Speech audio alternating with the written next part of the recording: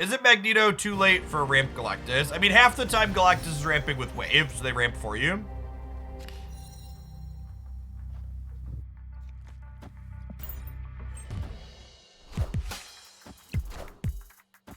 Yeah, so Stegron can counter Galactus, but it's only one Galactus counter, right? So generally speaking, you want more than one Galactus counter. Good on, Superman. Thank you for the 10 months.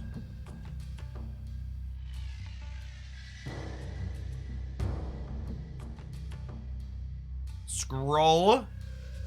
Looking good here.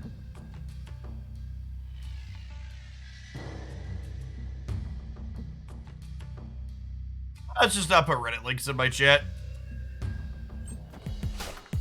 When we open your caches. So, I actually just forgot to open my caches before I bought Stegron from the token shop. So, now, unfortunately, we're actually waiting.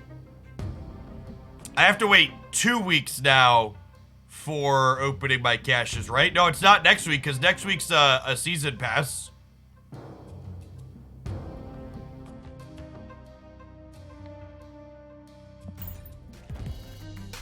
Going on, Rhodes. Thank you for the 5 months.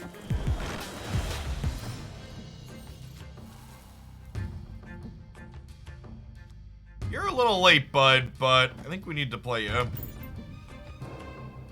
We snap on that?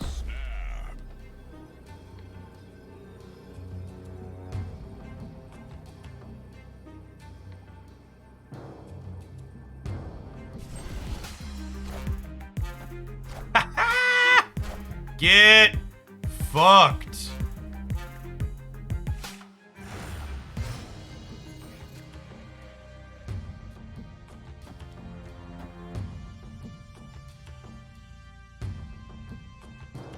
I don't have anything I think I could draw that I want to play next turn, right? I'm just going to play these, and then we'll have 2 demons plus a Darkhawk to play next turn.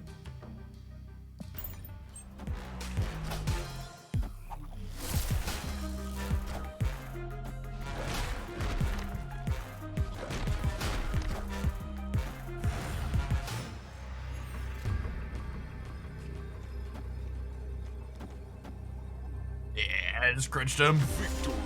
See, chat, Stegron's broken. 100% win rate.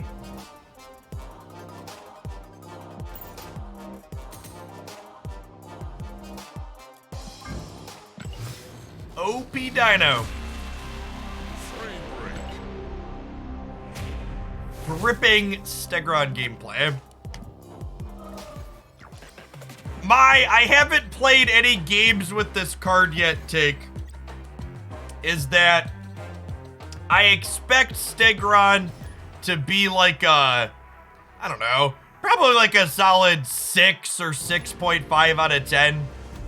There's probably decks that want to play him, but I also don't expect any of those decks to have him be a make or break card that you can't replace.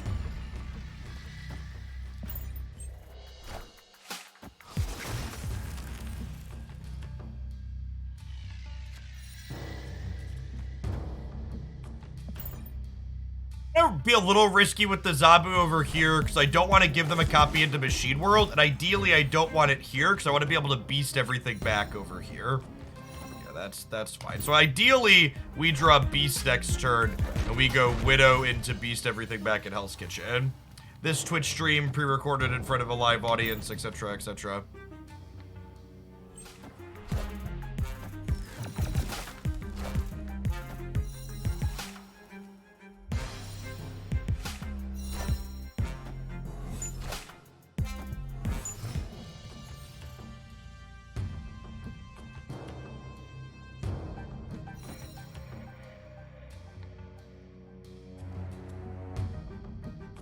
Well, we're dead to Galactus.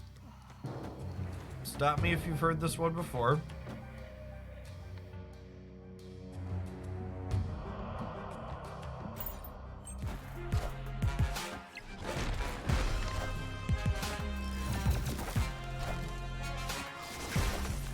Oh, I should have done this in the other order. Just a Devil Dinosaur, okay.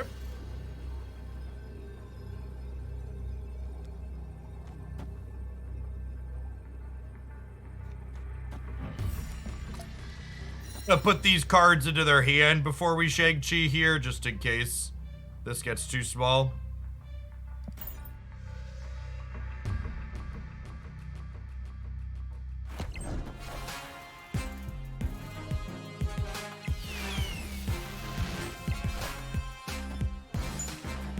Ah, yes. The classic Jubilee Devil Dinosaur Galactus deck. Victory. Sure. Sure.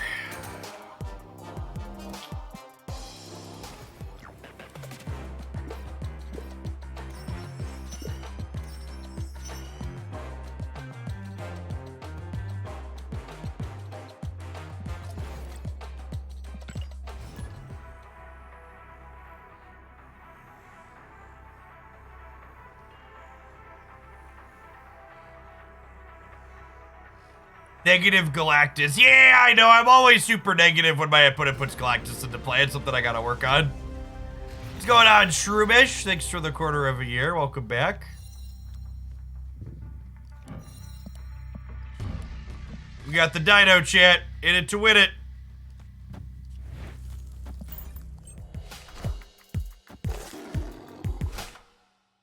Yes, Stegron moves face down cards.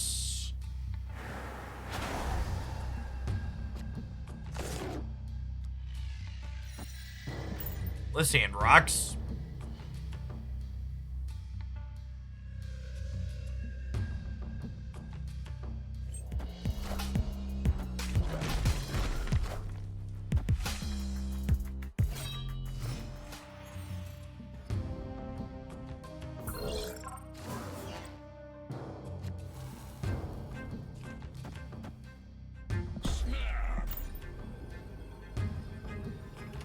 We'll snap the mess of disruption here.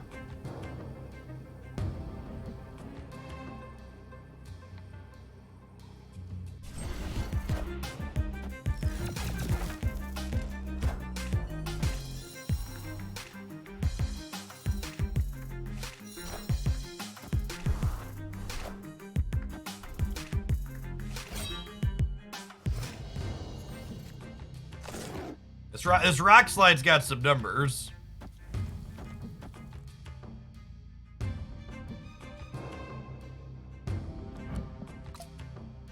This card's just like, its text box doesn't really do anything in this matchup, right? So it's just like play it out for tempo.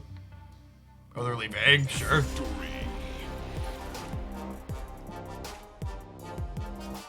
I guess I didn't want to wait and find out if they draw their Hella. I was about to play Stegron and they conceded. Pure fear and intimidation.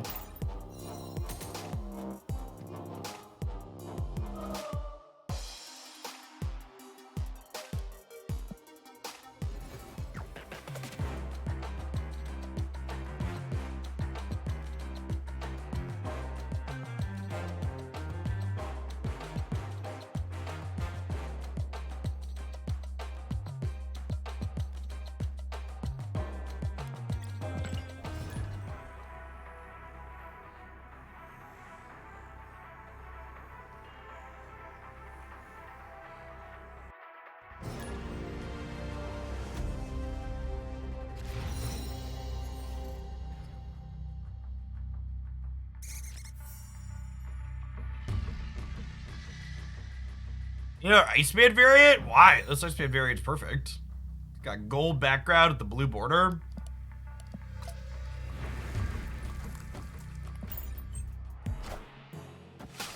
Iceman Zabu Rock Slide is a real solid curve.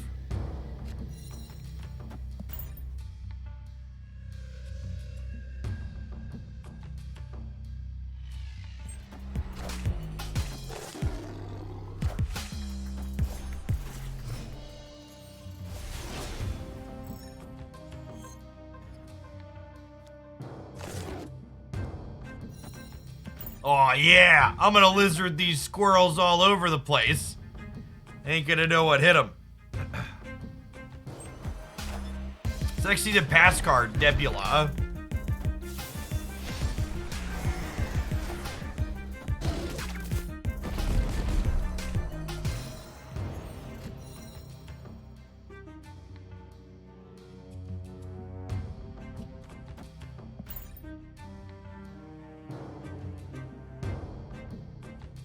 Can you please tell me how good Stegron is? Should I buy it? What decks it work in? And when it will get nerfed or buffed? Yes, I'll get right on that. He has a sick animation.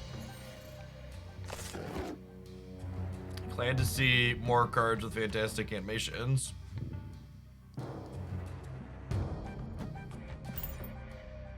Lock in our extra stats here from the Dark Hawk.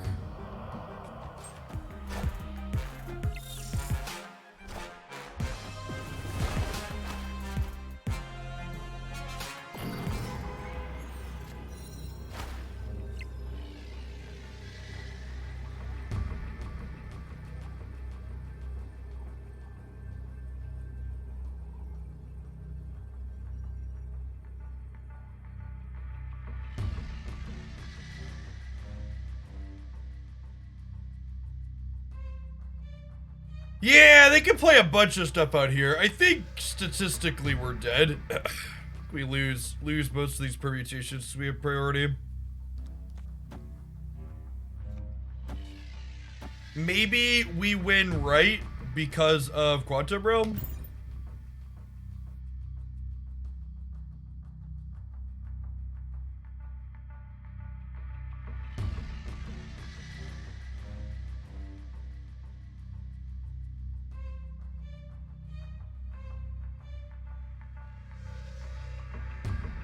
Has there been any official word on letting players choose their card borders? Yeah, it's been communicated that choosing card borders is a feature they want to implement eventually, but it's not even on the roadmap yet, so no ETA, not in the short term.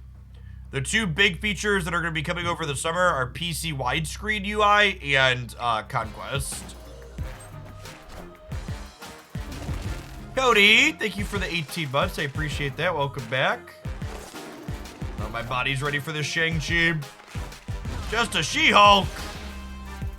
We win those.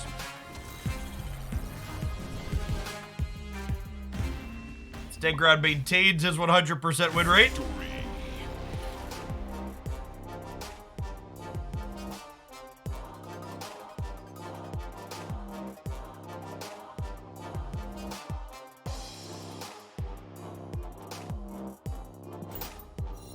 God can't bleed. Win matches hard. This one always feels like a personal attack. Oh, I need to win matches with a snap for this one. Noted.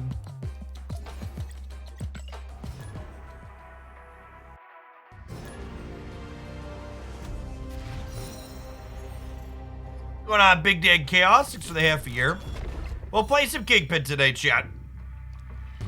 Three different Stegron decks loaded up in the editor. We're gonna be live for 5 or 6 hours. We'll get to some stuff.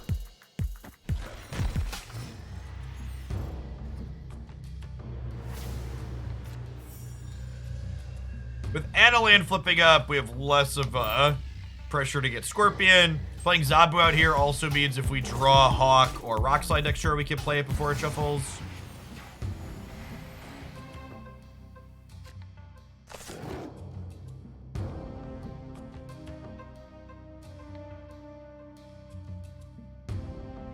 Can't decide if this is better or worse than playing a 4-power Scorpion. I think playing 4-power Scorpion might be better. Howdy, Marcus. I'm doing well. Hey, what's going on, Sea-Doo? Thank you for the brand new prime. Good morning, good morning.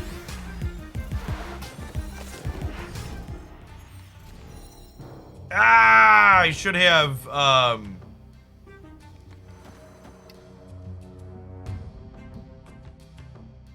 I should have played Scorpion at a non-zombie path because of the Beast Draw. I should have put Scorpion into the Korg path because of the Beast Draw.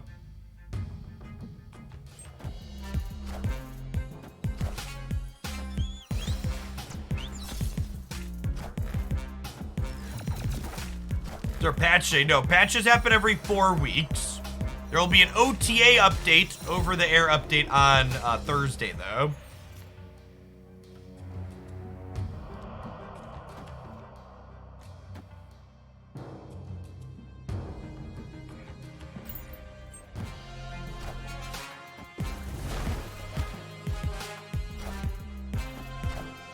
I think an Honest Destroy deck. No, they just hadn't drawn their wave yet. Honest Destroy decks aren't really playable. Do you expect OTA change in the future to be completely unannounced until implemented? Yeah, I mean, that's the norm for everything else they do. I don't really expect that to change now.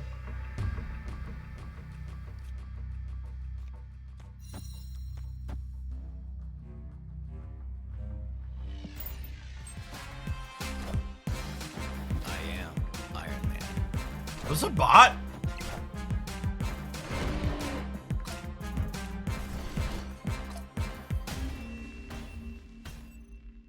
Victory. Hey, Shadows, thanks for the 5 months.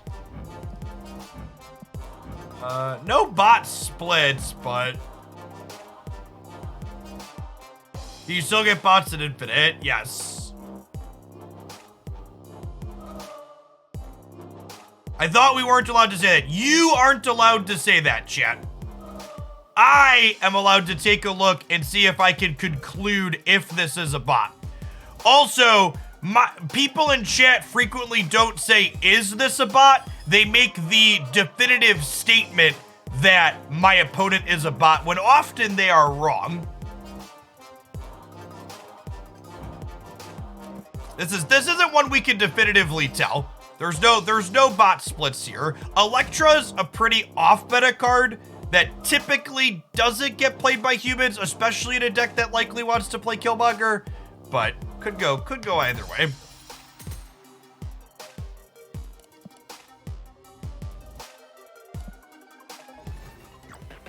Second Dinner pretty consistently changes what cosmetics the bots have access to. There's not really a consistent, these cosmetics mean yes or no.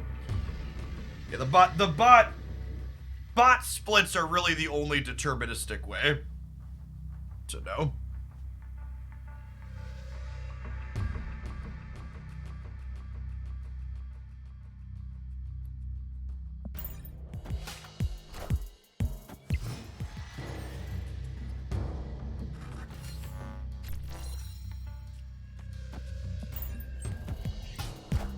Just more bots after they change it to infinite, only infinite. Actually, there's been less bots since they changed it to infinite versus infinite only, because they widened the matchmaking bans when they did that.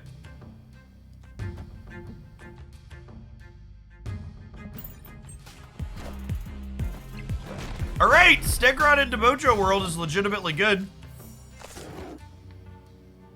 Honestly, it's probably snappable. It's just so good.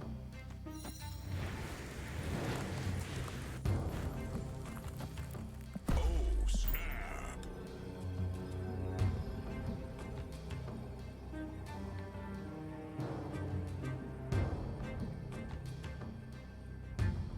So my understanding is that post rank 70 or so, they basically try to never give you bots unless there is a, unless there's they don't have a player queued up for you, basically. They try to ensure that they're giving you humans.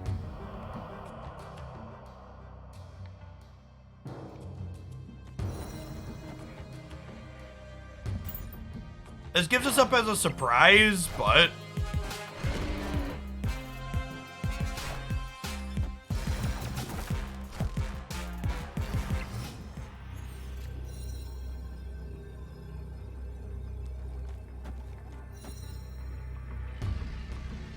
this might be enough.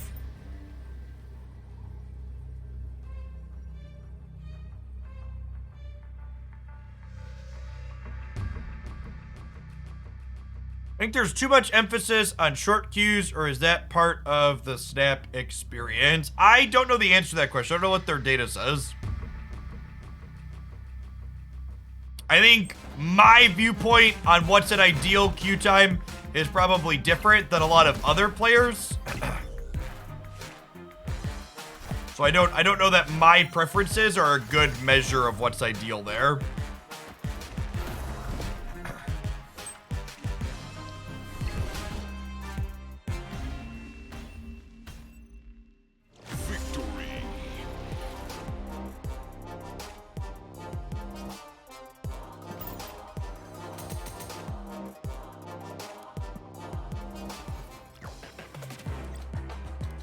I was debating whether or not I wanted, I've got some Scorpion boosters, and I was debating if I wanted to spew my Scorpion boosters trying to like ink this guy, but with the data mined Mecha Scorpion coming up, I think that's gonna be the one we put our resources into.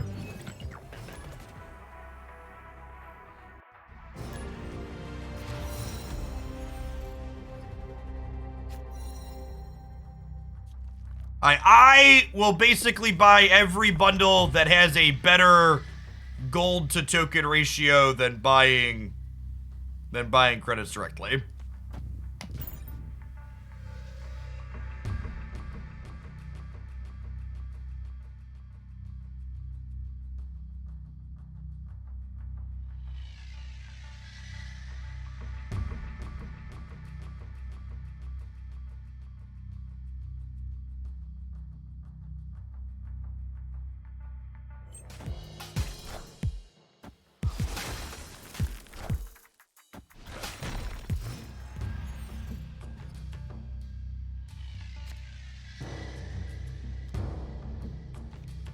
Oh, I wanted to play these all together.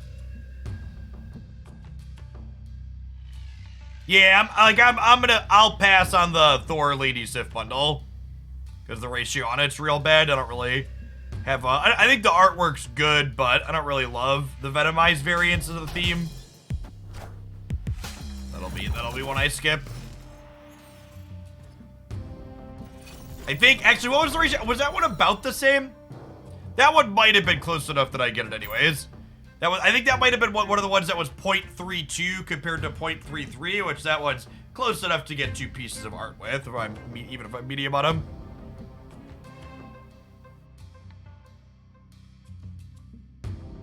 Once your Series 5 complete, do you know roughly how much have you spend week this month to remain that way? That question and many more answered in my bundle breakdown video here for May and June.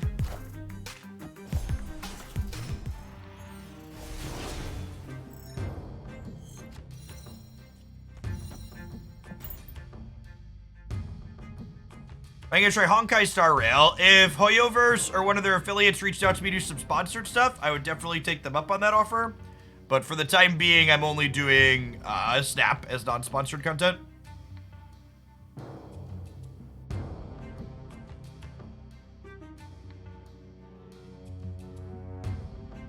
They fixed tanking MMR yet? Yes, that was implemented in this patch, is my understanding.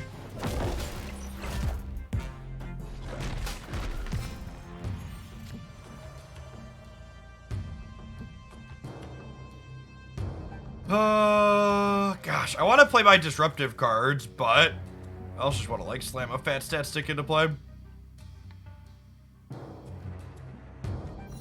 That's true. I do. The Lady Sif season pass variant especially is excellent in my opinion.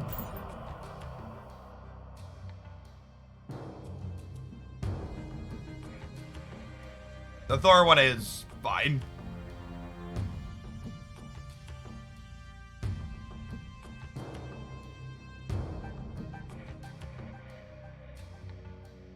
There are other updates with the release card. No, they don't have to patch to release card state.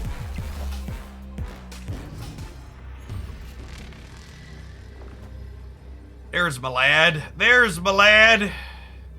If he can't do it, no one can.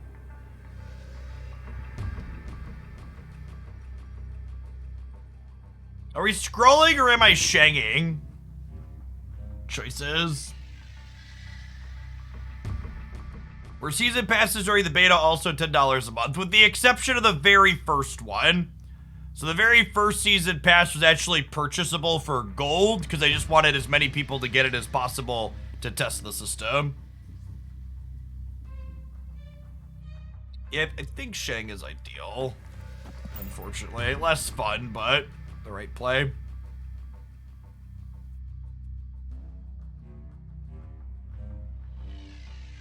You say in your videos, free-to-play players get 1.9k gold per month. Where are you getting it from? I'm counting the collection track and finishing the free parts of the season pass.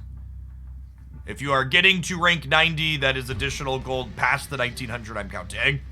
I don't like to make assumptions about what ranks people are getting, but you're right. I should probably clarify that in the future when I talk about that. The first pass was the Wave pass. Wave was originally a season pass card.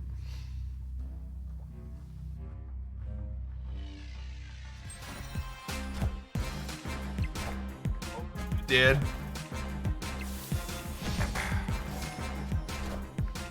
Oh, wait. Oh, wait.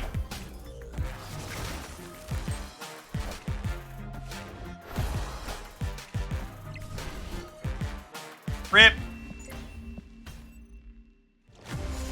1 and 3 to win here.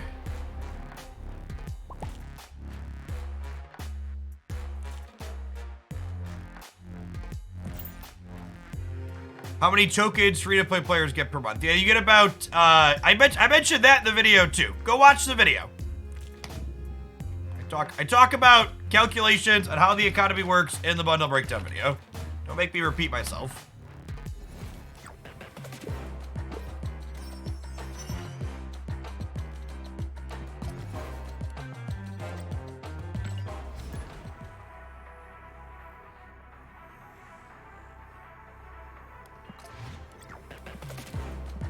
Let's do something else. Stegron's not really doing anything in this deck.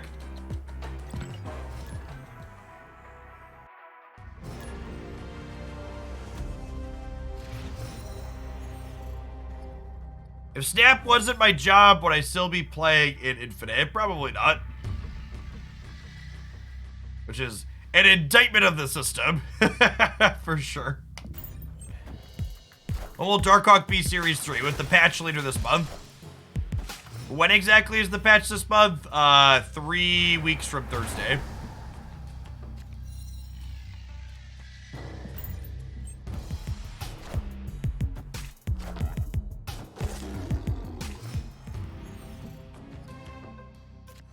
I think despite the copious amounts of bitching about it, the Marvel Snap economy is actually quite reasonable and fine.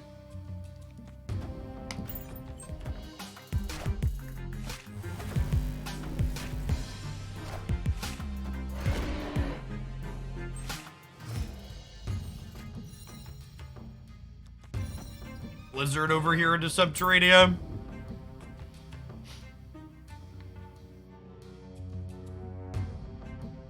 I have no idea why the sort logic is what it is in Marvel Snap. I did not design it.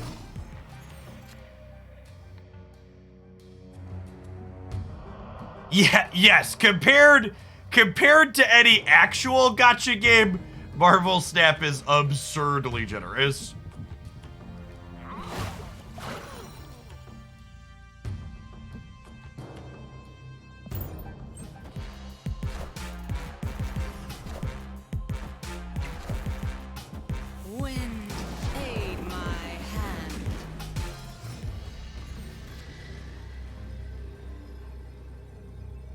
It's the difference between Stegron and Jug aside from the stat line. Stegron moves cards that are already there, potentially. It can include a card that is face down, but it's not guaranteed to.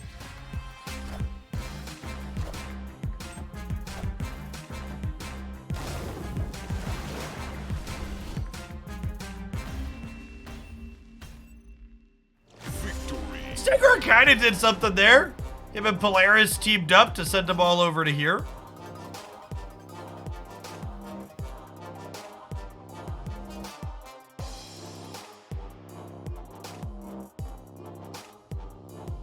Okay, so to be fair though, like $700-ish a month is the most you can spend on collection level progress in Marvel Snap.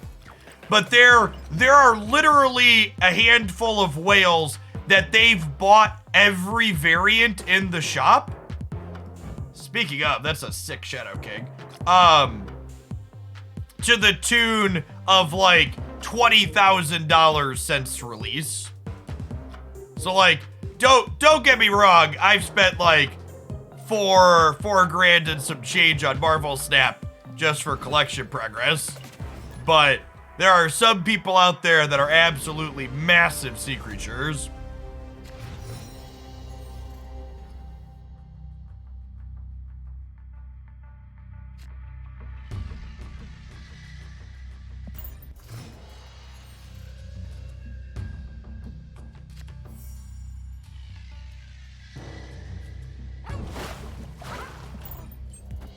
Okay.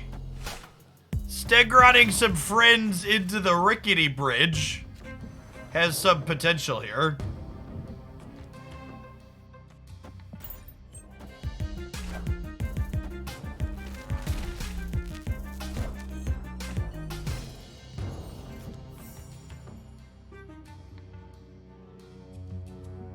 We all shoot.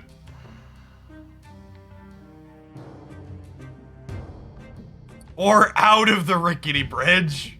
Opponent snapped. That's it. They're likely Galactus, right?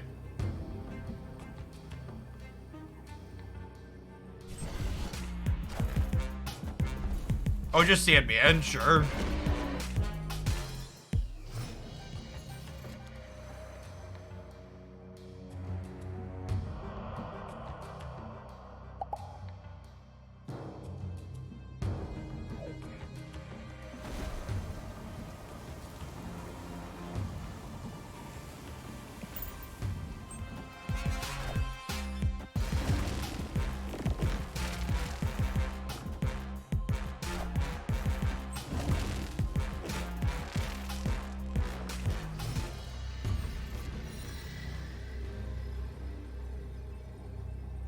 Okay, so if I Shang-Chi here and they Doctor Doom, they'll be at 10, we'll be at 14.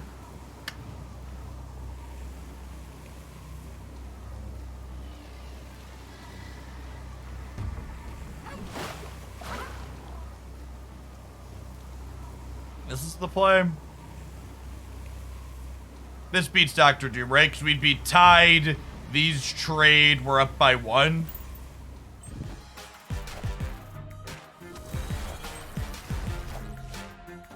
Oh my god.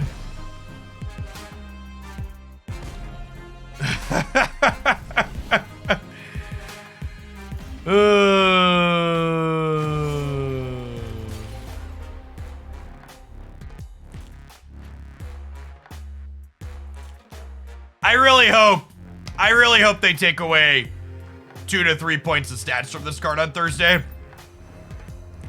Actually, just the most baffling buff they ever made in this fucking game.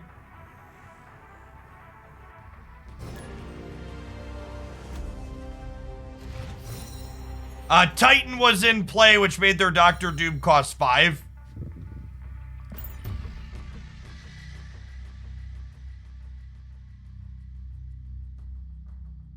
More baffling than I think it was more baffling than the Galactus buff, yeah.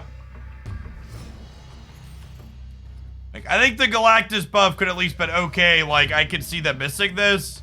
Them trying to make Sandman more playable is like, who the fuck wants this?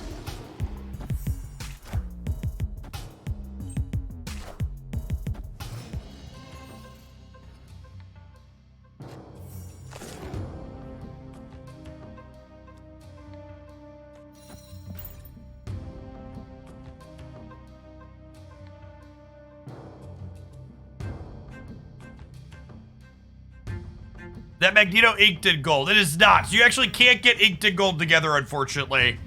This is just the default artwork on this card is very grayscale.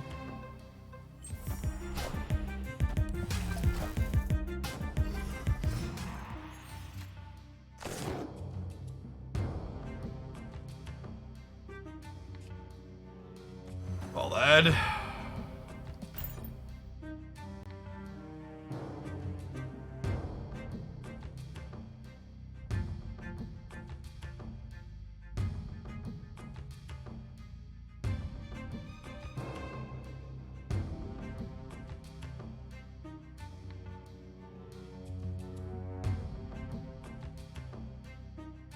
We did not, Ryan.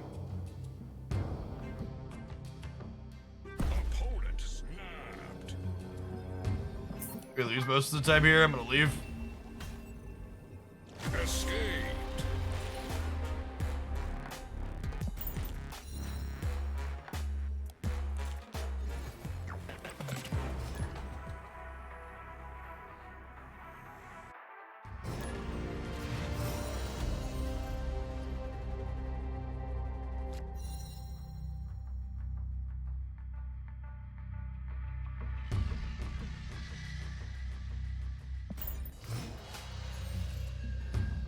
AT, thanks for the prime.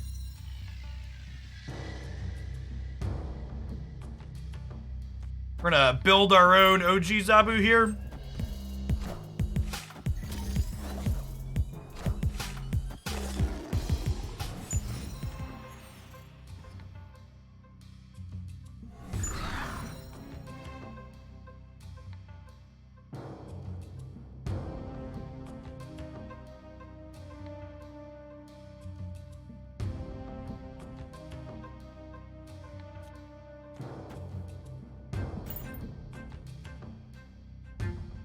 Then I pull the new card. I pulled it out of my wallet after I swiped my credit card vigorously. Does that count?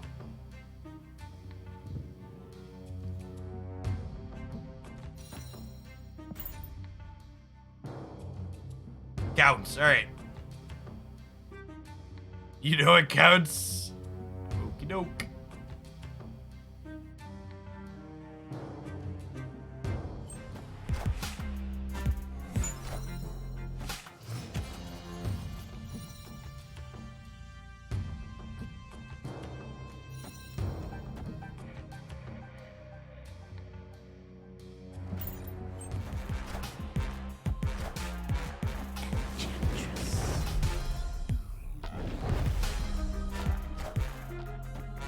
All systems go.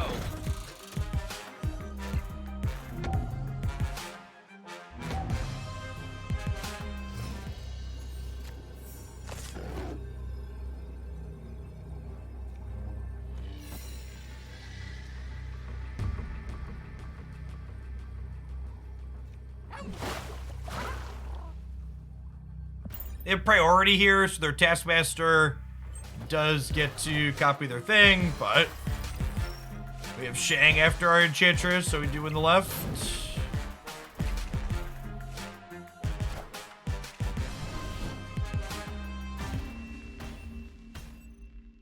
Victory.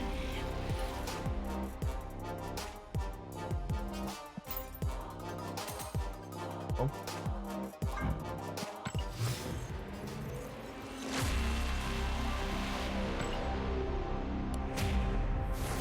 Yeah, Shuri and Red Skull seemed a little medium there. Hopefully they give that some love in the OTA update on Thursday.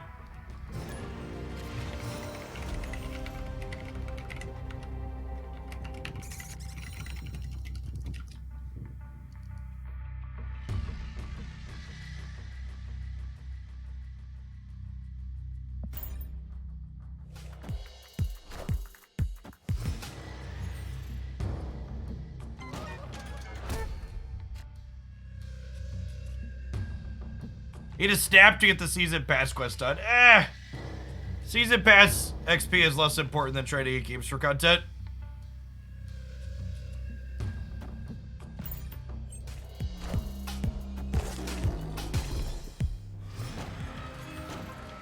Alright, chat. If we win two 50-50s in a row, we can kill their sunspot with the Stegron in the murder world. Rube Goldberg machine, I choose you! Damn it, Bobby.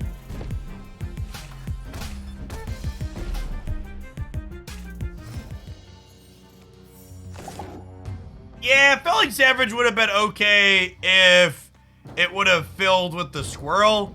If we were hitting the sunspot, we needed a sunspot to go, but if we're hitting squirrel, we wanted it to go, right?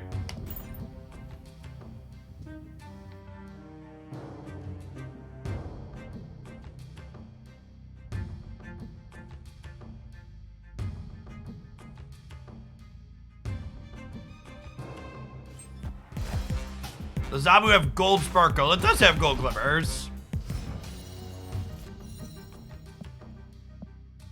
Gold glimmer flare.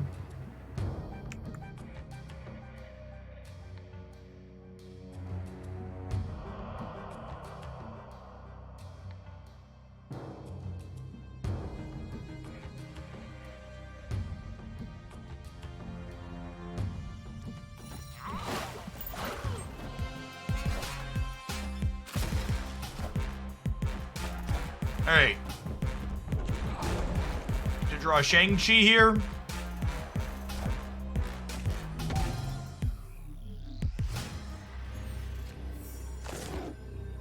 We're really good at drawing Shang-Chi on the last turn.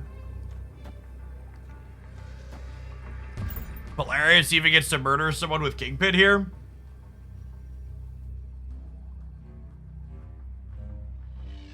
Can I get a flavor judge ruling on the Kingpin Polaris team up?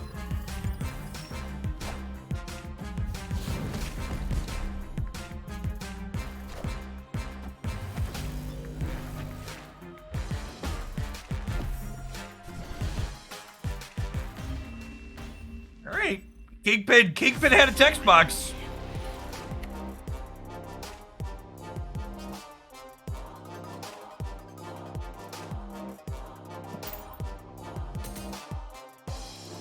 I don't know if this was good, but it was rude. Our opponent's cards went all around the world at our best.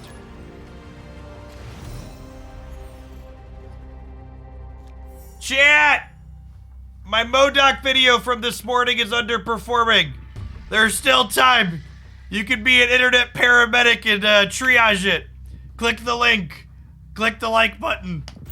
Save me from the algorithm. It's coming for my children.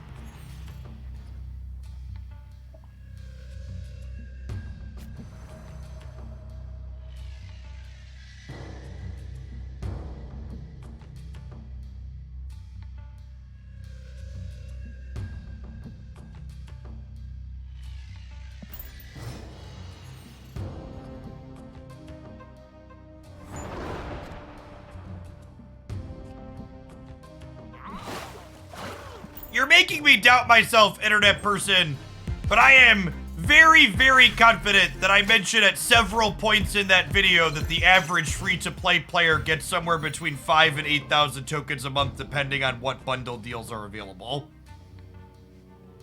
I'm pretty confident I mentioned it multiple times.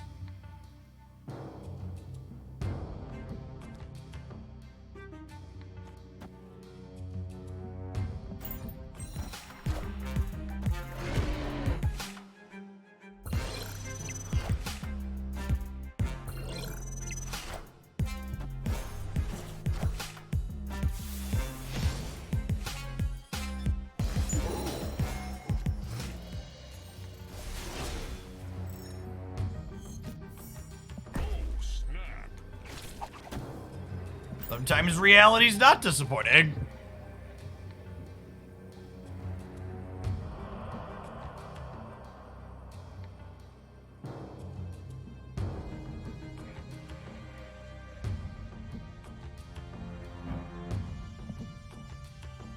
Sweet Baku variant. It's like a fake ink, like my Magneto is fake ink.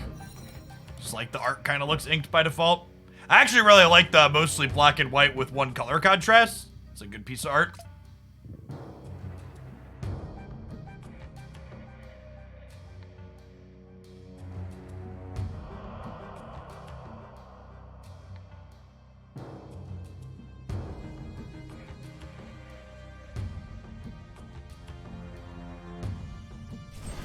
Or are they the same artist? That's a good question. Kale. Nah, different artists.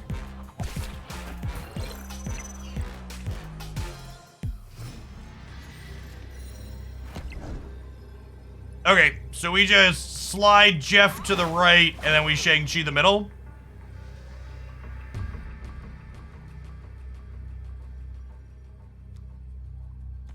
Do that too for tiebreaker.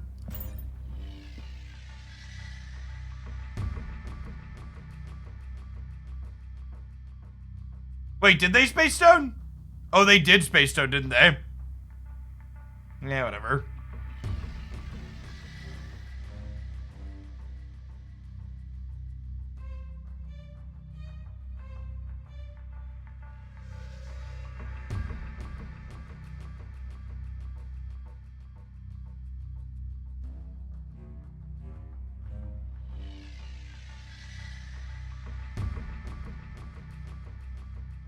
They also have to consider I could move Jeff to the left, which I probably would have done if I'd have thought about this happening.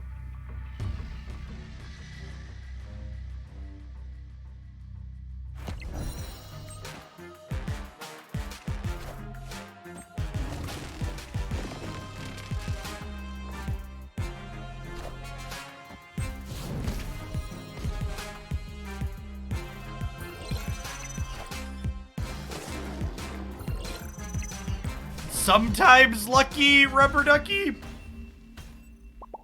Victory.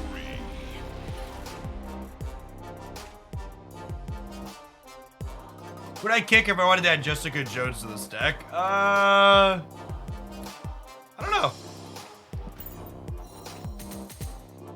Calculated.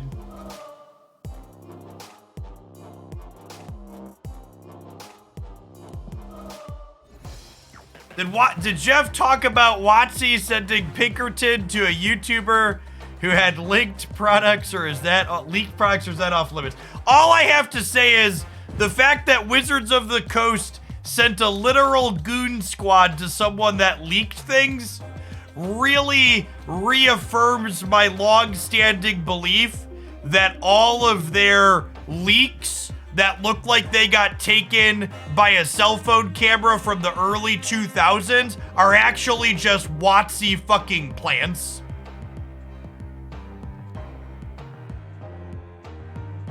Because you never hear them going after the people posting those.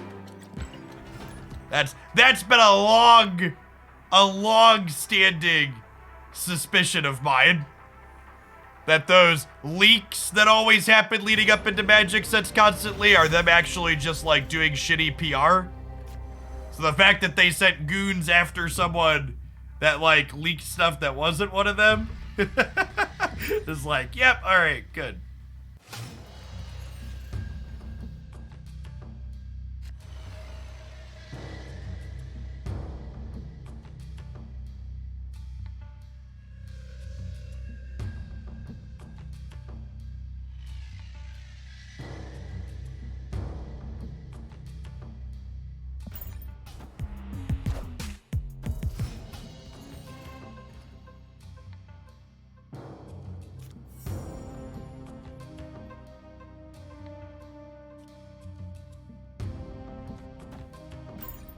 I jug the pet mansion.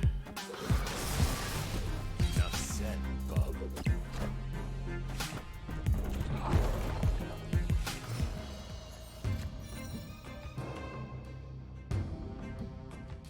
Could still be Galactus gamers.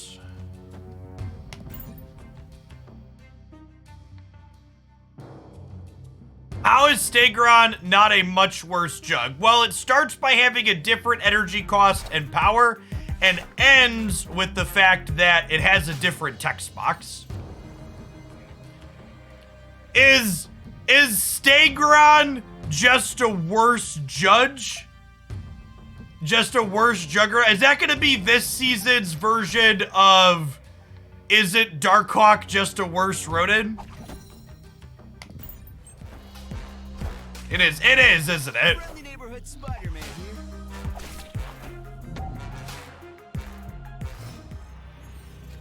Literacy is gonna get you, Chet. It's a big problem among card gamers.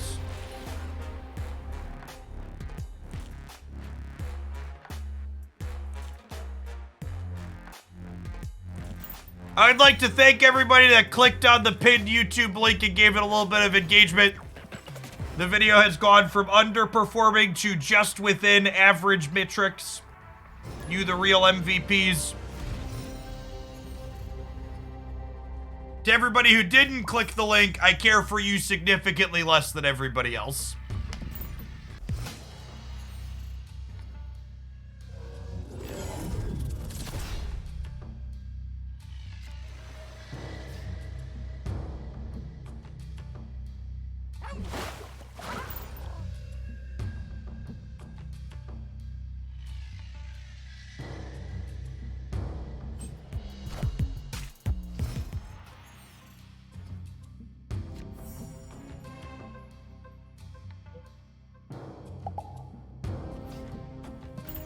Drop the kingpin on the right.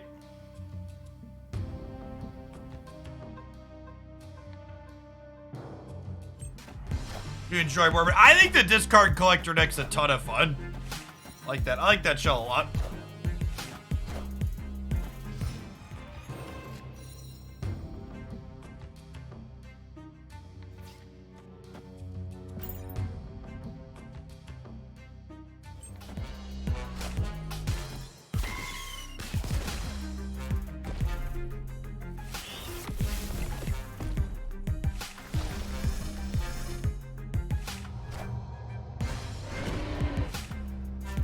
Okay, that was like kind of useful, right? We split up their things that they want to destroy.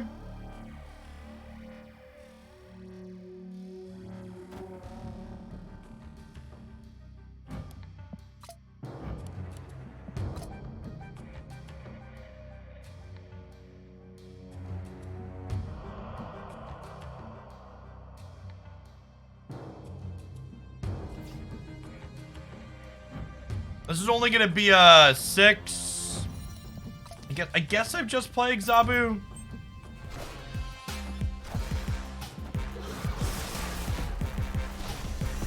Enough said, bub.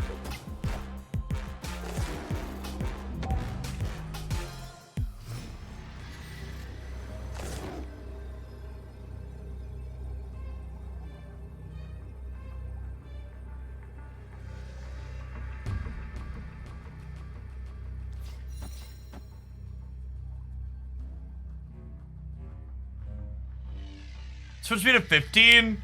It means I'm losing to Destroyer though, right? Am I?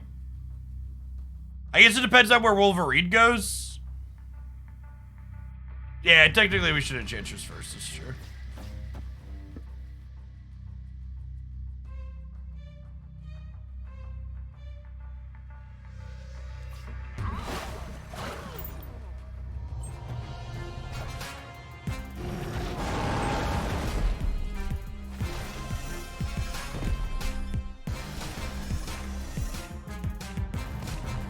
Need Wolverine to go right?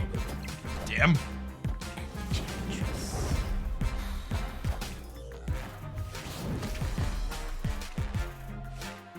Oh, did I count 15? I only got 14, right? Oh, we have lost regardless? We'd have actually lost regardless, right? Because of the diff on Jeff and Nimrod. We'd have only been up by 2 here, and they're up 3 here.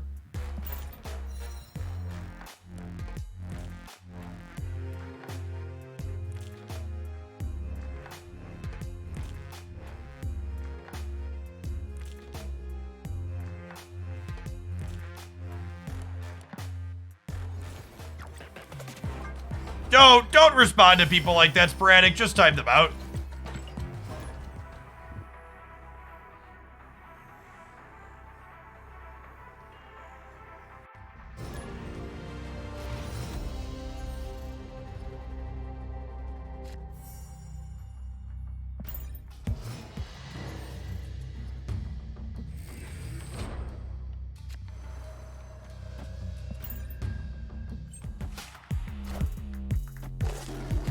Third Spider-Man beam here.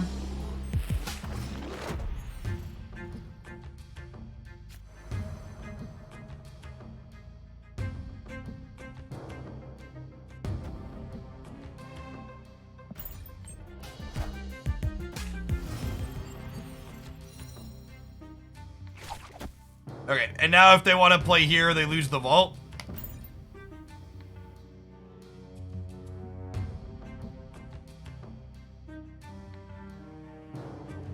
Hey, Argent Beacon, thanks for the 7 months. Appreciate it.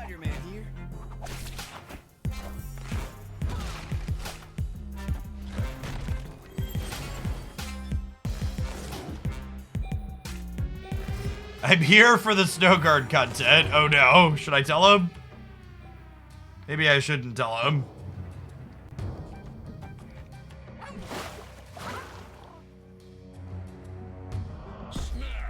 I'll snap him before the Shang-Chi flips up here.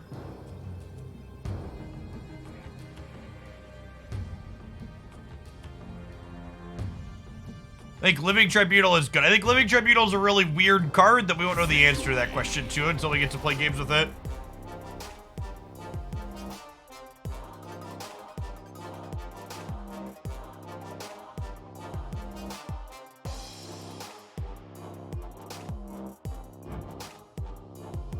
It is weird to me that Stegron can hit face down cards, but Destroyer doesn't hit face down cards. It feels kinda arbitrary when effects care about face down and when they don't.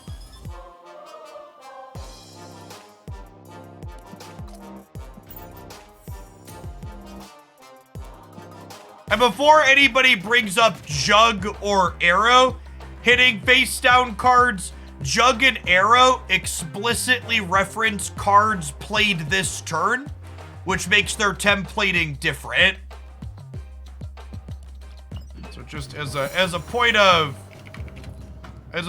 reference, Juggernaut says if your opponent played cards here, move them randomly. Last played card this turn. Stegron, move an enemy card here to another location. Yeah, Magneto's actually another good call out. Magneto actually can't move face down cards, right? There's another one for, okay, how does this work exactly?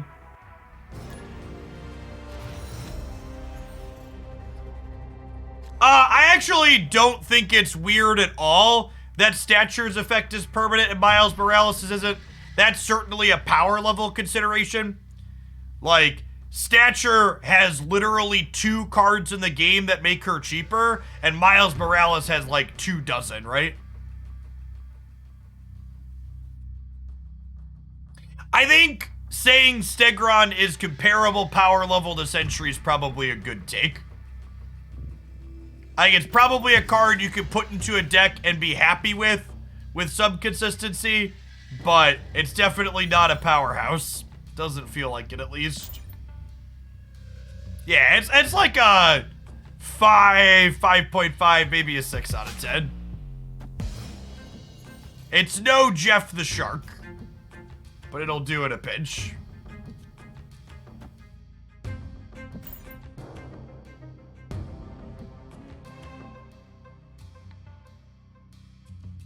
Sentry is fun. Agree with that.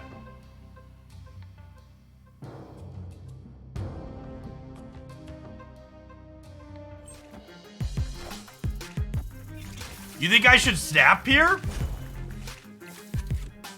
Why? Well, they gave me a 2/7. Maybe that's a reason to snap.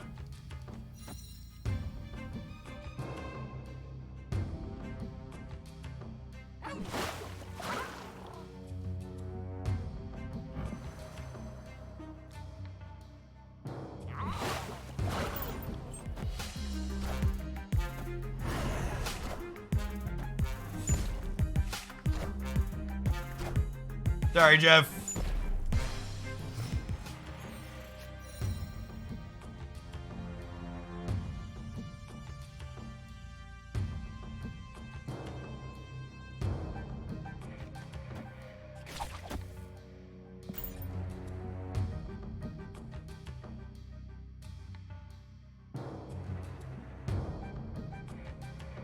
Can't spell Jeff without F's in chat.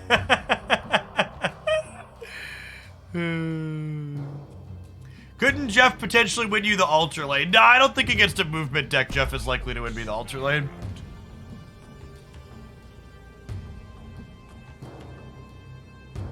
You thought Stegron lets you choose which card and where. No, you basically never get to make choices in staff with your cards like that. Friendly neighborhood Spider-Man here.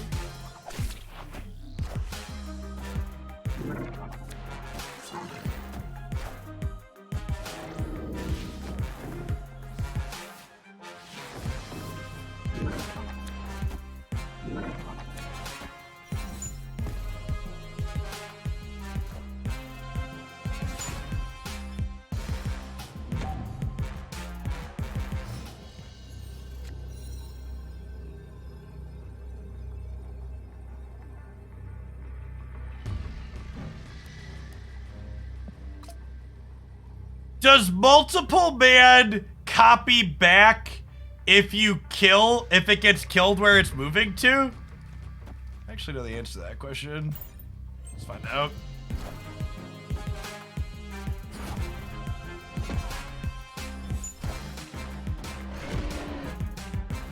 Damn. We'll never know. We'll never know.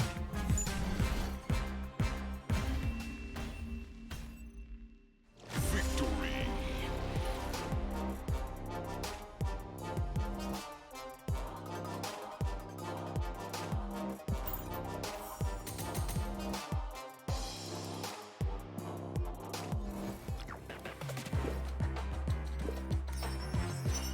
One matches with a snap.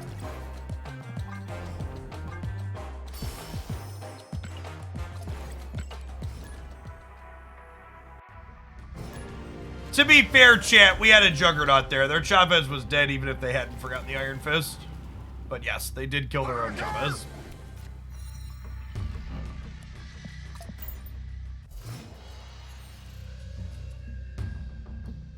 I think Kingpin should be permanent ongoing instead of just turn 6. I think Kingpin's probably too good if it affects every turn.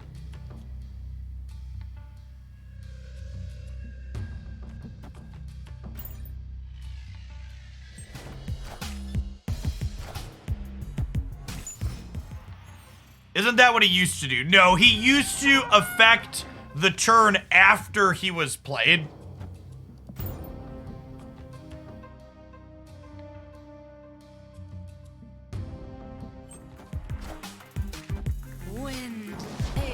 Storming the right side location against the movement deck has a lot of value because it kind of restricts where they can play a good amount.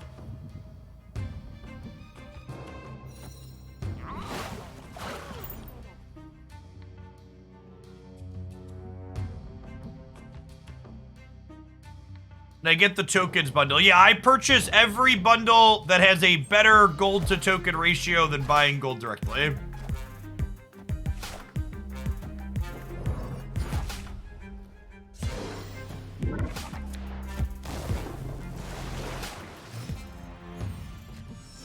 How do I change Kingpin? Why do I need to change Kingpin?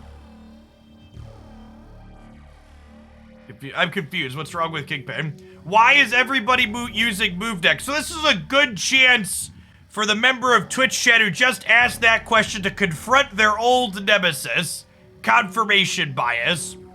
The reason why you just asked me, why is everybody using move decks, is because I played 2 people playing a move deck in a row. What you should also note that you failed to take account for is that I'm playing the same person for the second game in a row right now. So it's not that everybody is playing move decks. It's that this particular person is playing a move deck and Marvel Snap's matchmaking blows and it re-queues you into the same person 2 matches in a row. Neighborhood Spider-Man here. And it really makes me wonder how many of the matchmaking is rigged, I always run into the same deck constantly, is people just not paying attention to their opponent's fucking username and complaining about it immediately afterwards.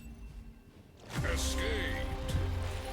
Because matchmaking does have a problem, but it's not that it's rigged, and it's not that it's trying to pair you into bad matchups. It's that when you hit a bad matchup, you're likely to queue into it again because Marvel Snap's matchmaking doesn't have re-queue protection like it should. You need a teaching emote. There is a emote of me yelling at clouds. That is the appropriate emote for when I am teaching.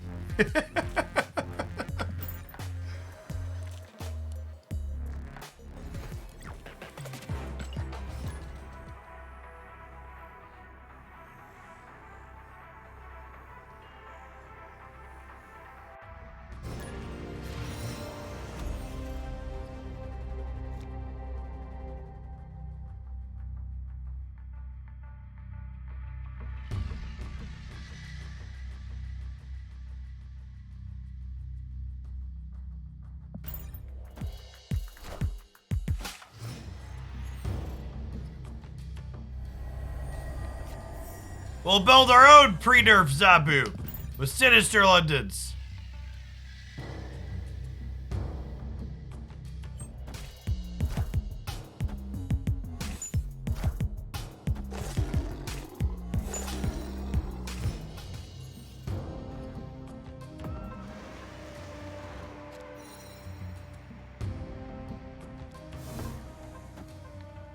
Here, friends.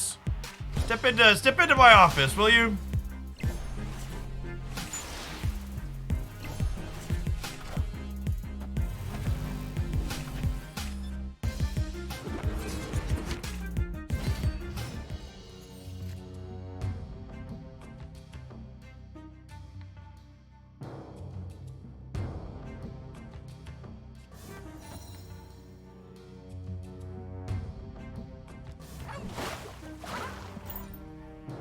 All right, Stegron, kick both these soul stones into warrior falls for me. You the real MVP. All right, down with the cat. Kick that one over. Some baby land shark action going on.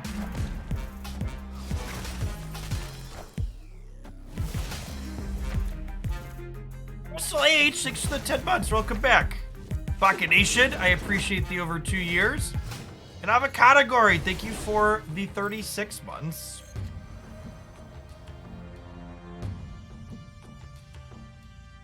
Easily the most fun Stegron game we've played so far, not close. Kingpin. I think I'm putting Daredevil here as a form of insurance because I don't want Jeff to die. I don't really want to commit to moving him yet.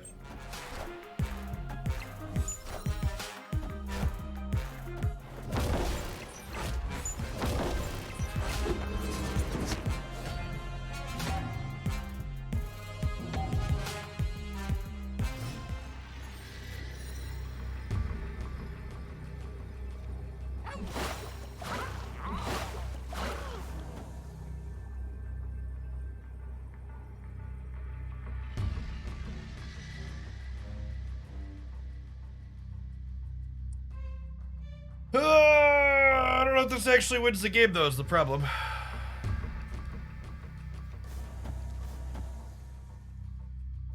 We're definitely making content here. Okay. Okay.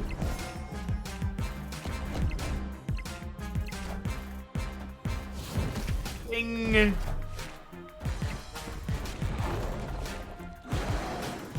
Oh, we're gonna miss by one, chat. So close. So close.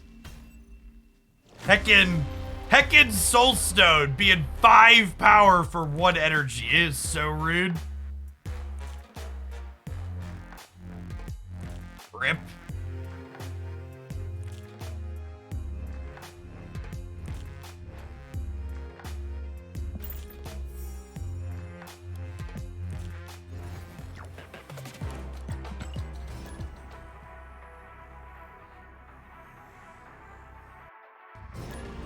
The Hoogle-tron emote is a card that's basically the equivalent of Galactus in Magic the Gathering.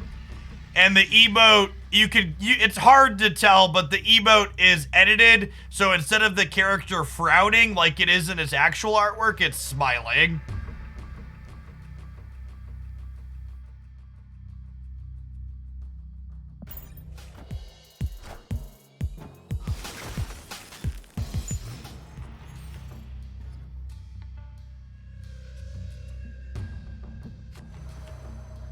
That card of the Great Creator. Oh, it's card liberated.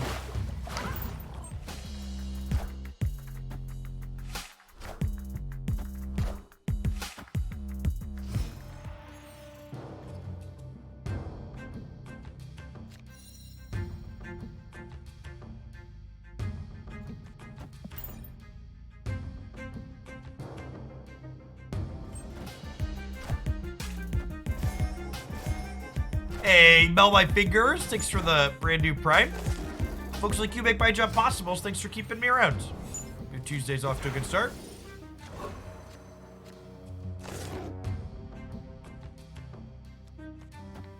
Stormin'.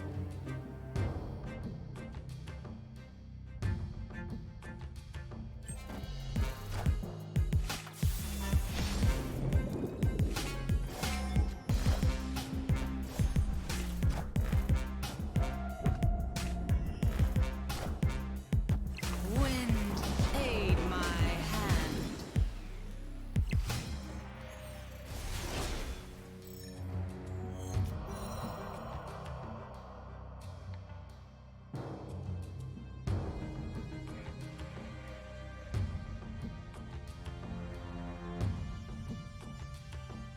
Do we think Daredevil plus Jeff can win the flooding? Or is that greedy?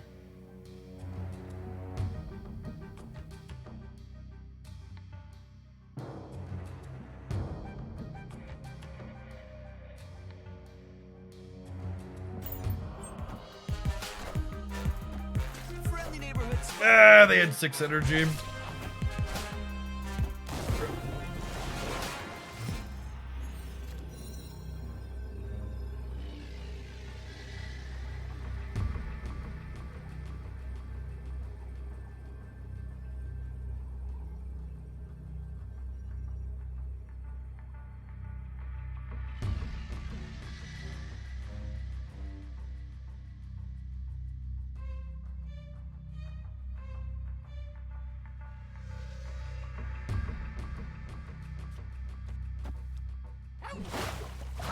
There's a world where this wins the game, right? They play 1 card.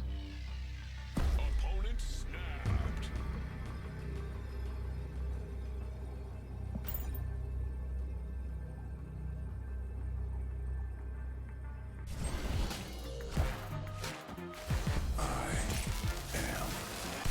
Card's so fucked up, chat. Just unreal good.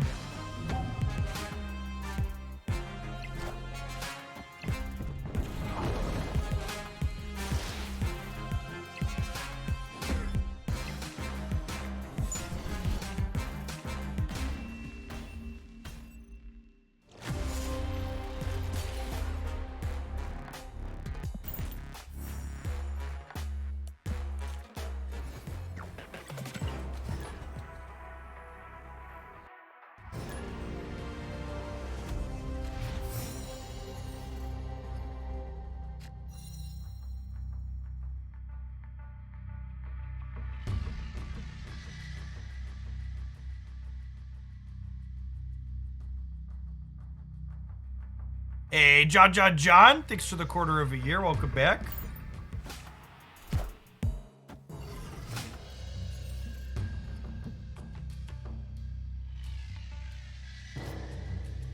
Soulstone should be a 1-0. Yeah, at a minimum. That's way too high of a ceiling. It's weird to me that Power Stone's a 1-3 and it doesn't draw a card, but Soulstone is generally a 1-5 and it does draw a card.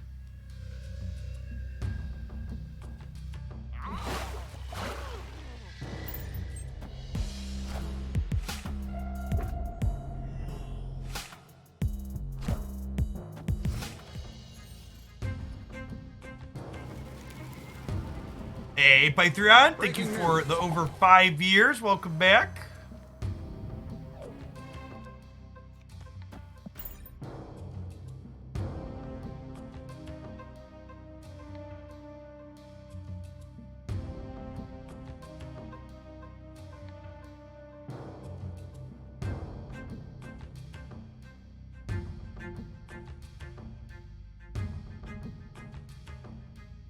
Got an ad jump scare. Yeah, the one unfortunate downside to not running constant ad breaks as mid-rolls is that pre-rolls are enabled on the channel.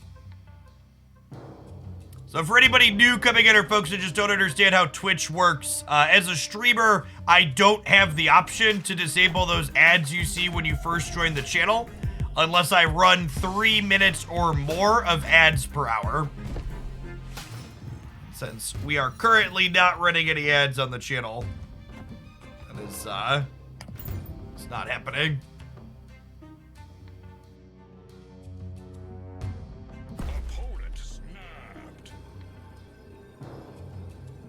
So we'll get to Enchantress, the Quinjet, and then we'll set up Spider-Man on the Kingpin path, and then Magneto can yank some stuff around. The Venom here, the Symbiote's a 4-drop here. What the hell is that? What is this art? What is happening? What's going on here?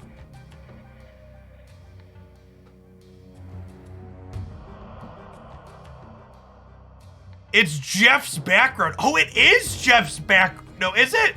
No. Maybe? Yeah, it totally is with the dishes. Those are totally dishes. Fucking weird. Friendly neighborhood Spider-Man here.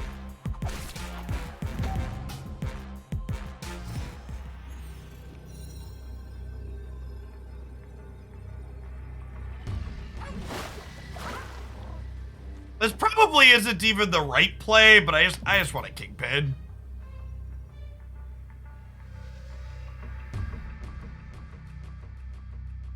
I just want a Kingpin, people.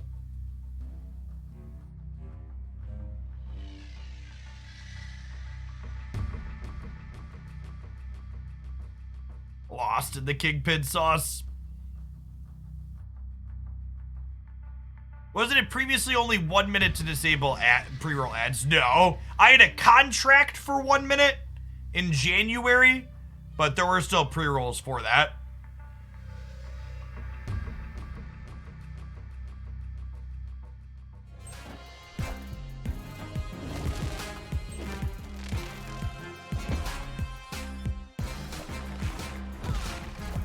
Yeah, rip. You see, Storybook Brawl is shutting their servers down. Good. Hope every fucking game that's involved with cryptocurrency and NFTs dies in a blazing fire that those scam artists deserve to have their products die in. J-Trods, thank you for the 1.5 years. Appreciate the 18 months.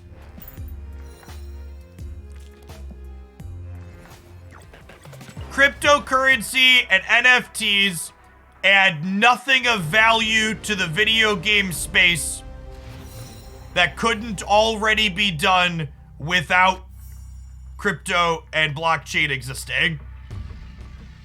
Storybook Brawl was bought out by a crypto company. Yeah, LSV and a lot of the old boys club of WotC Magic professional players are big into the NFT and crypto space. Grifters gonna grift.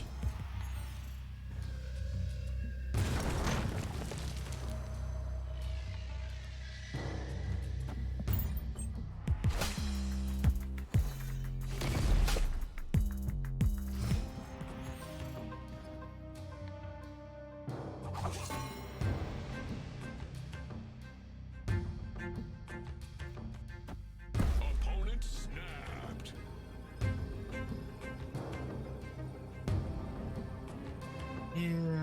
Yeah, I guess we're dead. Escaped.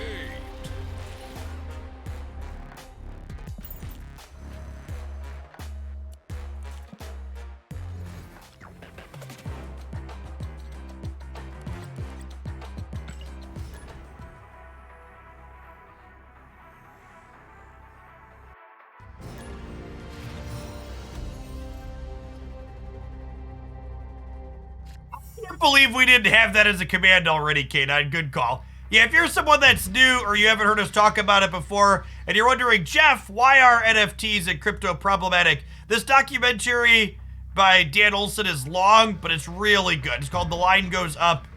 Click it, leave my channel and watch it now or save it for later once I'm offline. It's a really, really good detailed breakdown on a lot of the things that are problematic in the space.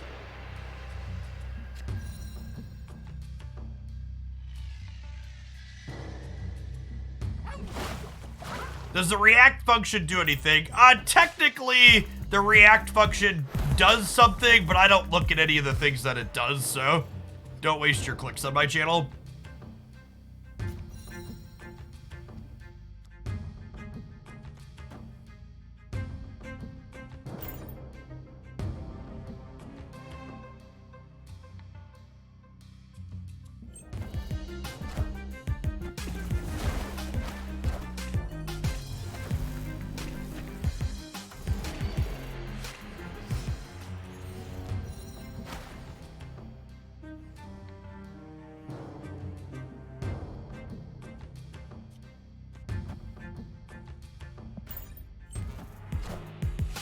Did we miss the coin flip on where their Galactus was going? Looking like we missed the flip. Oh, it's just a Doctor Doom, sure. Okay. Could be worse.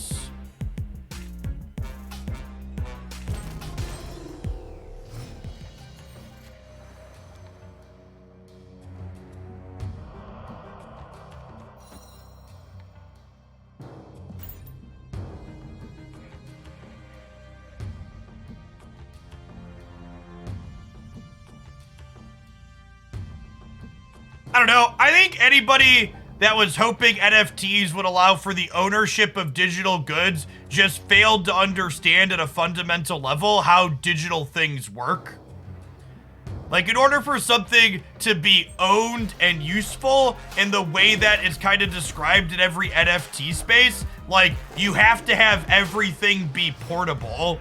And that's just not how development works. Developers have no interest in supporting other people's shit.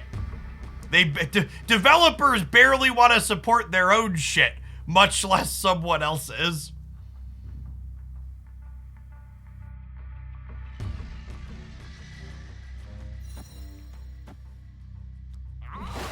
We do this and we hope that knocking stuff around works out for us. Oh, this fills the center, so it doesn't work out at all, huh? All right, put it back.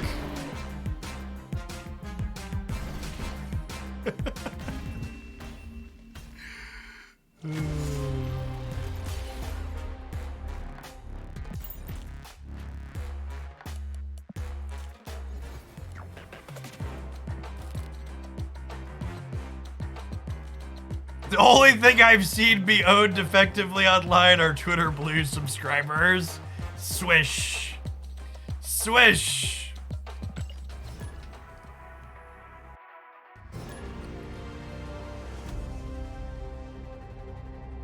I play Runeterra every now and then. Unfortunately, the metrics for Runeterra just aren't very good. So, as long as I'm enjoying Marvel Snap, my plans are to only do Snap and sponsored content.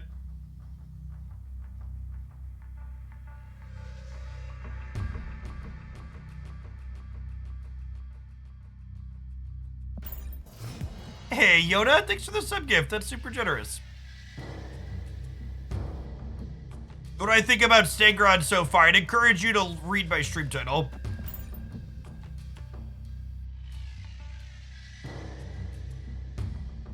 Just wait until you play against Karma. It will make you regret opening Runeterra back up. So, fun fact.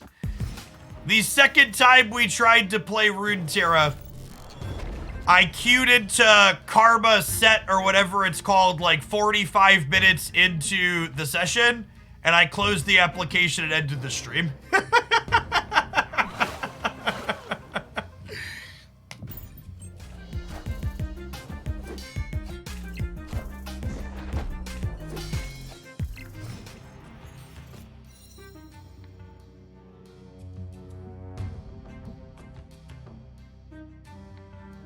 Jeff, have you heard about Kick as a platform? It's not owned by Bezos, but it's better for streamers as well as viewers.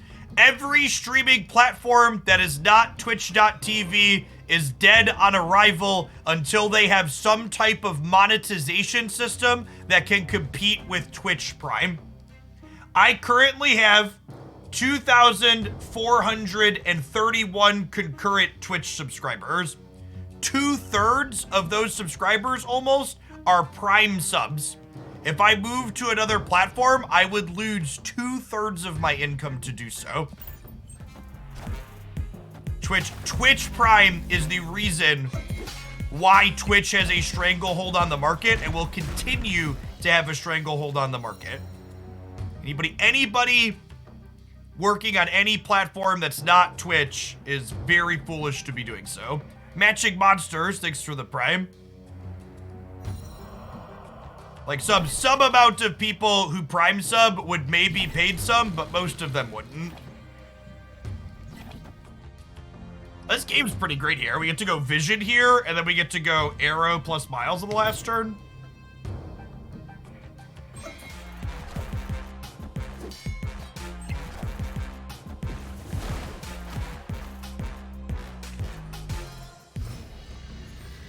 And hey, chat,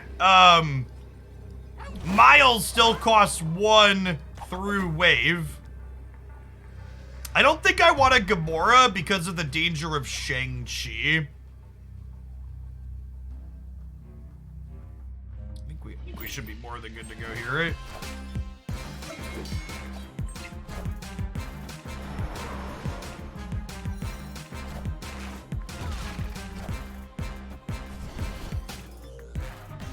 Got him.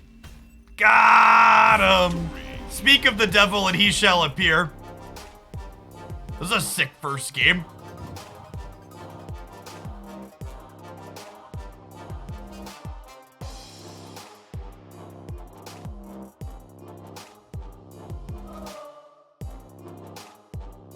Hey, Zor, thank you for the 2/3 of a year. I appreciate that. Welcome back.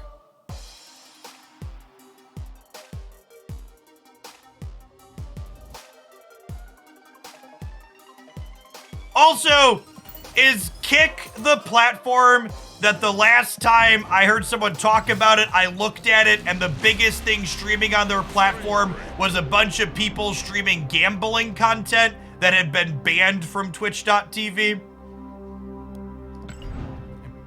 Yes, okay. That's what it is. Got it. So that's why it exists. Sounds about right. Honor disappointment. Thank you for the 1/3 of a year. I appreciate it. It's crypto gambling at that. All right, yeah, that platform's DOA. Fuck that noise. Infinity, thank you for the 2 months. For the NFT hate. Listen, we just speak the truth here. Stake owns Kick. Oh, so it's like full in on it. Got it.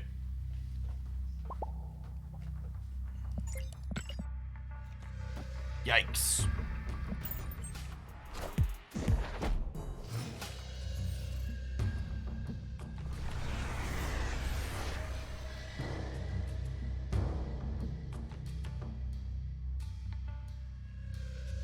Anyone know how to resubscribe? It says it ends May 7th, but I can't re-up. Yes, if you're using a Prime sub, Lavis, you have to wait until the subscription fully expires to re-up it.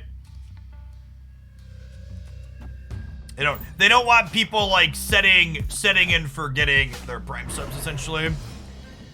Opponent has an Electro avatar and played Cloak on 2. Statistically, this is a Galactus deck.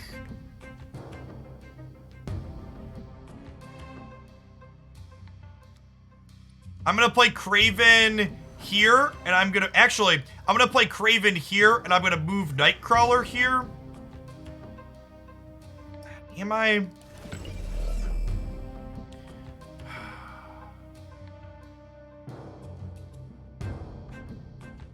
If I play Lizard here, and they play Electro, or they play Wave, let's say, well, I have priority.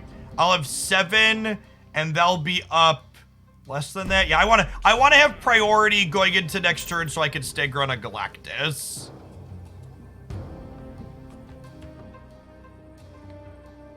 Bro, do it. Thanks for the biddies. The biddies turned into real dollar reduced for me. Appreciate that. Why not Arrow? Oh yeah, we can Arrow Galactus. That's true.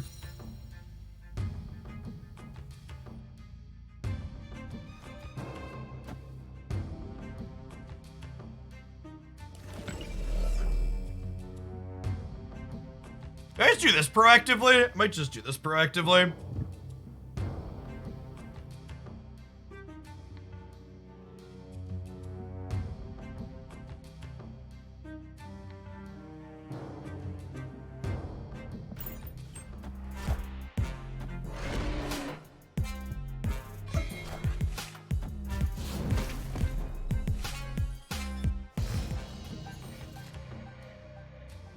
Oh shit. The Stegron plus their Shang-Chi gave them priority here.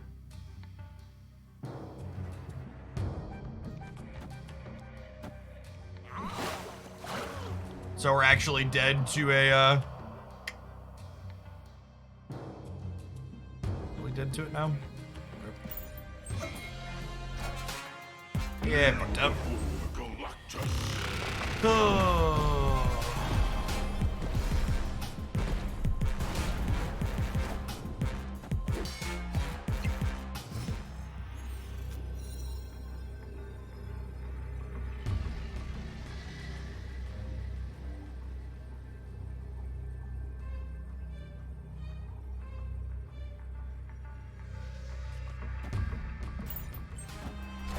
Oh, they don't have null and they use their Shang-Chi.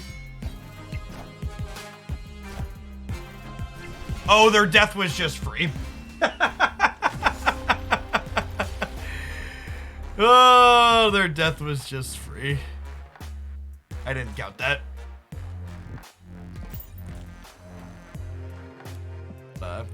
Incredibly satisfying and fun game of Marvel Snap.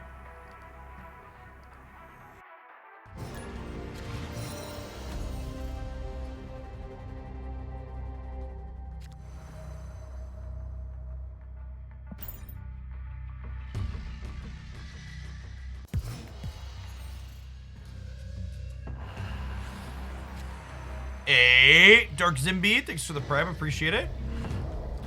All right, we have plenty of friends that can get into Death's Domain here.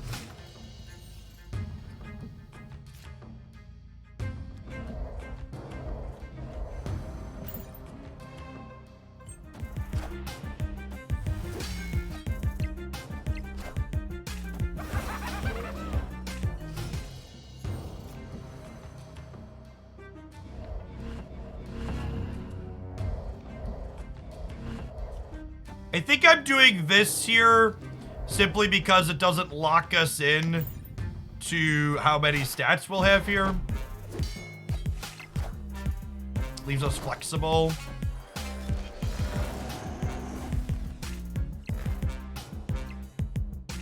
Okay.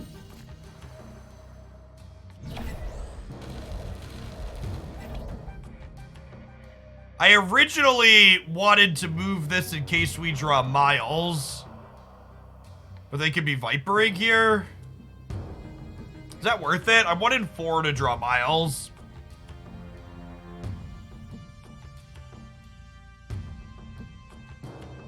I can't vision right, it's the big house.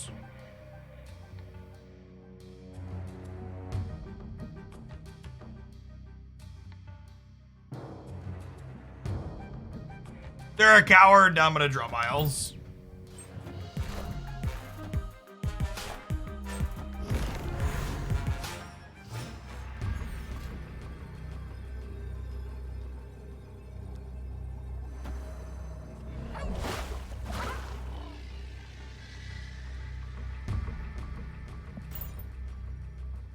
Stegron actually looking great here. Jeff's a good draw as well.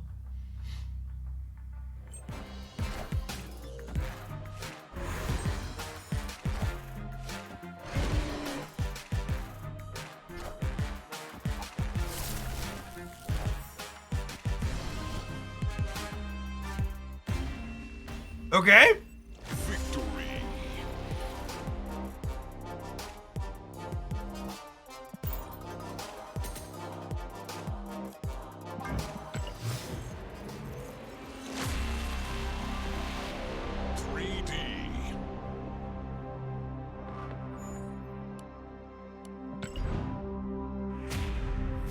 Oh, the hood was then playing around Arrow, which is smart. I actually have Arrow in my deck. Oh, I guess I couldn't Arrow right. I couldn't Arrow right.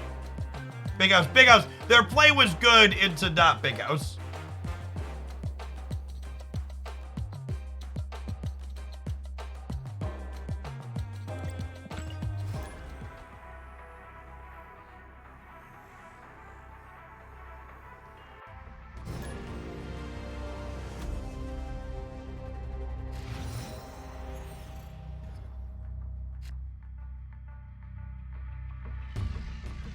I don't have a link to that one offhand, Jesus Fish, no.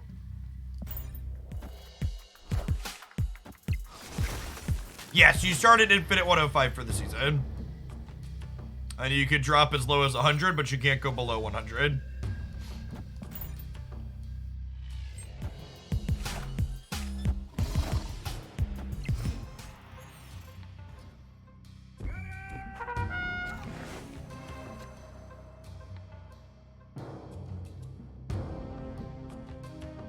I don't know. So, Relocate Gaming, I see you've abandoned Magic completely. It's been a dumpster fire since Hasbro took over. I don't know. Maybe this qualifies as a hot take, but Wizards or the monetization stuff around Magic isn't even really what pushed me out of it, like a lot of hardcore gamers seem to have been. The big thing that pushed me off of Magic the Gathering is just the quality of the gameplay.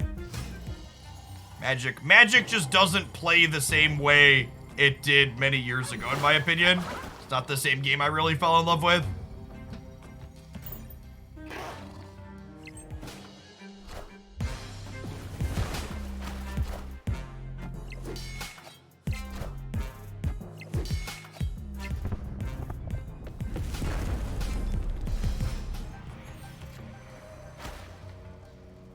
Alright, so we can slide Jeff over here. You just drop Vision into the sewer system. This deck's a really good Angela deck. Nightcrawler, Jeff, Vision, all good at getting her points and getting out.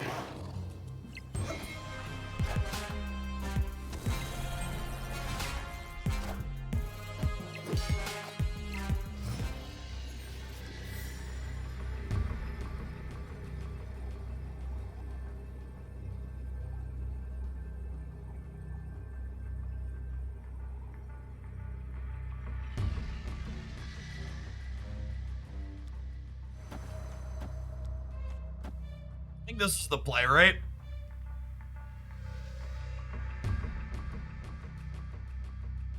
I think they might Odin. If they Odin the center, we can still Stegron kick one of these out of here, though, right? We're good to go.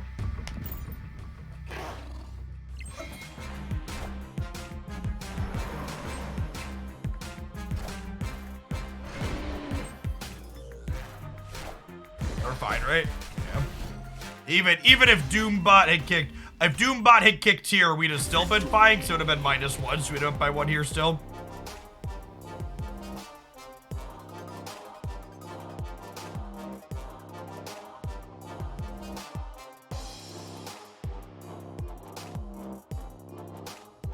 This is definitely the best Stegron shell we've played so far, in terms of the card feeling impactful and power level.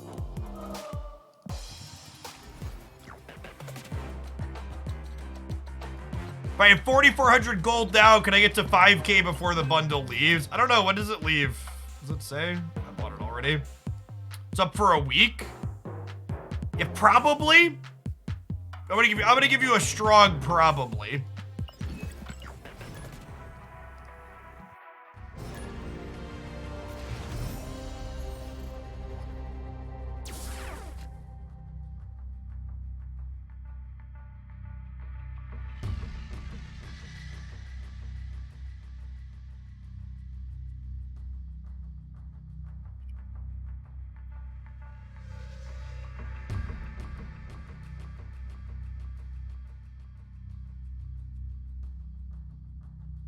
Chat, I'm gonna be honest. I don't really know who 100 Thieves Nade Shot is, but he has 2.9 million followers on Twitter, and he tweets at lots of different points about Galactus sucking shit, so he's one of my favorite people.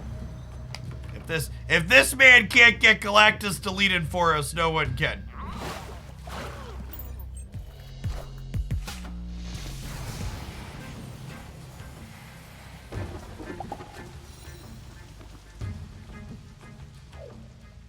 He owns 100 Thieves. Good shit.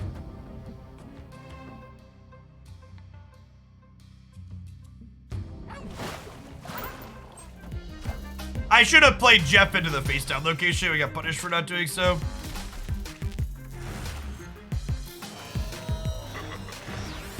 Chat, everybody go like Nade Shot's tweet. If you subject yourself to Twitter. Do it. Do it.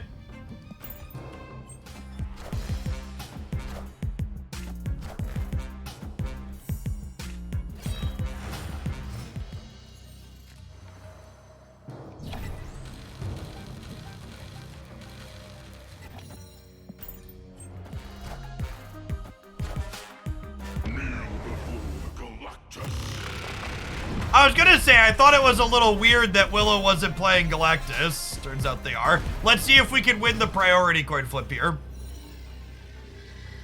So, once again, the Galactus buff that they did won this game for our opponent.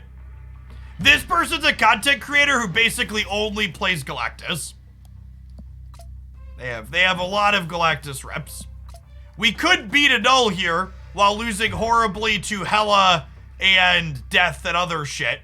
But they buffed Galactus down to 2 power, so my opponent doesn't have priority, so my reactive cards don't do anything. Escaped.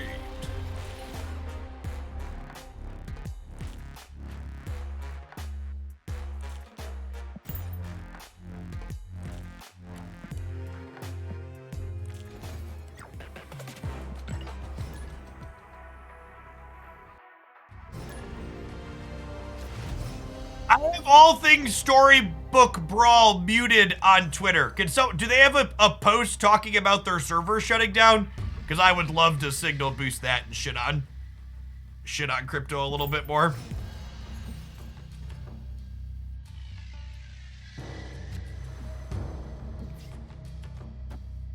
Yes, priority is random if the points are tied.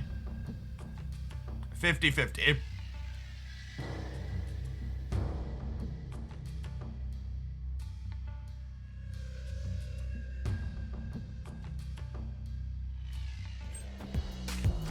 Yeah, if you got a link me for sure. This land is always changing.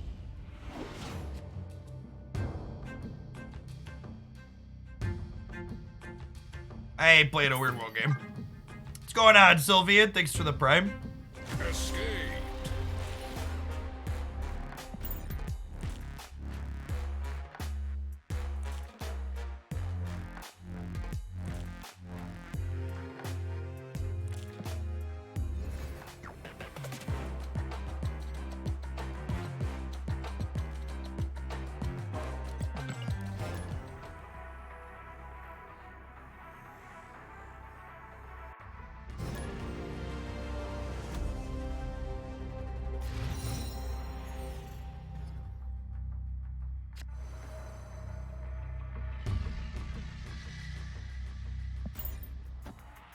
TVA's been our own personal feature location today.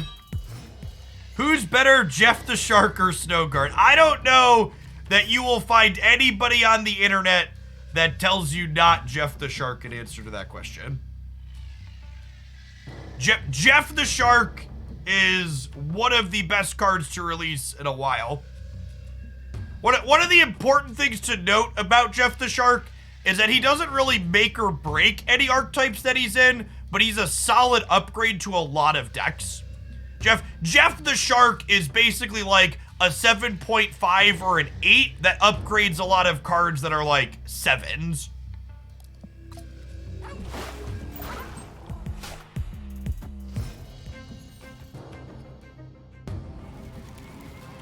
This just in.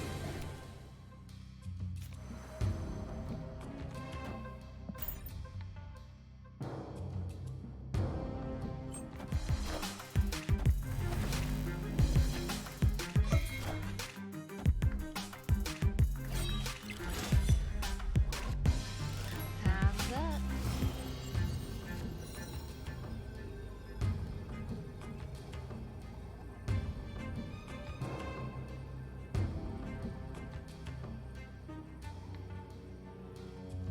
Can we just fan out here, chat?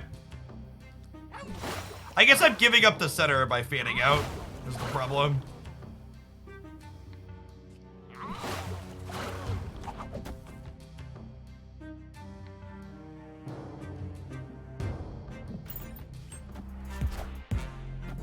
Lost the flip, rip.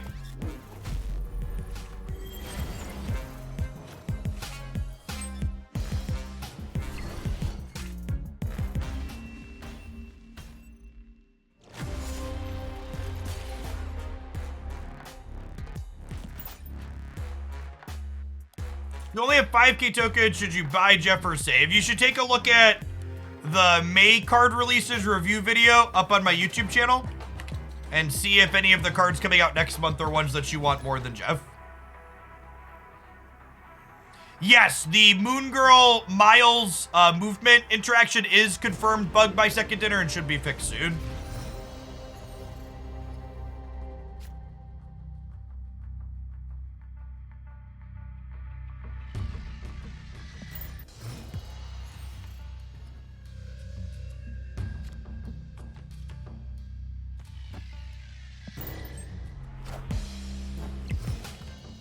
So Stegron is just a higher power, higher cost Juggernaut? Nope. For people that are capable of reading, Stegron is very different than Juggernaut. Thank you for the 92 months. That's not a division of 12, right? Is 96 the next one? Math, 7.5. Is 7 years and 8 months? Tumos is the OG for anybody that's new here. Thanks for keeping me around and welcome back. 72, 84, 96. That I have 4 months to get you a new sub icon. All right, I'm gonna work on that.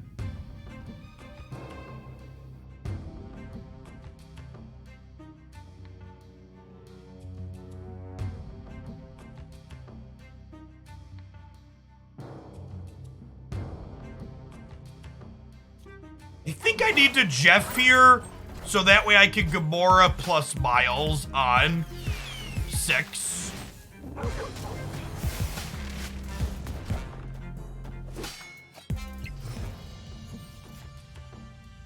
No Shang-Chi in my deck, so we're dead over here.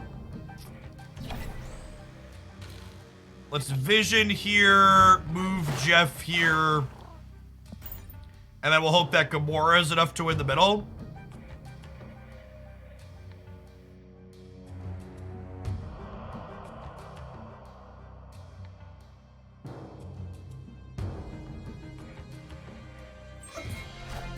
You have, Dwight. Opponent passed, huh?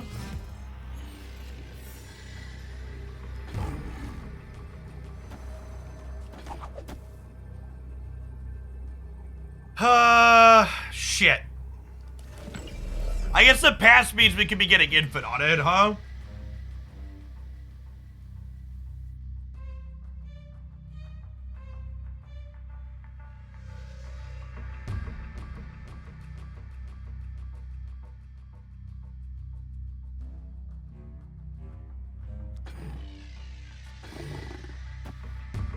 This puts me to 8 here, 13 plus 4 is 17. Damn.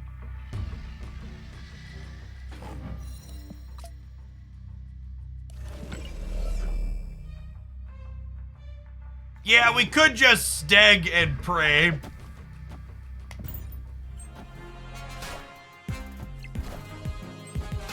Oh, they have Titan too.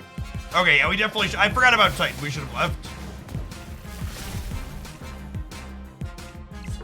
Dwight! With the big 8-0. Thank you for the almost 7 years. Speaking of OGs.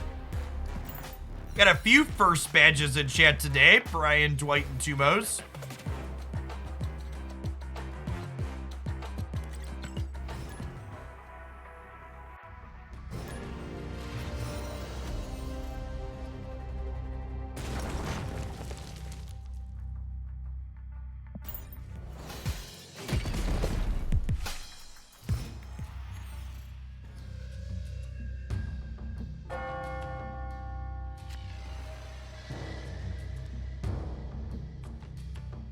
Artie's here too at 77.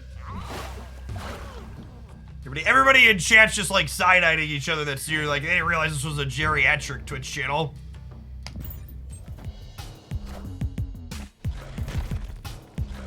Yes, subscribing does get you around slow mode in chat. That is correct. My back hurts. Don't ain't that the truth?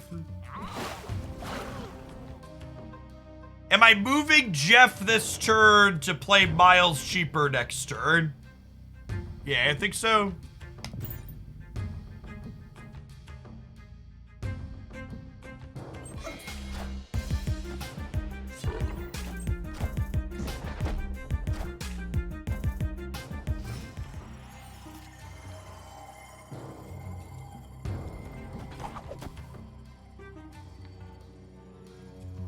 Am I playing the rock out? How do you feel about playing the rock out? I think I'm into it.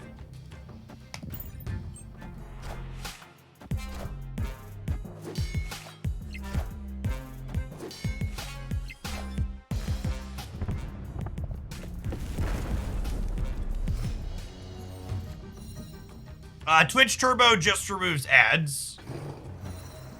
Prime subs gets you around slow mode, though. Variable Soda, thank you for the 6 months in advance. I plan to be here. Thanks for keeping me around. I think the cards that stay Series 5 will say they're only drop at some point. So they said they'll never say never, but in the foreseeable future, they're not dropping any of them.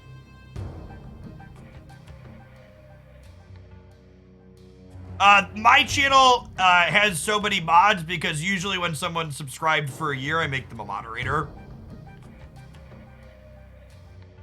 I just assume anybody that's gonna pay me money for a month understands how we moderate here. And they're not obligated to, but they're allowed to if they want to bonk fascists on occasion. Oh, I forgot to press the end turn button because their snap ate it. Apologies.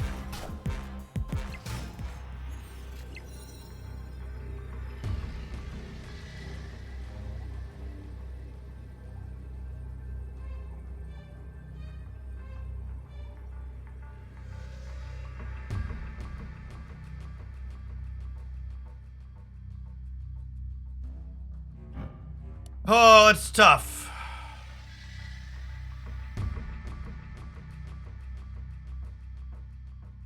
I think this is the play.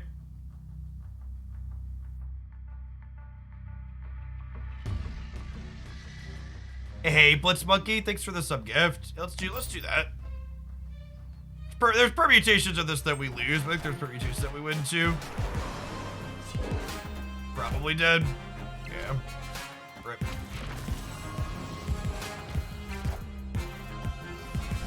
They played around our arrow.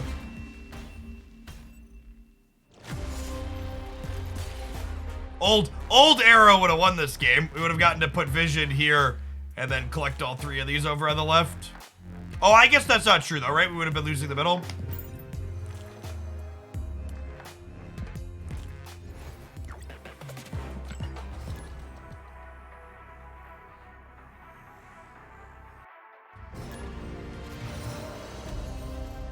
I didn't start re-rolling what flares my particular ink has until I had a few of them and had a bunch of boosters saved up.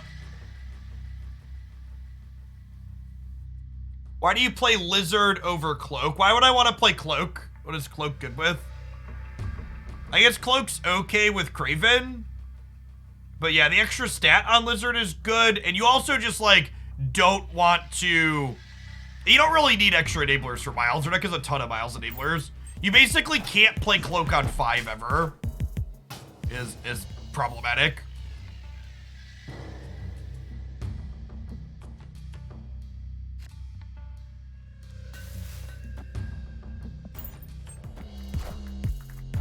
I think the reworked Kitty Pride will still be good. Yeah, I think so. I think she's gonna be less flexible than the original design was, but I think she'll still be pretty good inside of Beast X.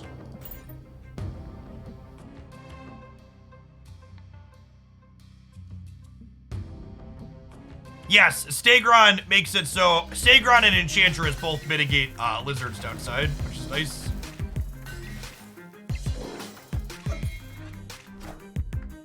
Got him!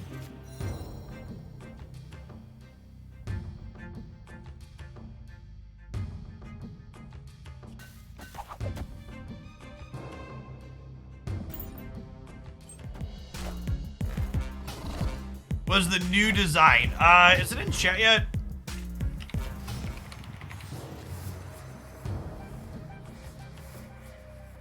Hey, reload, see if that does it.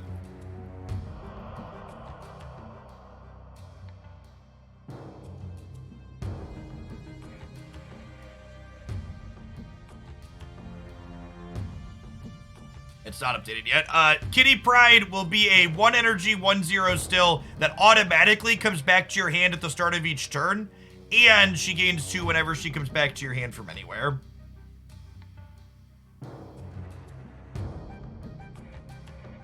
I think I'm just gonna arrow mid to give us the best chance to have a bunch of things pop into Nidavellir and pump Craven this turn. Rip.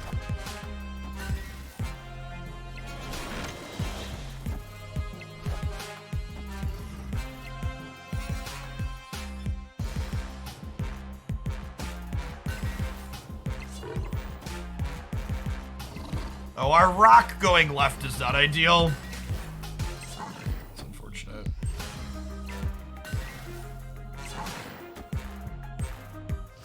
Graven's a big boy, though.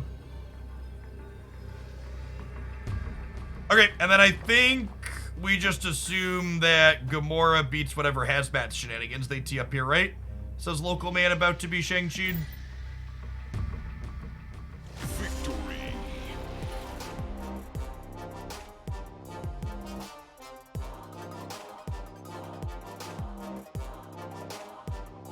Kitty looks like she's gonna be real bad into Sandman. I mean, she was already real bad into Sandman. The decks that wanted to play Kitty were already going to have a terrible time against Sandman. So what's the difference?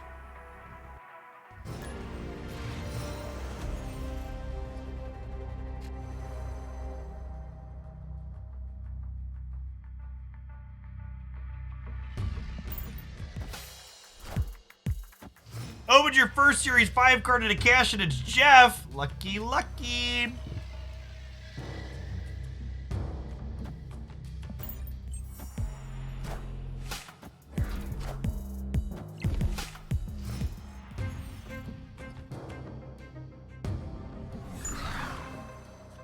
That's a great draw. Unfortunately, it looks like we're playing against ramp, but they don't have their ramp, so that's a good beat for us.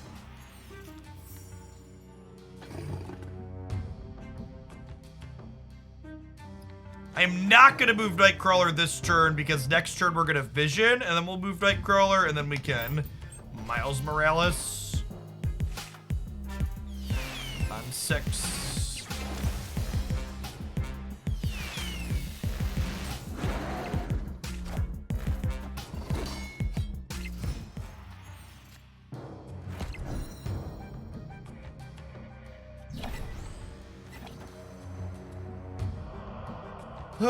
No Shang-Chi in this build, unfortunately.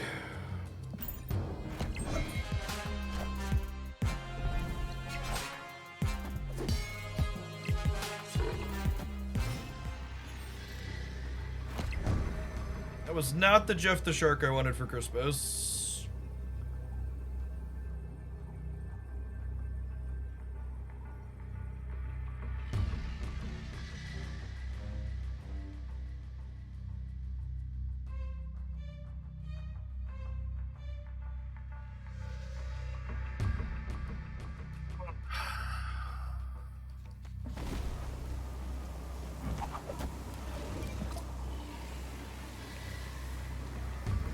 Gamora right beats Doom right. Yeah, but they could Doom in the middle, right?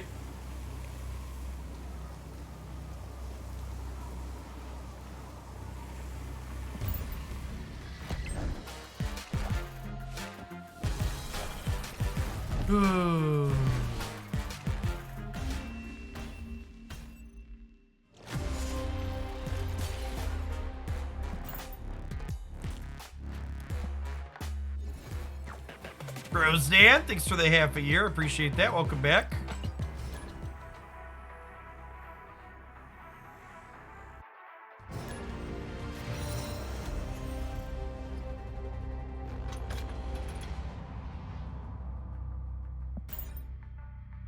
Good on, Regdell. Thanks for the prime. This deck doesn't seem to be sparking joy. I mean, I don't think anything I play sparks joy against Sandman.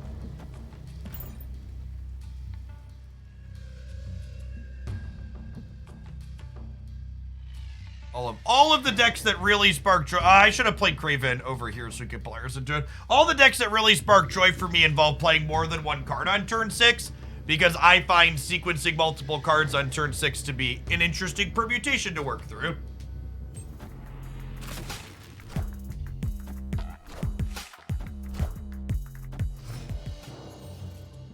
If Gamora middle have done it, she would have been the biggest thing. No, she was smaller than the Devil Dinosaur. Opponent snapped.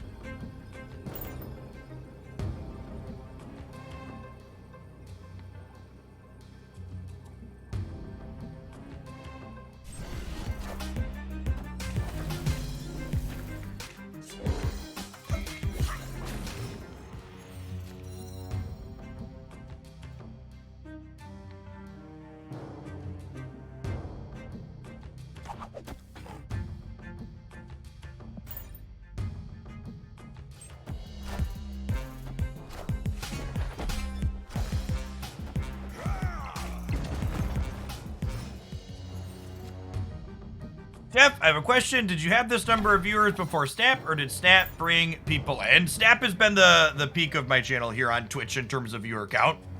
I had a higher subscriber count over Magic for a long while, but in terms of raw viewer count, Snap has been the highest.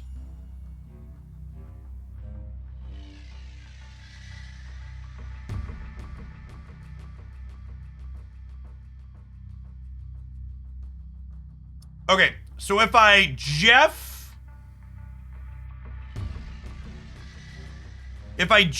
in the middle, I can yank the Titania across, and then they can't get her back, and I can vision into the middle to add more stats there, meaning they'll have to commit more there.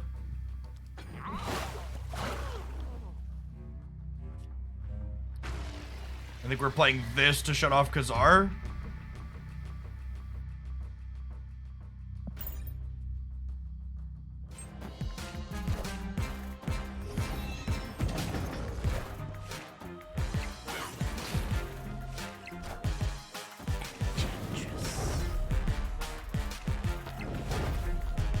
I'm gonna try Dual Force on stream when it comes out, potentially. We'll see. I believe they announced that Dual Force is going to be PC only at release, which I feel like is gonna do a lot to hurt its chances of gaining too much ground.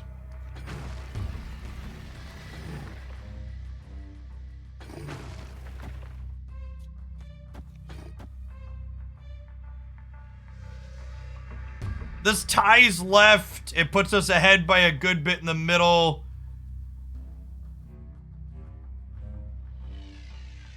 And it gives us a good chunk on the right. Might be too many stats, right? Actually, it might be better to arrow here rather than Gamora, because we're up by so much here. This will put us to 15 here. Oh, it's not a tie. Jeff is 3. Math and stuff. Yeah, because of the Red Skull. Huh?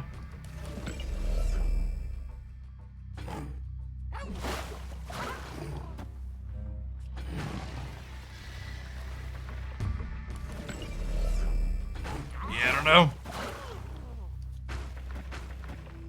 Alright, chip it. They might just not play for DC. Oh, God.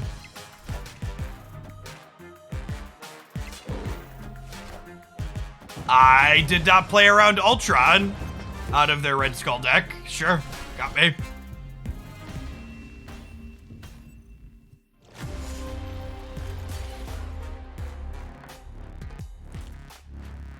Yeah.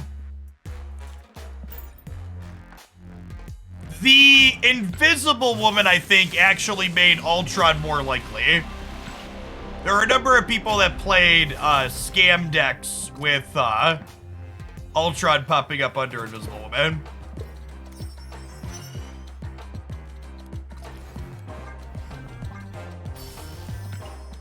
By the way, to the person that asked the channel metrics question, if you've ever seen this site before, just so I know, I'm a very data-driven person, so I'm very in tune with all the metrics on this platform, and especially my own. Twitch has an API that lets you see data on things. Everything except sub data is available on the public API. So you can like look at different stats. You can look at people's like older years. Some of the older years, when you click them for longer datas, they take a second to populate. You can see here, like compared to my 2022 was real low until Snap took off. I think 2019 was my best Magic year. I think that was even less than what we've been doing with Snap. Yeah, if you haven't seen this site before, you can click around down here too. Like, where is it? If you can like click in and like see like who streams how much in Snap. So you can click here and see like who are the most watched Snap streamers for like the last 7 days, etc. And you can see watch time, hour stream, all sorts of different fun numbers. For people that aren't familiar with me, in a former life before I was here on Twitch full time, I have a graduate degree and undergraduate degree in mathematics, and I spent time teaching math at both the high school and college level. Also spent a small stint doing data analysis and process automation for a Fortune 50 company.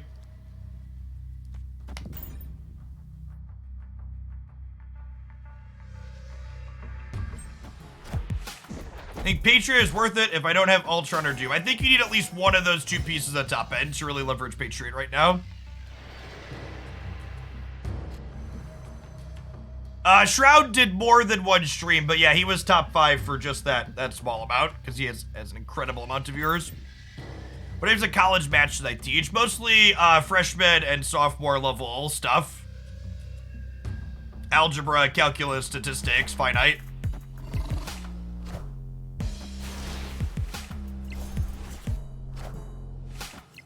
Why did I stop teaching? Because this makes significantly more money than teaching.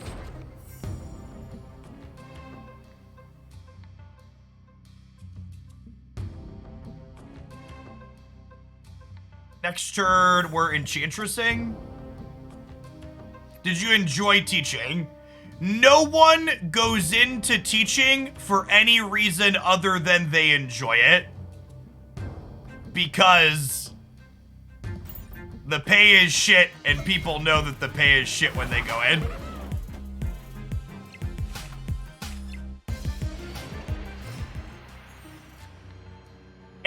At one point, one of the colleges I adjuncted for paid me $1,200 USD for one class for an entire semester to teach it.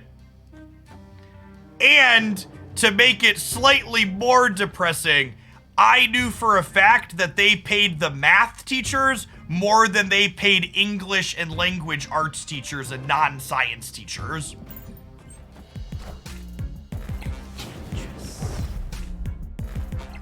Friendly neighborhood Spider-Man here.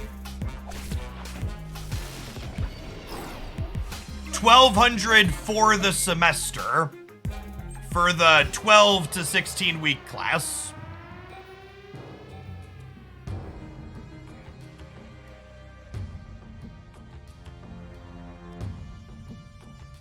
I think I need to move Nightcrawler so that way I can have Gamora plus Spider-Man next turn.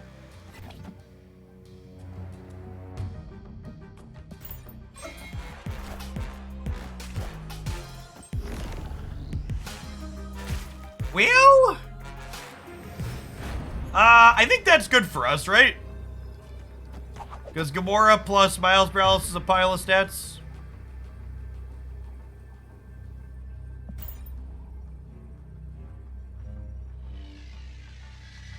Barwells, thanks for the sub gift.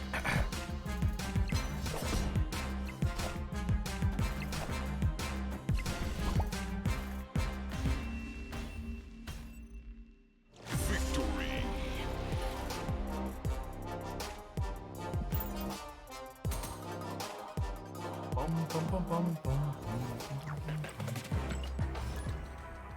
How would you describe your teaching style? The Socratic method of teaching was my preferred teaching style, which is something that I do quite frequently here on twitch.tv, and people often get annoyed for me doing it. The Socratic teaching method, for people that aren't familiar with that vernacular, means you typically answer a question with another question, as opposed to answering the question directly, because giving your students questions to answer rather than giving them answers teaches them to think critically and learn more.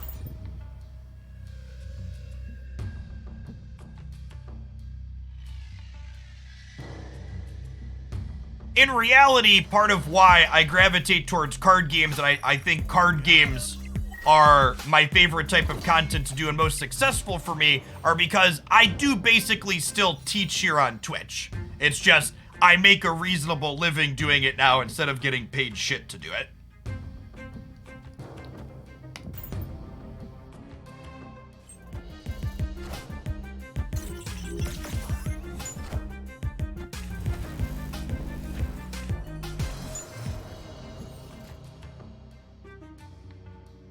Sorry, folks, I joined late. Tell me if Stegron is good or bad so I can base my entire personality off it.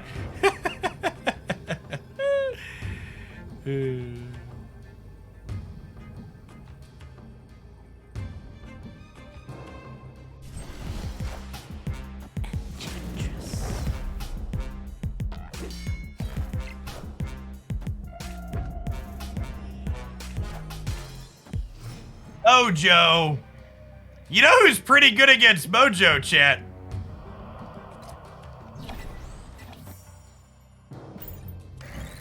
He's coming. He's coming.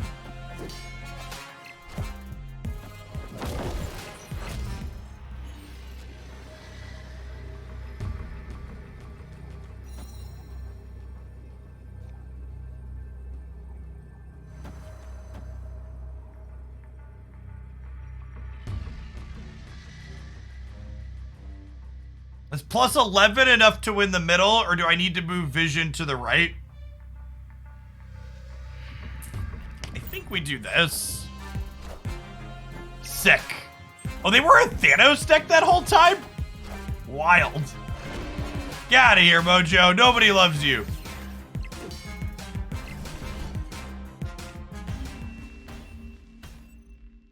Victory.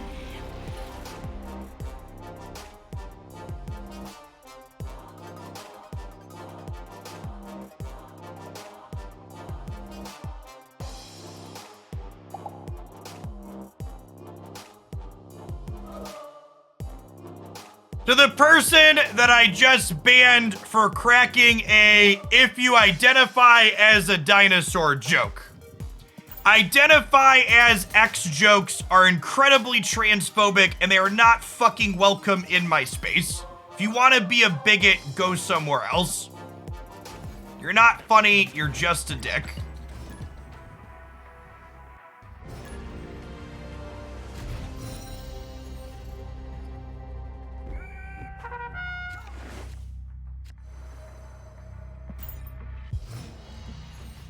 No, Stegron moves randomly. Marvel Snap in general doesn't have the players make choices with the cards for the sake of keeping the gameplay fast.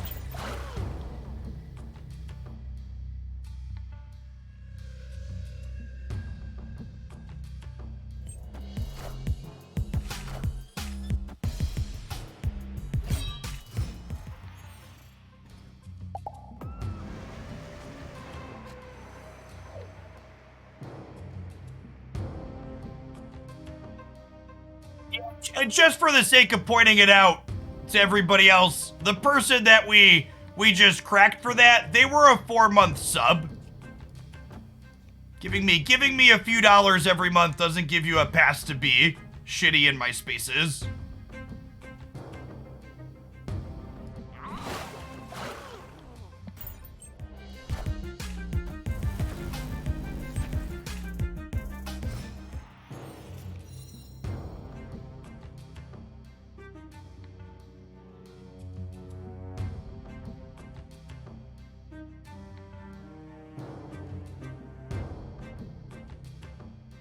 Are we Nakia gamers?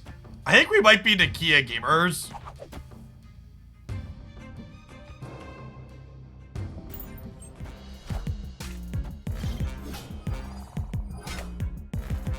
Friendly neighborhood spot. I'm into deck builders at all. I'm not really.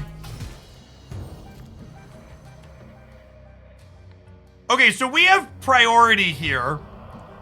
Do you think they're gonna try and set up a Professor X here? Which means if I arrow them, we get them into trouble?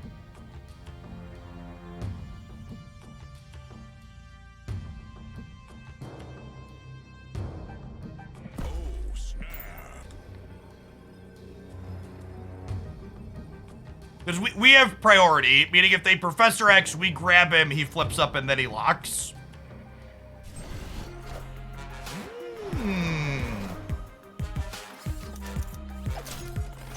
Oh, they're just Galactus with a shit drop. Okay, now that's funny. Now that's funny right there.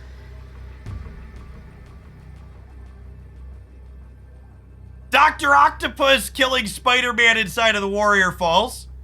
Feels like a solid flavor dub to me. All right, if they Shang-Chi me in the middle, I go down to 15, so I don't think they can Shang and win here. So I think if they're going to win, they have to try and win here, and Gamora plus Nightcrawler should make that a no-go.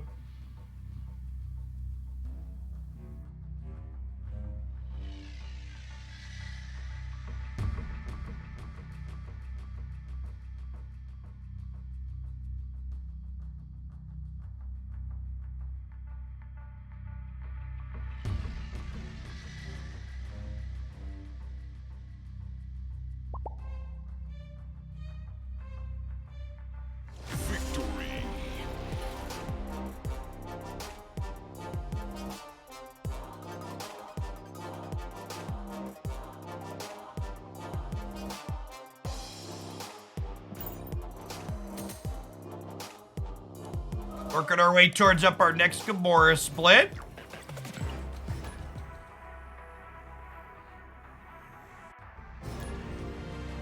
They've been knocking the visuals on the new card releases out of the park. Like, what's her name? Snowguard is stone cold unplayable, but she's one of the most visually pleasing cards I've seen. Yeah, this deck seems really solid. It feels like we kind of hit a critical mass of things to enable Craven, huh? That, like, Craven's a pretty solid 2-drop here, which is what I was going for. Yeah, they had mentioned that they have a backlog of animations they haven't had a chance to put in the game yet. So I would bet that, like, we got, like, the Mysterio animation of this most recent patch and a couple other small ones. So I would bet their goal is to have small, subtle animations like this for most cards, but some of them just got crunched out of release. So hopefully they keep back adding them.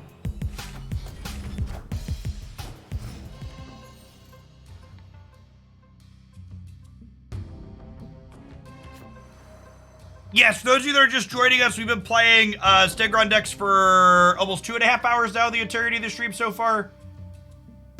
And,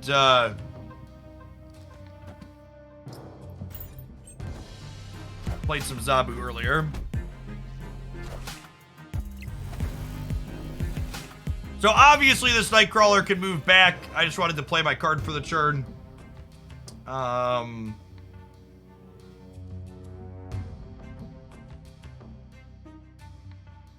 Do I want to get rid of Fister Mantastic's ability or Colossus's ability? I want to get rid of Fister, because it also gives me a chance to have her go into Luke's bar. Does Stegron feel stronger than Juggernaut? Stegron is a very different card than Juggernaut. Oh my god. The old no-scope headshot here. Guys, gals, and non-binary pals, we got him. Ha! Got him!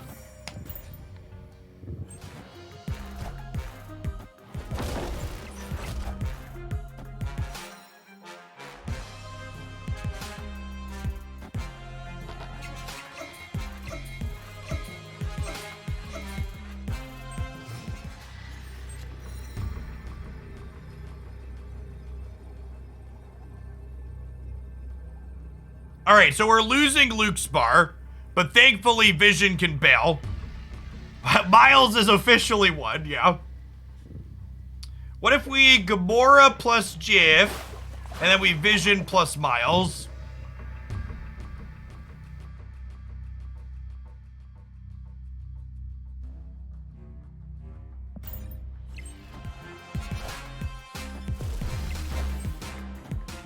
Ooh, do we lose by a little?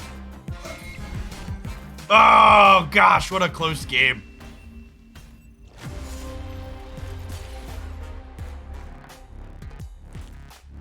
What was the last FPS I played consistently? It's been about, God, I'm gonna hurt myself, 15 or 16 years since I played an FPS consistently. But fun fact, this mouse that I still use today every day for 10 to 12 hours is the same mouse I used to play Counter-Strike Source on as a child. Someday my Logitech MX510 is gonna die, and I'm gonna be very sad.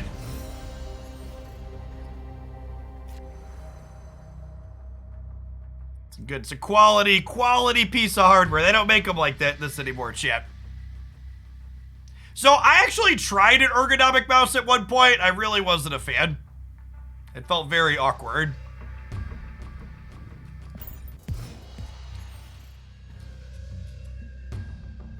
Is Thanos good? Thanos is excellent. Probably one of, if not the best deck in the current format, I think. It's very, very good. You're looking for my preferred Thanos deck? I covered that in my best decks breakdown here. Does that mouse have a roller ball on the bottom? No, It's an optical mouse. Thank you very much. It doesn't have a roller ball. Read.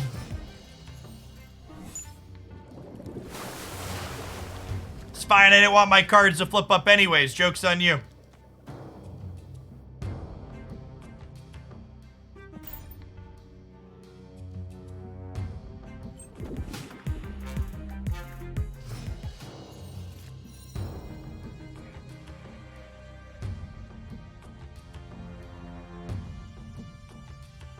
I'm gonna Stegron the lizard, so that way Miles is 1 next turn. I think is the plan. Hey, Fear Agent, thank you for the entire year of support. Welcome back.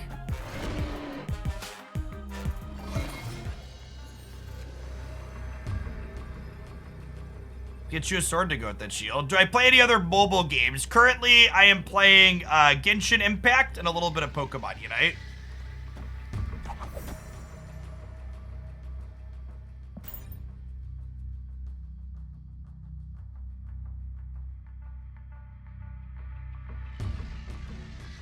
I log in and do my dailies on Genshin religiously. Game's a ton of fun.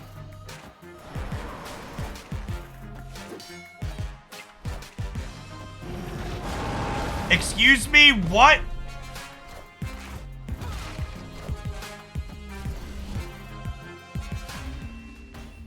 Oh, we got by fucking Titan.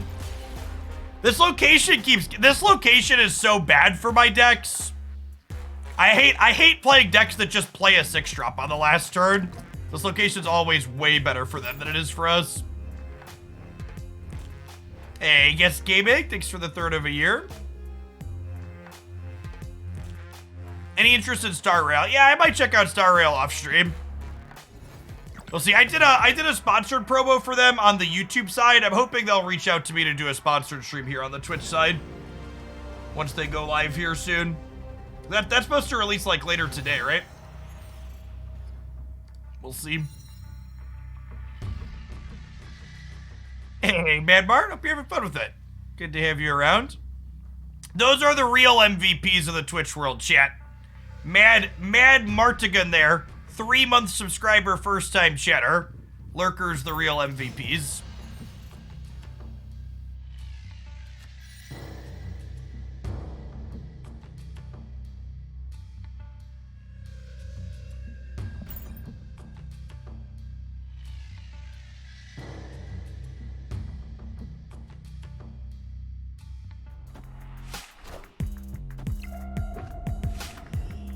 Alright, so Polaris could drag the Sentinel around to make Miles potentially cheaper. Do I need Miles cheaper on 4, though? Maybe this might be a Lizard plus Miles turn 4. Hey, Draken. Thanks for the entire year of support. Welcome back. Star Rail, for those asking, is a new single-player RPG, I believe, for the makers of Genshin Impact. It have turn-based combat. Is my understanding. All right, one of these is about to be killed.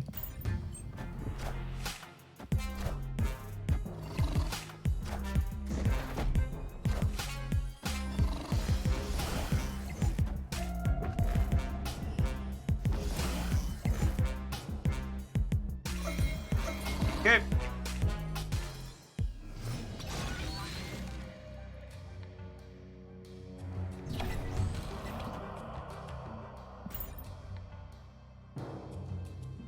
Do you have a Genshin beginner's guide? I don't. It's honestly kind of hard to like mess up Genshin because it's mostly a single player game. There's a couple like small things you could optimize, but honestly part of what sparks joy for the game is you kind of just play it however you're feeling with whatever characters you like. If you do pick up Genshin and you're looking for folks to chat about it, in the subs Discord server, we have a super active thread under Gaming General. I remember you saying you had a Z Fold and love it. I'm thinking about getting it. How does Snap look on it? Snap does not look great full screen on the middle screen. but it does look very good split screen on either side.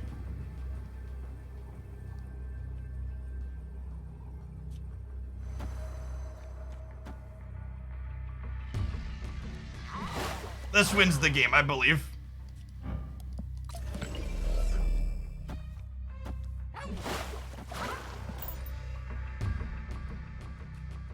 Can you free to play Genshin? Yeah, definitely.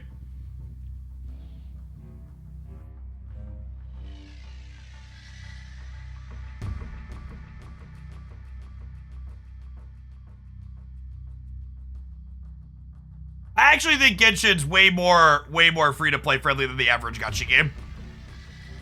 There's no PvP arena in Genshin, which is the big squeeze that people usually feel like, oh, I can't keep up from. All right, get him out of here.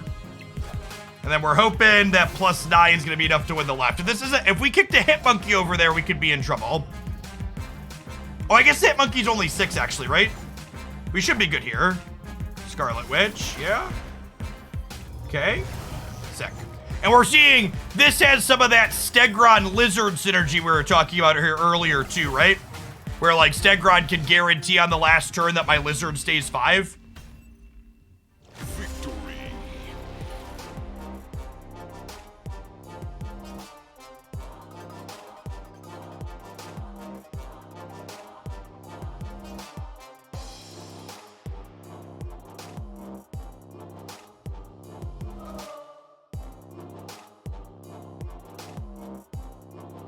I see a 4 or 5 Juggernaut. Well, to be fair, I didn't want to hit everything away from here, right? If I had actually to talk about that, if this Stegron had been a Juggernaut, I lose this game, right? Because we would have put them 12 to 12. And then, I guess if this was a Juggernaut, we could have put Vision here, and we could have put less points in here. We probably still win this game if this is Juggernaut, because we play our move cards differently. But hitting things that are already there has value in spots.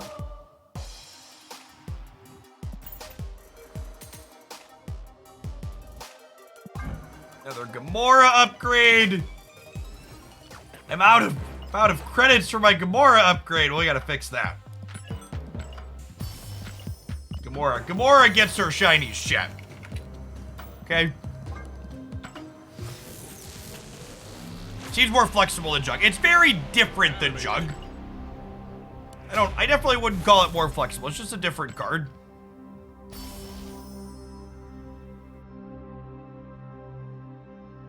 All right, I think we might be time to build something new. We've been sitting on this deck for a little bit. And plenty of footage, at least. So we played a little bit of this with Zabu. And we played a little bit of... This was the one we were just playing. And we played a little bit of this. Was also a Zabu deck.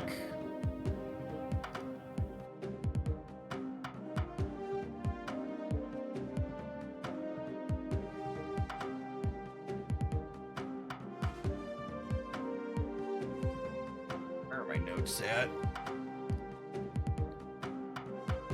You know, yeah, the most recent deck was definitely my favorite out of all the ones that we tried. Unfortunately, after playing this one, Kingpin still just feels real awkward.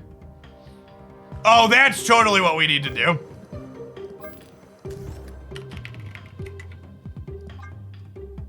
And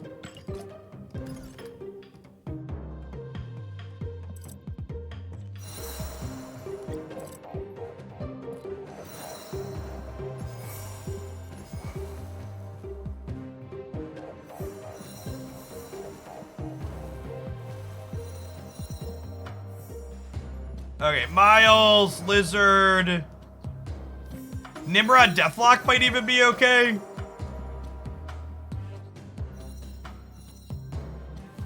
Titania. Yeah, I'm sorted by power looking at 5 power things here. Doom.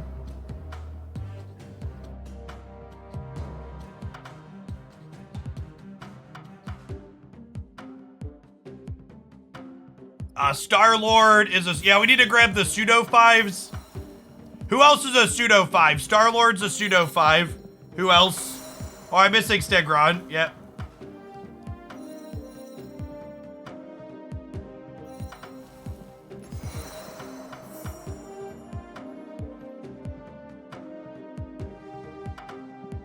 Rocket is not a pseudo 5.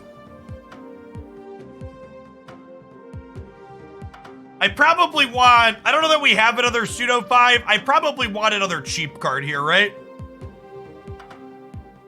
I don't know that we can play Wolfsbane because we're probably going to... what's the word I'm searching for? We're probably going to not have space to play her later, right? Although I guess we could Deathlock plus Wolfsbane on 6 is real.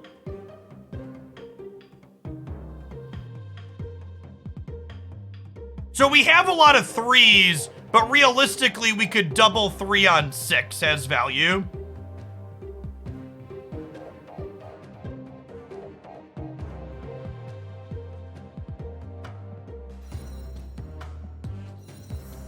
We could play another on-curve move card for the sake of making Miles cheaper somewhat consistently.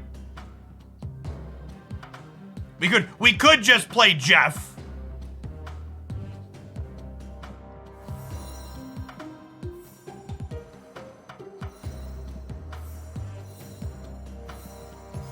Is probably the answer.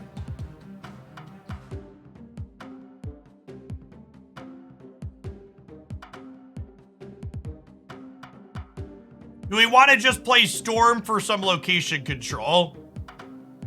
Yeah, that could be okay too. This deck would love a copy of Silk.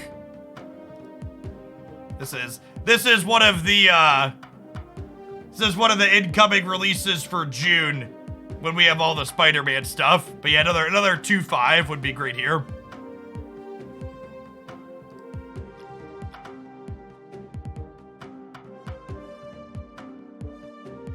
Storm could be okay just because we have like Nimrod, Deathlock, Doctor Doom. I don't hate the idea of Storm.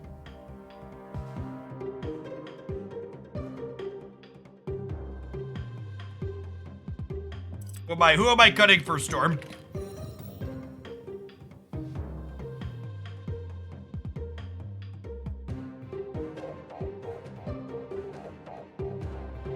Cut Jeff, but Jeff is good with Storm. We could give up the Nimrod Deathlock package and just play something else. I get that makes Storm marginally worse, but it's probably fine with just Dr. Doom and Jeff, right? Yeah, this is probably too... If we're looking to make the most competitive deck possible within our controls.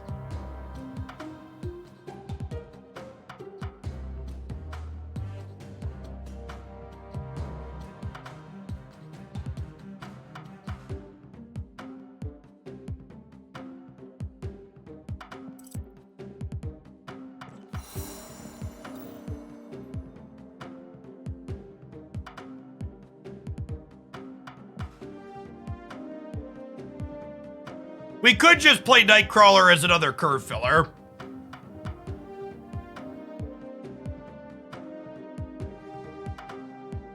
We could play Blue Marvel as just a good card.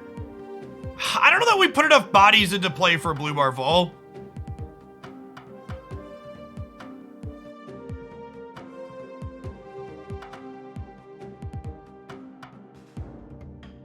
I think I'm down to just Nightcrawler. Let me double check the 5-power things one more time, but it might just be Nightcrawler for curve purposes. I really don't think Cage is that good shit.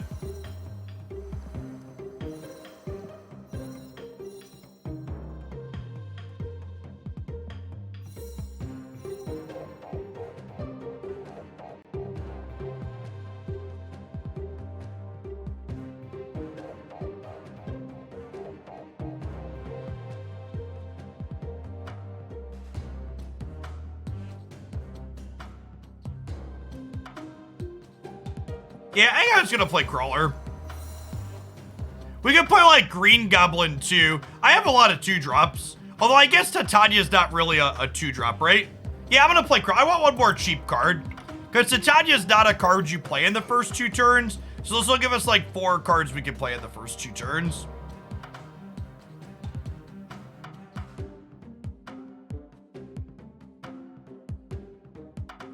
We need the Mystique to be inked and match. Yeah, that's true.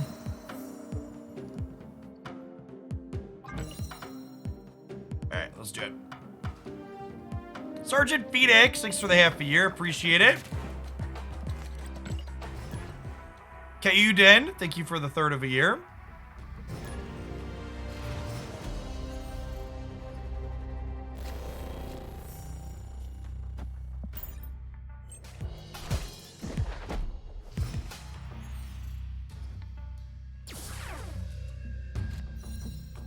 All right, open a direct copy of Storm here.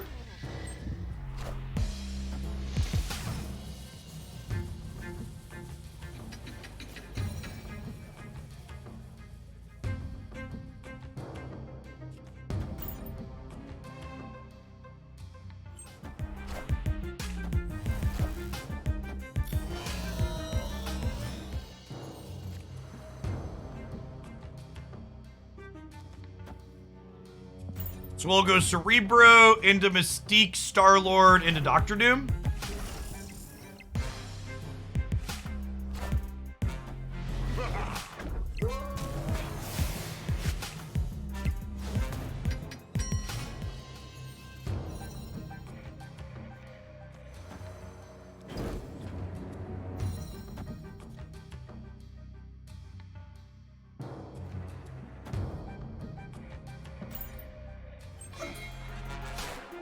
Oh, wow. I can't believe we missed there. Are they Patriot Lockjaw?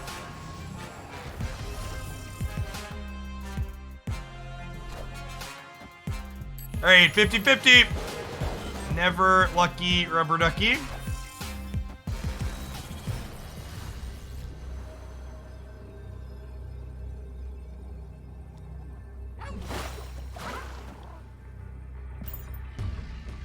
All right, RN Jesus. Take the wheel. It's a shame we can't play for the center here, too. We're only going up +9 on the left, which probably means we die. I guess the Danger Room could win the game for us.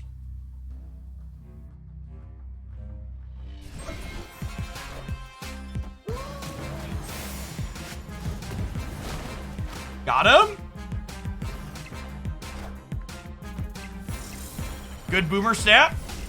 Out of a game.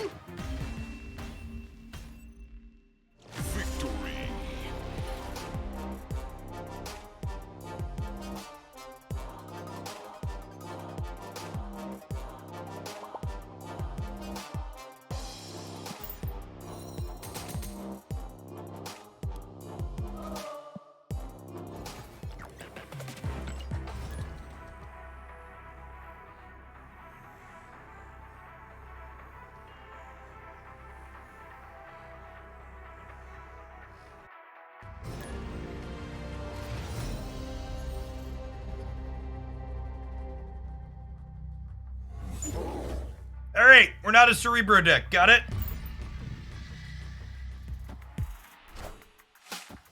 One of the small upsides to... One of these small upsides to our deck having higher stats to begin with is that when stuff like this happens, we can just, like, play a game.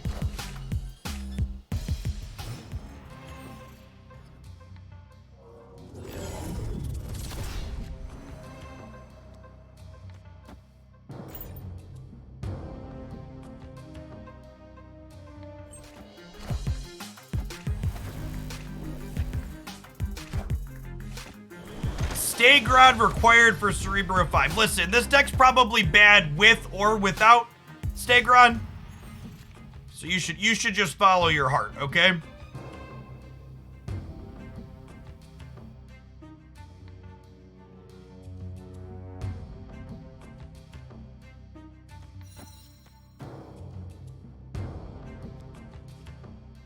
You're gonna play one card here. Let's lock that with Titania. Rip.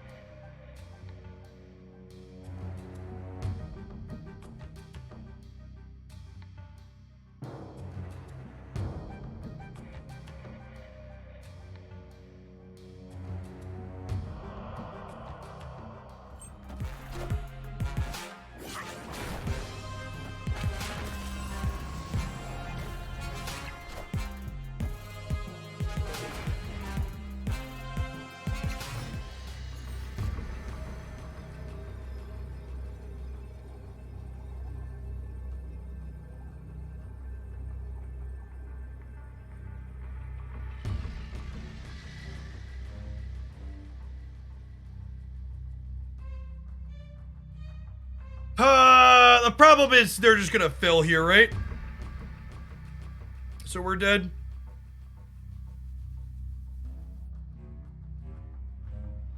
I think Shadow King is decent in Surfer. I don't think Shadow King's very good in the metagame right now. I think Shadow King and Valkyrie both took like a peg down when they got, when Shuri got nerfed. Move Jeff and then Doom. Yeah, I mean, I guess.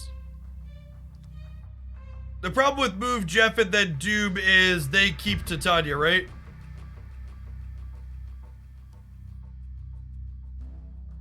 I guess I could do this, and then if they play here, Titania jumps across, and if they don't play, I Doctor Doom.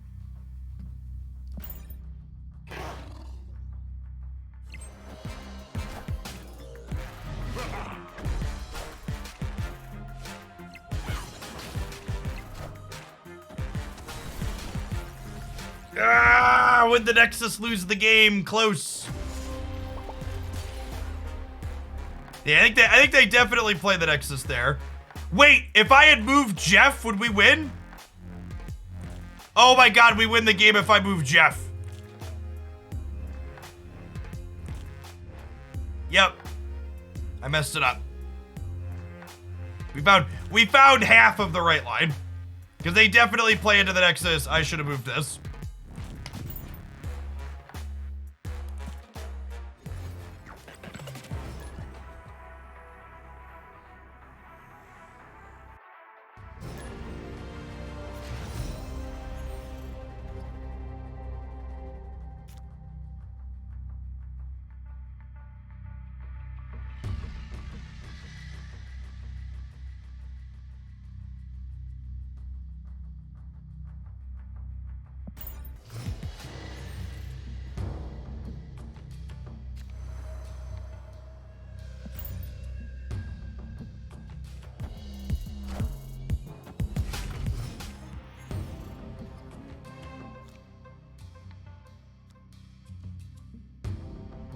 Ooh!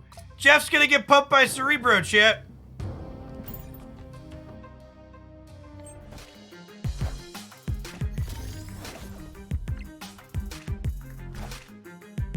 Wind, aid my hand.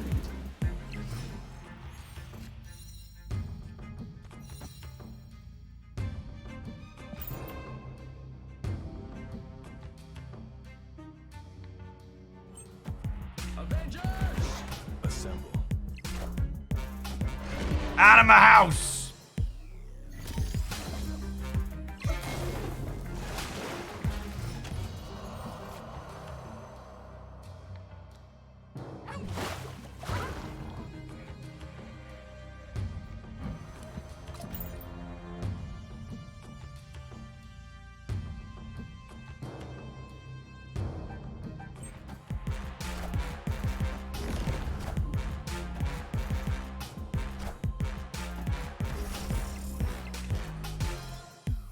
All systems go.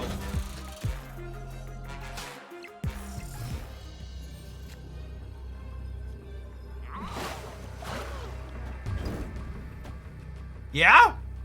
We're beating Destroyer?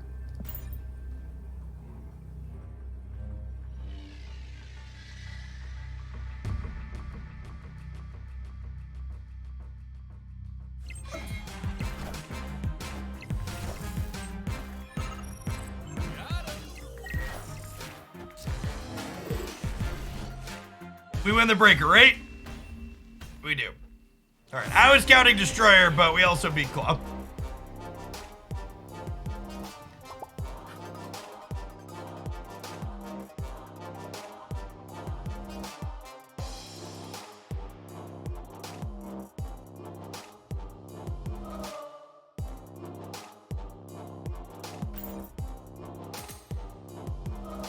I, for one, am happy we can play that Star-Lord variant. Me too. Quality piece of art.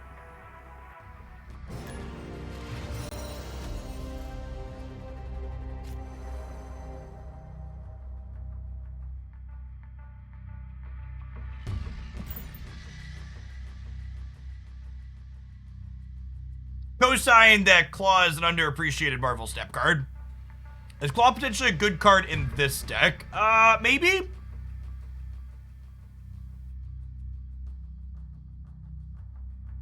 I think my favorite Claw deck right now is the Atuma control deck. It's relatively solid there.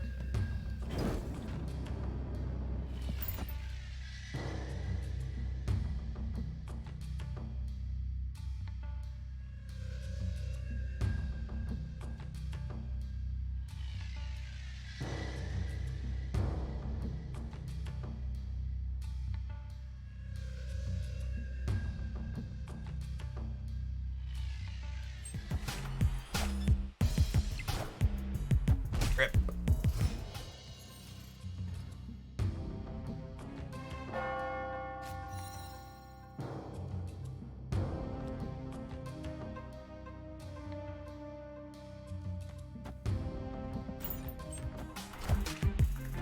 Wind, aid my hand.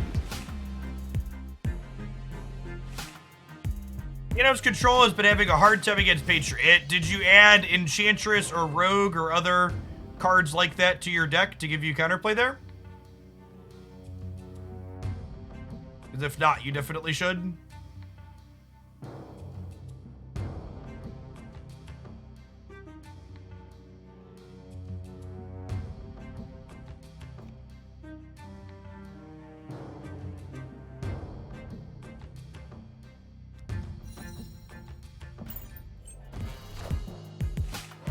Ow!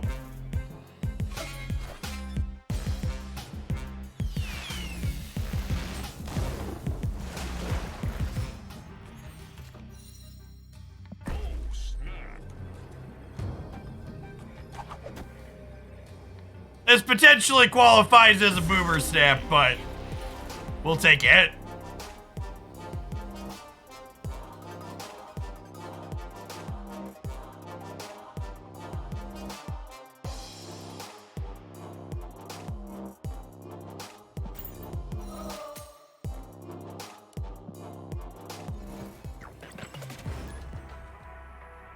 Yeah, our deck's not just a Cerebro deck, right? Like, we've got cards that do things that also sometimes all get buffed by Cerebro.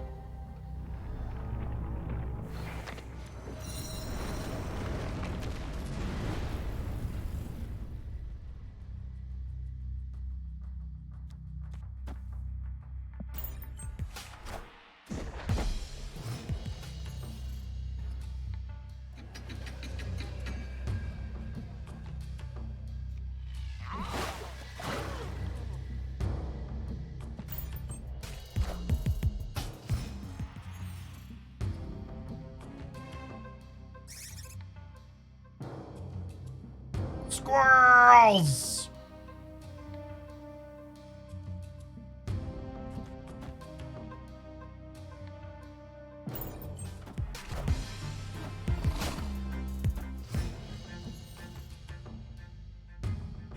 Yeah, I think that's a good take, Cap. I compared Stegron to Sentry earlier. I think Teenage Warhead is also a pretty apt comparison.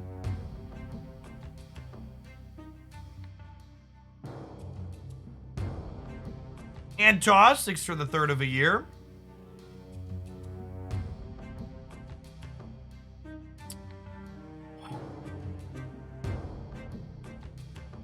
Grand Central actually kind of sucks for us, because we were going to play all our cards out anyways. I'm just going to Stegron and try and get someone out of this Leventus path.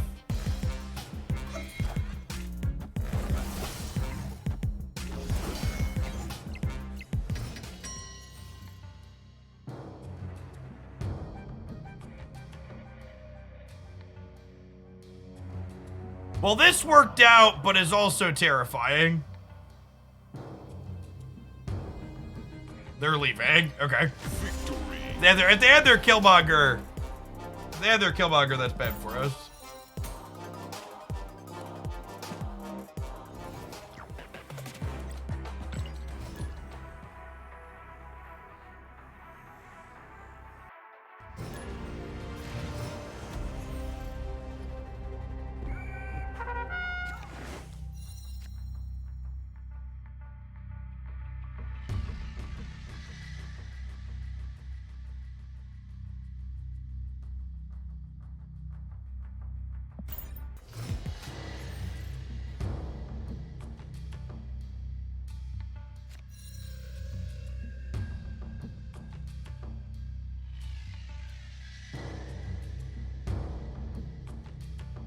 Miles die to Killmonger? He does not. He is a 4-cost card that sometimes can be played for 1.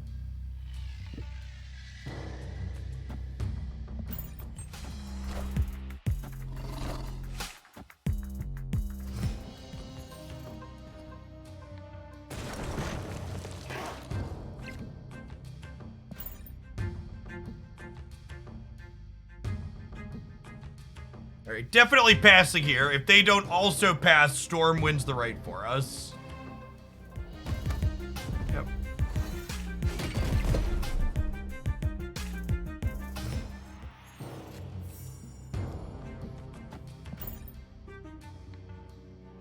I think they're going to be incentivized to play into the collapse mines here, so I'm going to storm the middle. Aid my hand.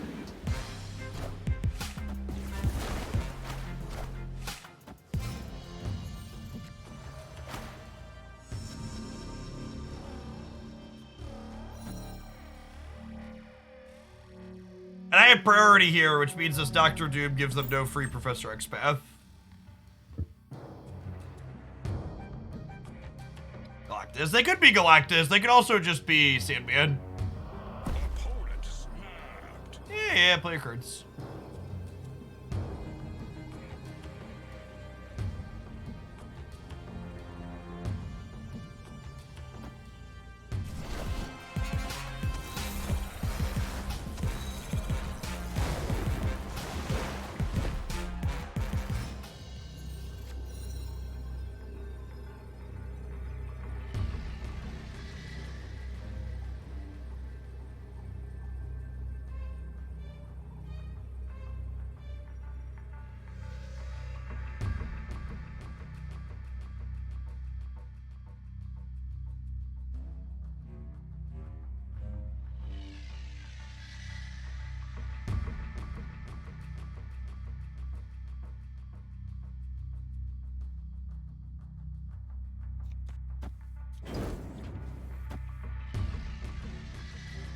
There's permutations where this wins. That should be one of them. Got him.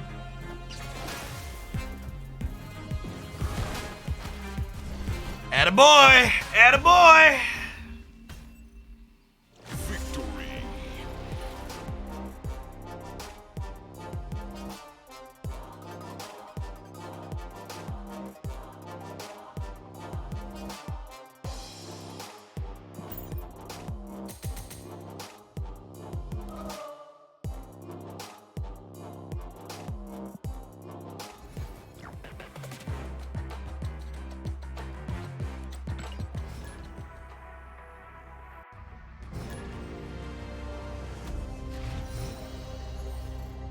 Listen, chat, I didn't pay 6,000 tokens for my Stegron for him to miss, okay?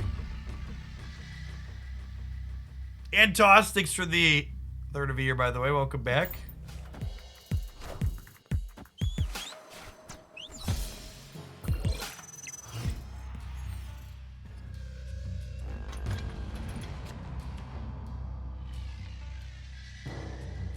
They destroyed chat. I destroyed Lizard.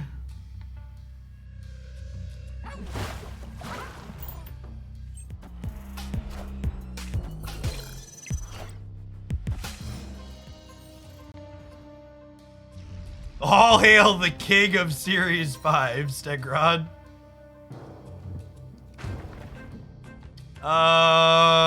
Do we snap on Polaris pulling this into the middle?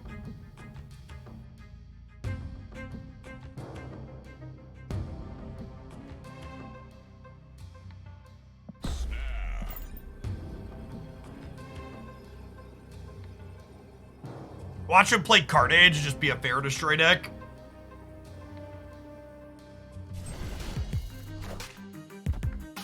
Rip. Enough said, bub.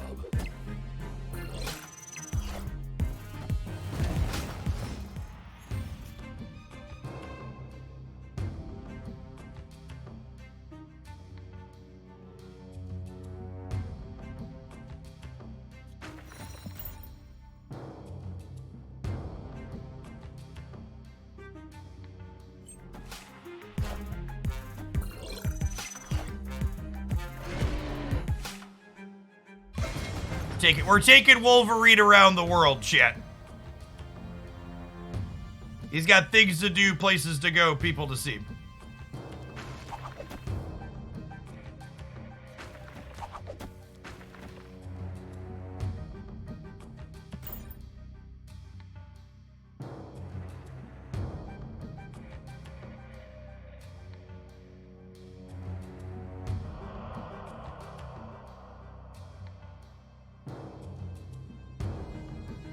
They could still be a Galactus deck.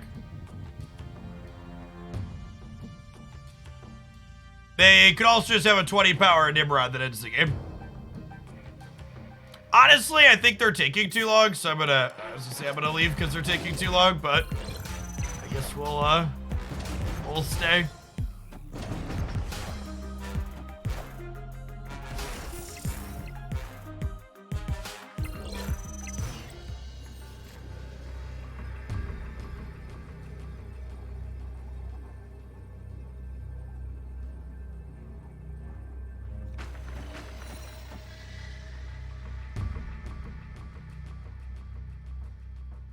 This puts me to 12, 16, and it puts them to 11, and they play one card, they send Titania back.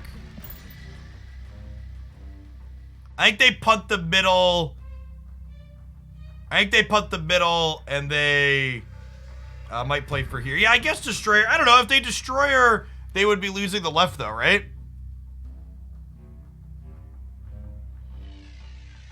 Order? No, I did the order, right? Right?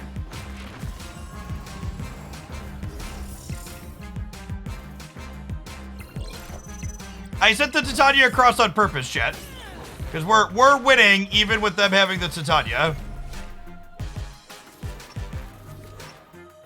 And if they played into Morag, I sent the Titania across on purpose because we were going first.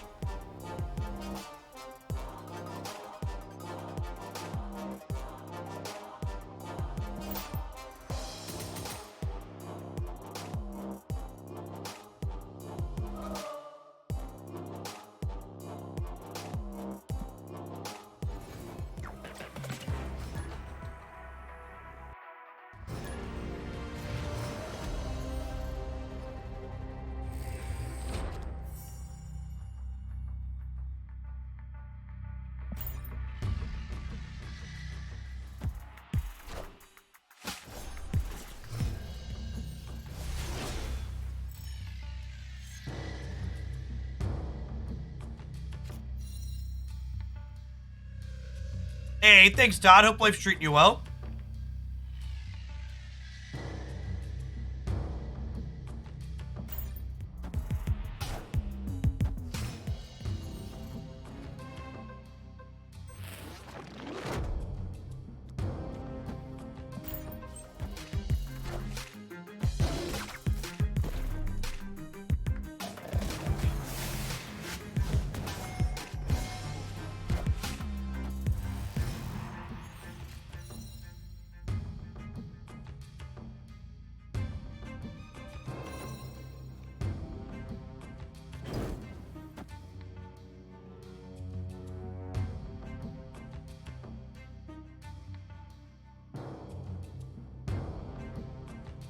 Cards that go into Lockjaw don't trigger Titania, right?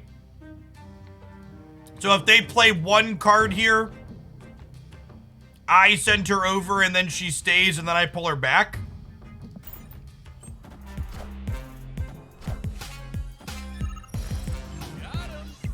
Got him's a good description here.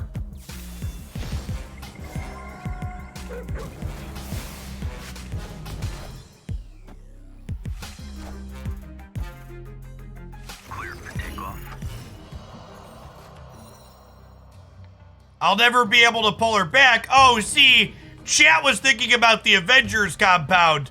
I was in my opponent's head knowing that they were about to Reality Stone. Some of you think I just made a mistake. I'm just playing on a different level than the rest of you.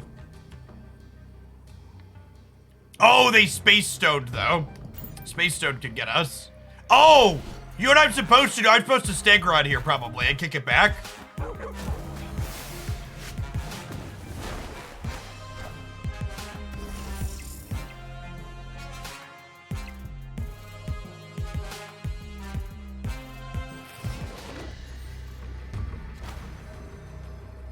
Okay, but this is fine because I Doctor Doom. They play something here and give her back to us. We win here and here. Oh, we're probably going to lose the right, though, right? It's only 7 power here.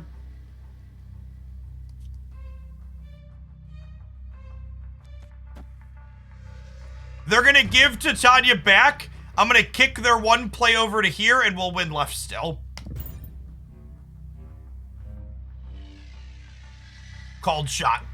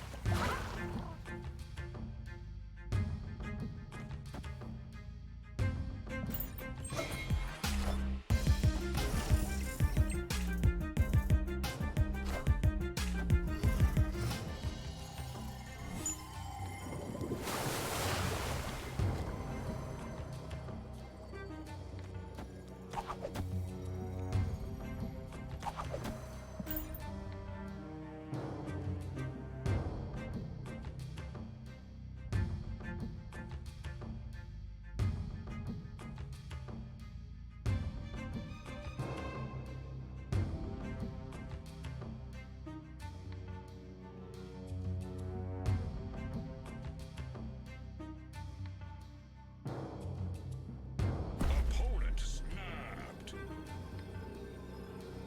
Really? They're snapping me? All right. They must have a good Ultron draw lined up here, huh?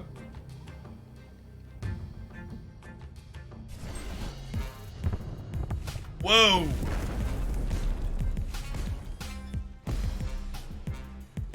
Since when does Hala kill face down cards? Okay, we've been talking about inconsistencies. Why does Hala kill face down cards? But why does Hala kill face down cards but Destroyer doesn't?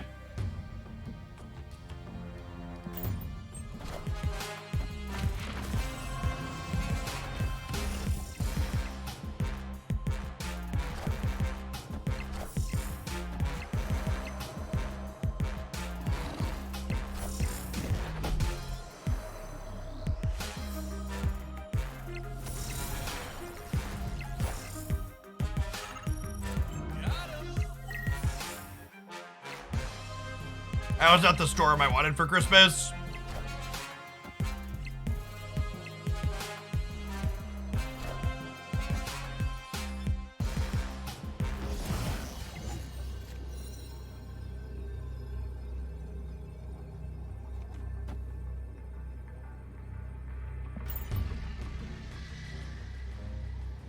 Victory.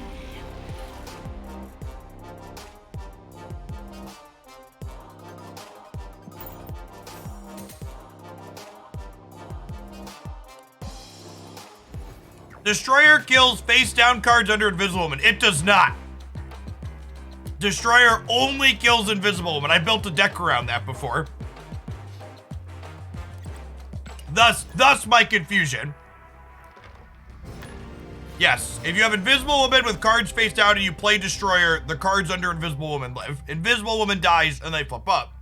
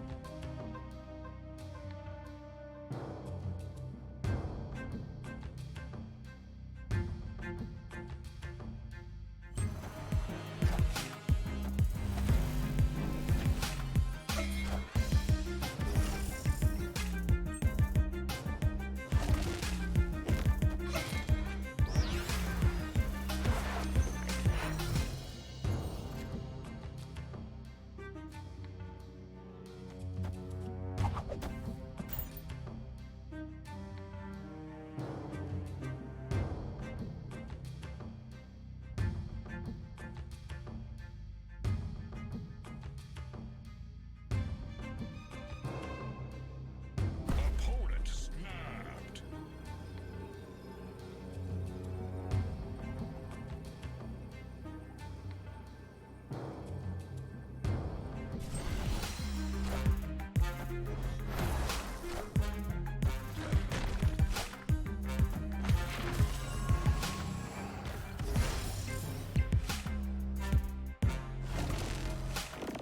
Yeah, Burgle, we started with Kingpin. And you calling Kingpin garbage, Kingpin Stegron stuff is an accurate descriptor, unfortunately.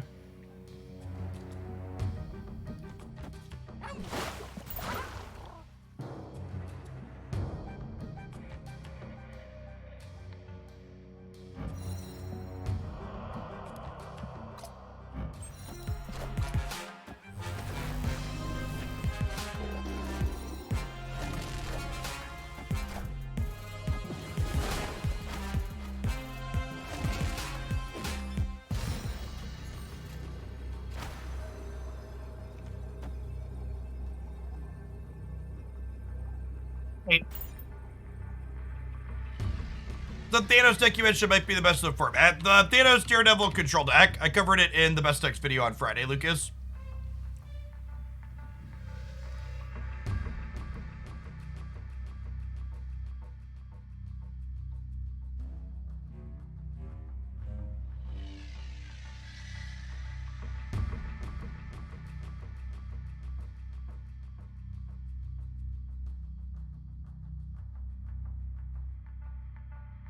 Oh, hey, it looks like my dashboard was lagging. Cole Jack, if you're still here, thanks for the tip. I missed that one, it looks like. Enchantress! Wow, get fucked.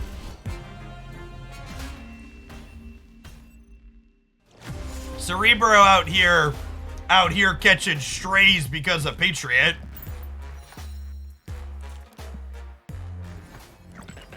Cerebro.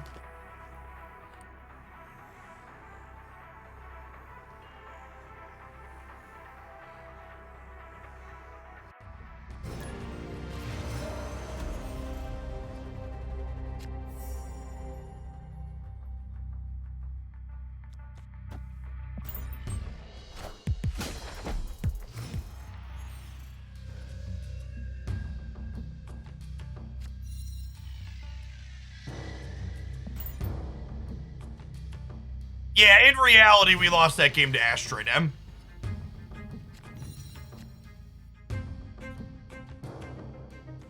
Asteroid M made it so, we weren't able to spread our stuff out.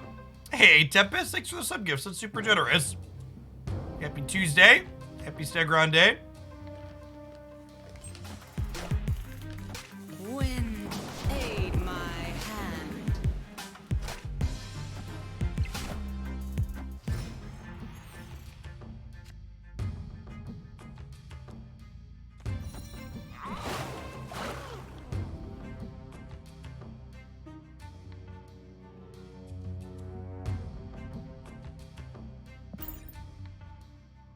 There's Stegron highlight on YouTube yet. There is not. The card released at like 4 or 5 a.m. sometime in like the middle of the night last night for some god-awful reason.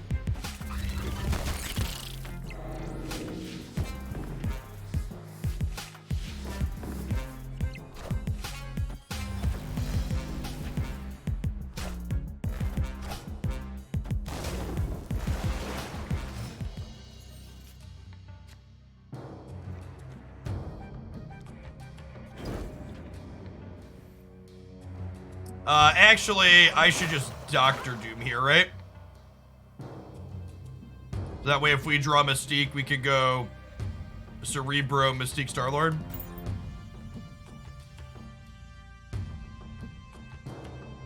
You get the card right away in your token shop for once. Technically, no. The card was supposed to be in the token shop right at rollover last night at 10 p.m. Central, but it was bugged again.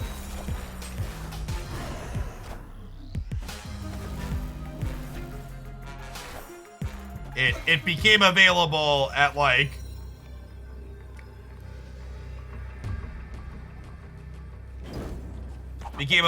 sometime after that.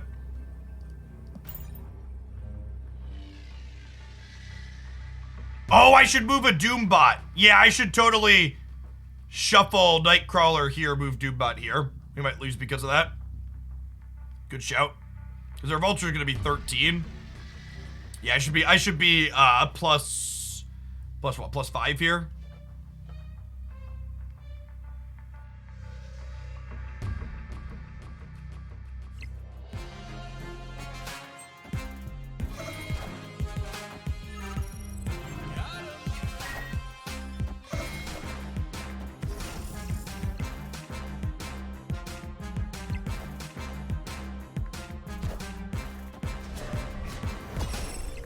Oh no! Wait.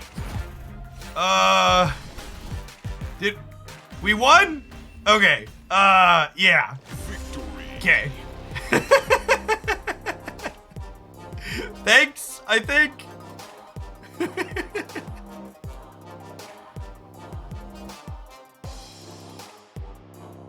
Calculated.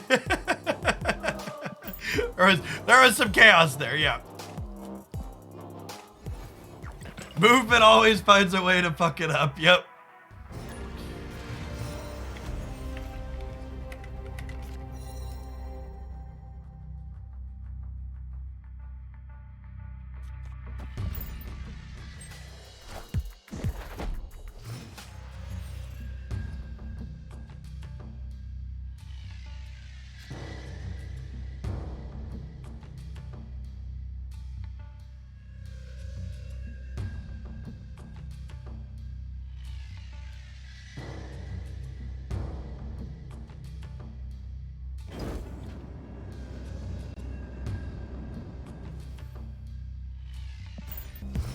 I think I'm waiting on Star-Lord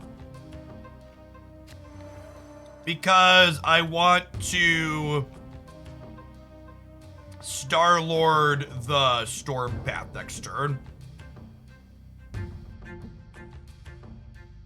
I'm gonna move Nightcrawler so we can Miles and Star-Lord next turn is my plan. Wind, aid my hand.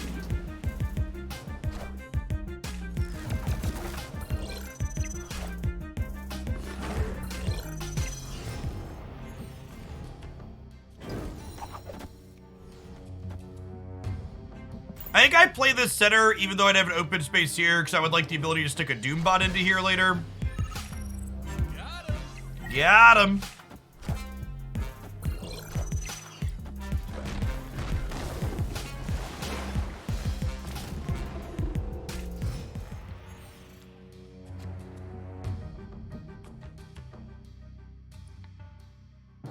I think this is a Stegron here, and then tee up Cerebro the following turn. Oh, they're just a bounce deck in their set because of Dream Dimension, sure.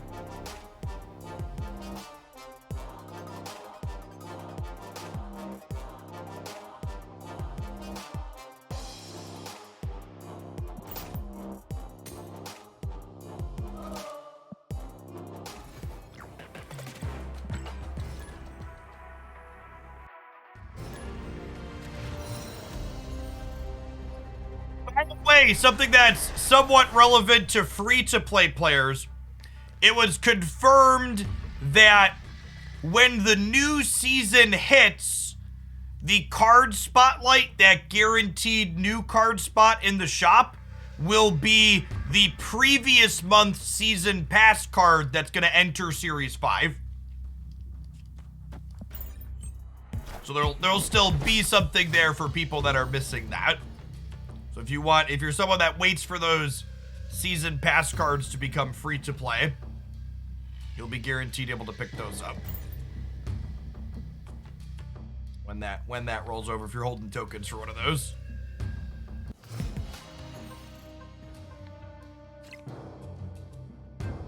Oh, these are a set of locations. I think we are just not a Cerebro deck. I'm just gonna play into Shuri's Lab. Opponent snapped. I'm leaving. Enjoy your cube. Escaped.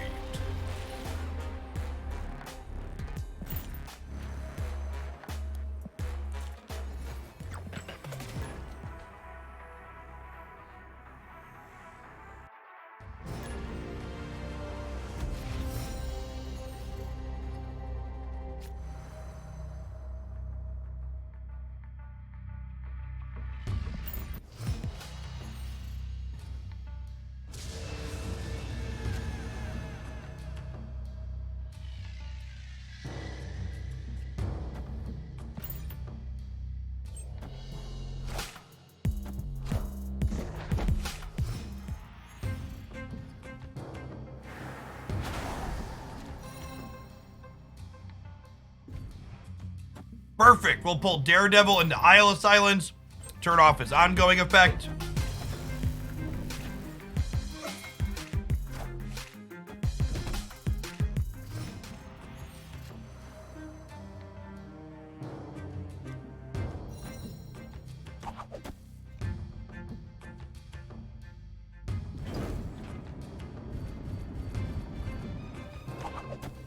And chill on Star-Lord until next turn, I think.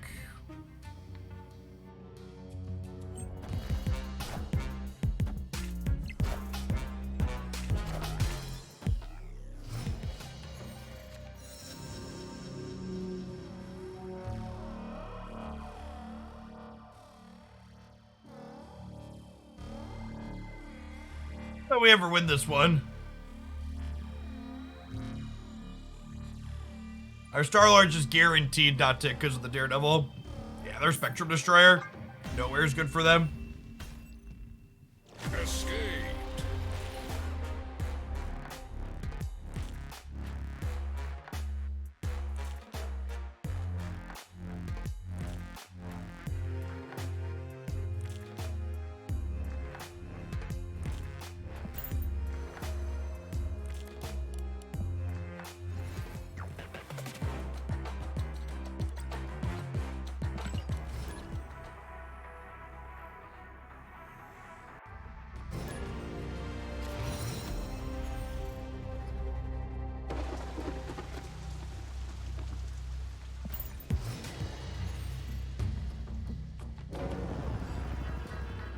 Okay, so we stick Jeff the baby land shark into the island for 2 turns, mix well, and he comes out a Cerebro 5 Prime Specimen.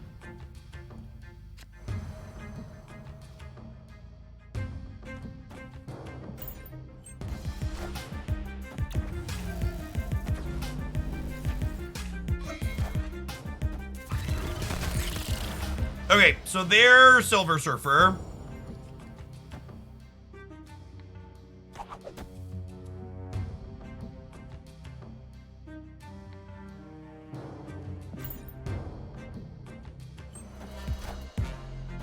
Wind, aid my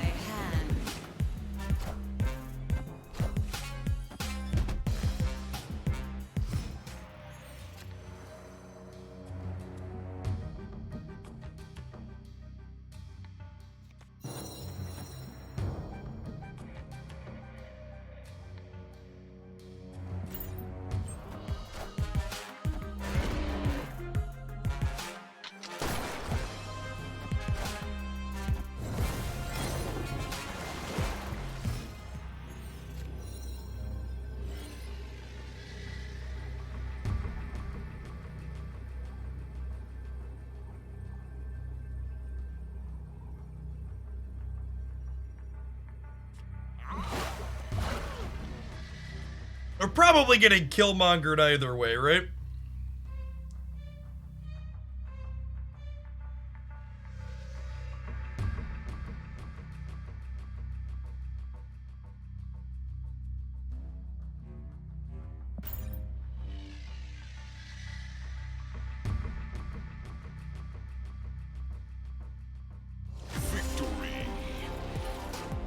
I think we're supposed to do middle, because if they play one card middle, Titania ends up back on our side.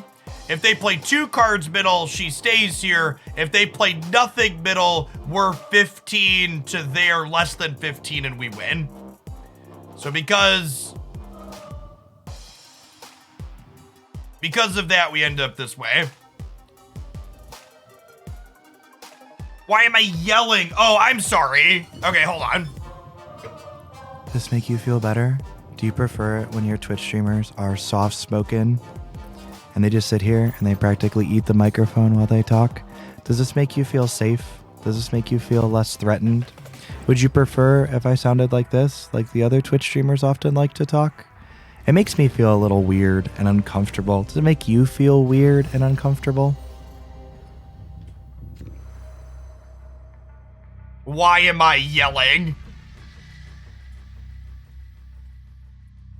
If you have to ask the question, why are you yelling, to the person that broadcasts themselves on twitch.tv for 5, 6, 7, 8 hours a day, your lack of critical thinking skills is part of why you suck at games like Marvel Snap. If I was yelling for the entirety of every day, I would not have a voice and I would not be able to do what I do here. So it's not that I'm yelling, it's simply that I'm not a timid mouse and I project my voice from my diaphragm. This will come as a shock to many of you at home, I am sure, who have heard all of my various musical parodies. But I was a theater kid growing up. And part of that means that I have some formal training in order to be able to project my voice adequately.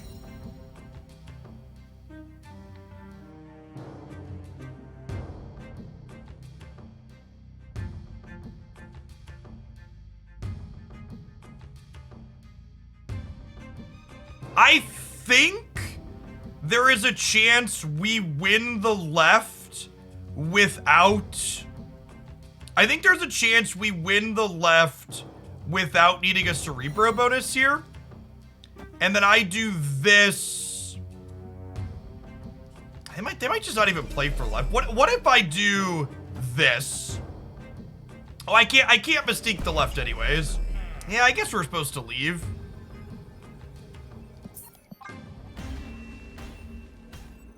The next charity drive needs a cast Marvel Snap like NPR donation incentive. Yeah, maybe. To do it appropriately, I'd have to adjust my boom arm to bring it close to my voice so I'm not like really leaned up into it. The real big upside to projecting my voice while I broadcast is my microphone gets to not be in my camera frame, right? Like there's a lot of broadcasters that like their fatty microphone is like a quarter.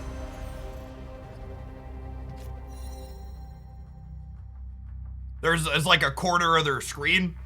Whereas mine, you see where my hand is? My microphone is like just to the left of where my hand is here. I saw your Galactus take on Twitter, and personally I thought it was horrible. Man, and you took your shitty opinion and you decided to come from Twitter and harass me here on a different platform with it? Get the fuck out of my chat, first time chatter. This is not a safe space for Galactus stands. Ain't nobody got time for your bullshit.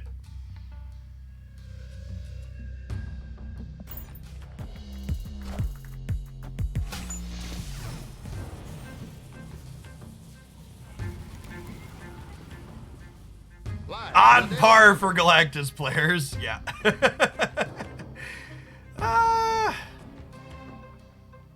We lost the priority coin flip, which makes Titania awkward here. Maybe we're just supposed to give up the Cerebro life. Just play for the mid.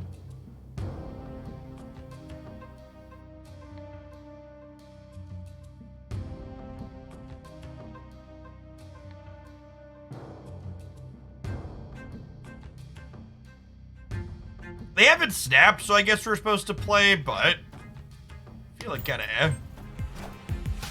Hitmonkey's also good at the Sinister London for them, which is not great for us.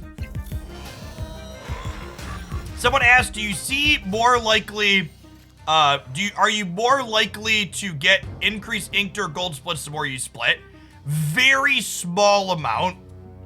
So the thing to note is you can't get the exact same split twice.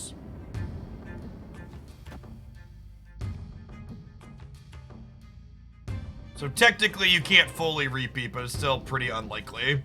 Or not super likely. I think this is going to be a 2-power thing regardless of where we put it, so I'm just going to play it here for now.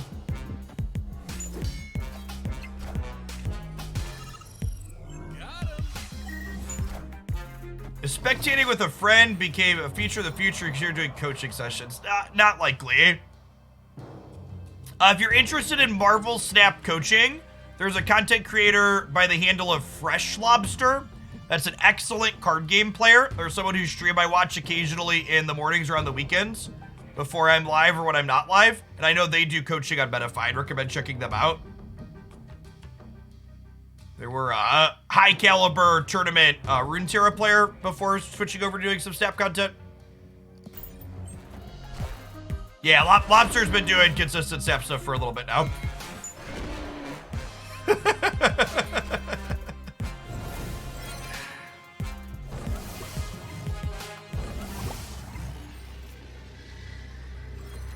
Yeah, that's what Metafy is what I mentioned, yeah. Is that service. Yeah, all right, we're dead here. Early Steg impression. It's like a mid-tier card. It's like a 5, maybe a 5.5. 6 on a good day. It's like a Century or Teenage Warhead power level card, I think is a good comparison. Mop for free. Thank you for the third of the year. Welcome back. I'm a light spender. Pool to incomplete. Should I hoard gold for bundles or spend on mission refills? It depends on what your goals are. If you want to get Series 3 complete faster, you should buy credits. If you want to get new access to Series 5 cards and new cards faster, you should focus on collector's tokens. My favorite bounce deck with Beast or Falcon. It hasn't really changed since the last time I highlighted on the YouTube side, Blooming Cosmos. I also think that archetype is incredibly poorly positioned, which is why I haven't been playing it. It's very close to 0% against both Sandman and Galactus, which are the two most popular decks in the current format.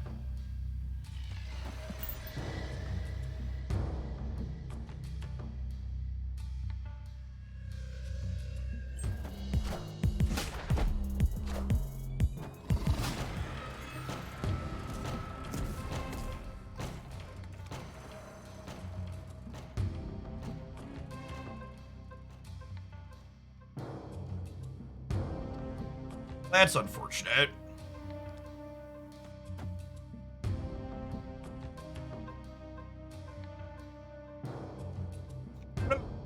Nah, I'm not gonna move this turn. We'll chill.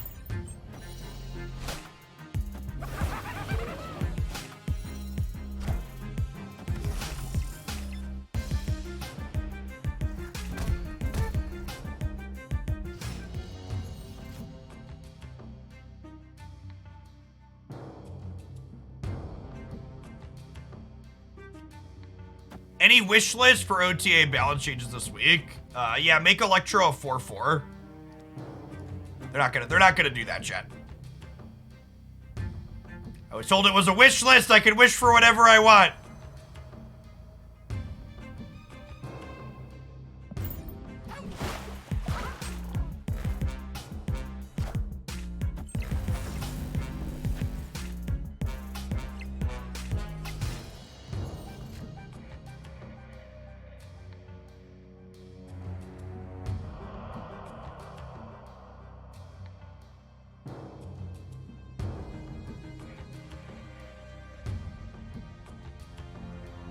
Yeah, because he's the main activator for Sandman and Galactus? Yeah. Exactly that.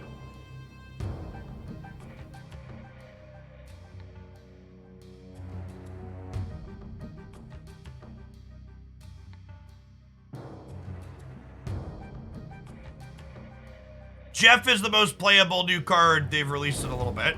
He's very good.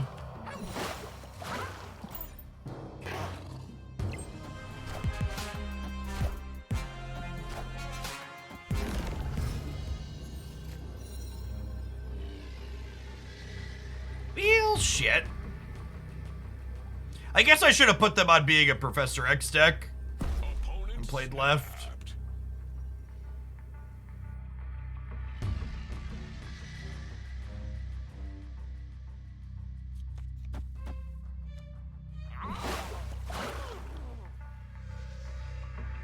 This beats Destroyer, right? Sorry, this beats Destroyer mid.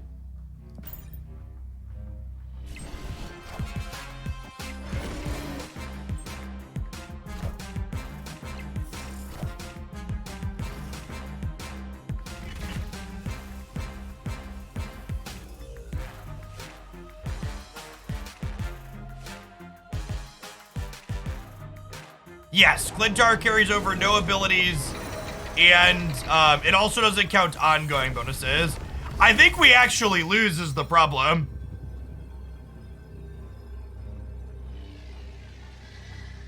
I guess we can flip a coin. I guess if I do this, we're still winning, right? Because this is 7. No, this isn't enough, right? Because it's only 7 and 7.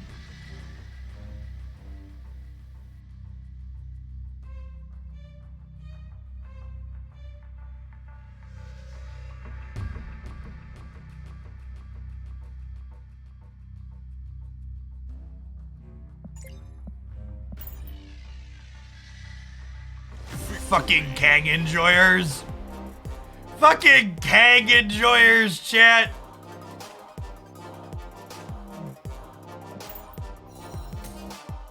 Retreat later, Kang enjoyers. Ooh! Ooh, we're 9 miles boosters away. Should I upgrade him so he's more likely to get boosters? I should upgrade him so he's more likely to get boosters, huh?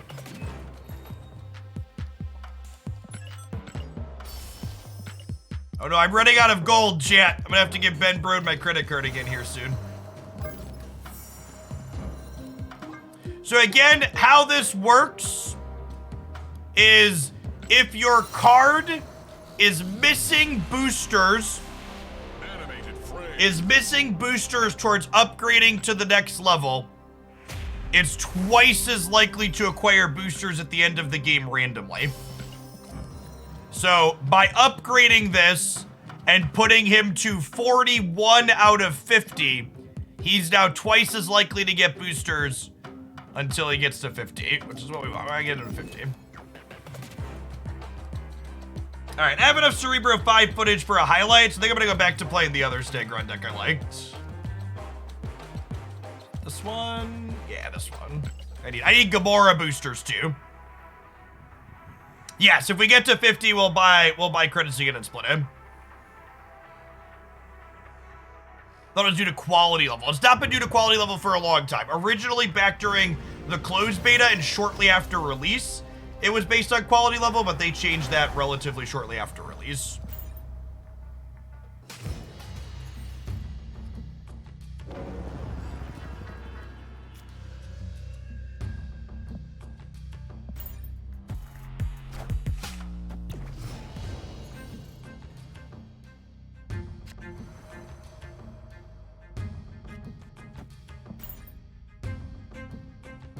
I guess I could have put Lizard into the center and then Enchantress him.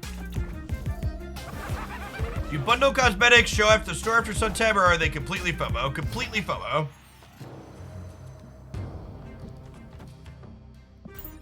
Alright, flip the coin for me, bud. Any early thoughts on Nebula? Yeah, play armor with her, otherwise she's gonna get killmongered. She's probably good in tandem with armor.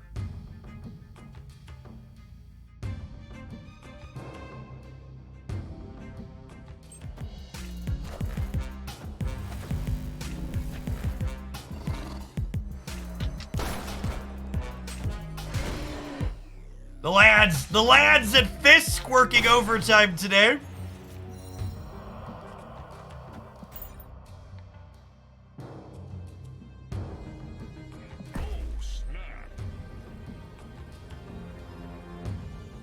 What is Kitty Pride? Kitty Pride will be returned when we get the patch later this month.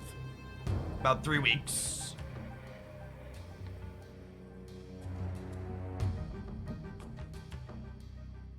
Oh, I technically need arrow boosters too. I really want to split her and get rid of this ugly green flare. So, deck has a lot of cards I want to split.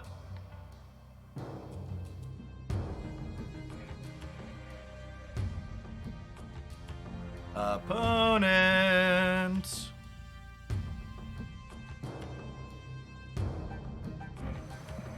That's a quality vision. I like the rainbow flare. Rainbow tone flare on him. What was that second card? We'll never know. We'll never know, chat.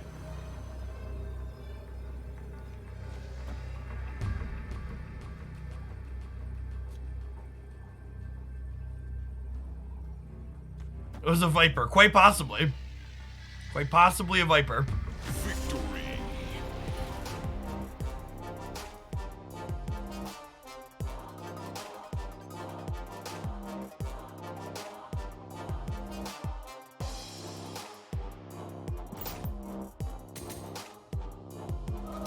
Stegron boosters too, technically. How many boosters does my arrow have? Is she at the 2x likelihood?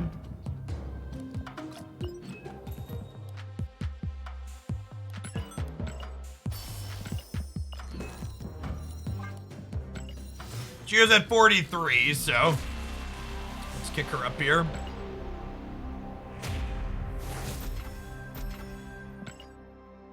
Steg could be interesting in normal junk. So the problem with Steg in a deck like the junk deck is you're filling your opponent's board up.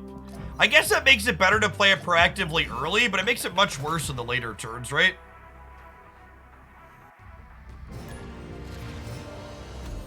I guess it might be okay if you're playing it on like 4 consistently.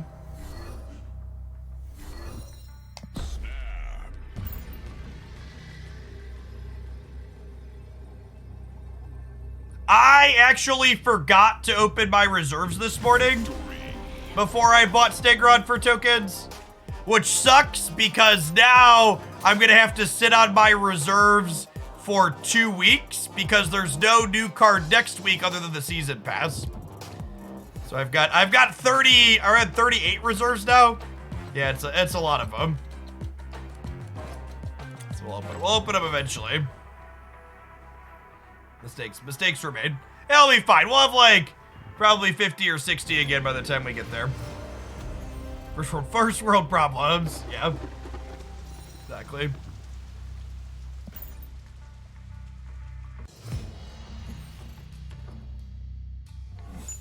Yeah, too excited. It's more like I opened my app at like my toddler woke me up at 5 after 5 this morning.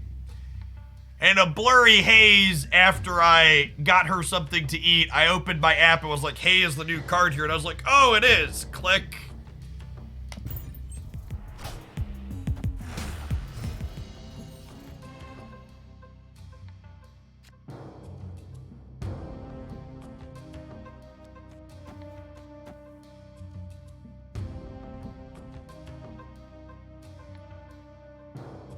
I want Jeff to get bigger. It could be right to move Jeff this turn. Maybe it is right to move Jeff this turn. If I move Jeff this turn, I can Lizard, Miles, and Agent 13 next turn.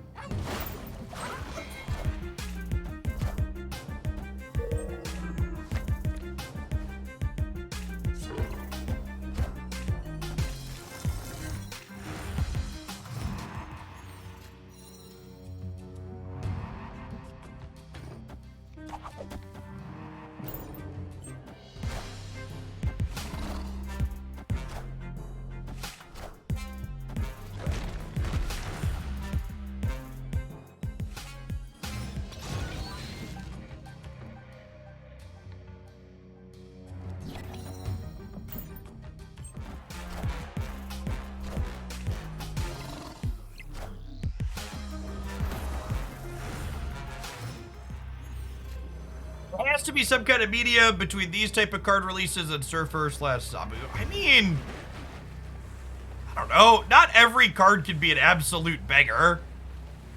Maybe Stegron could have been like a 4/6, but I actually think his power level is probably in a pretty good spot. I'm gonna play Big Orca here. Play for all 3 locations. Let's go. Another Kang gamer? Agatha, sure. Victory. A good card once in a while. I mean, Jeff, they just released Jeff last week. Also, like, if you look at the releases that are coming in May, I think most of them, like Howard the Duck is probably the worst of them, and it's still a pretty interesting card. Looking at the releases in June, I think that's also true.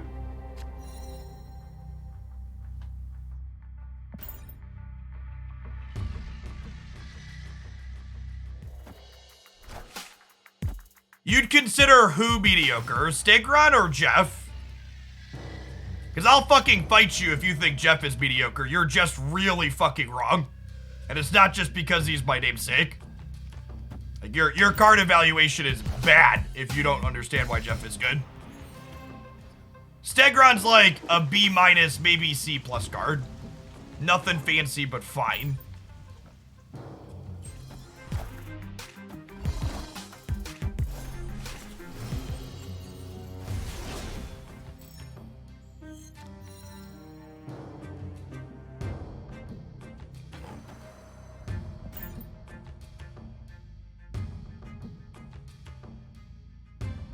People telling themselves Jeff isn't good feels like someone giving themselves copium why they can't spend 6k tokens on the card. Feels big like I need to talk myself into this card not being okay.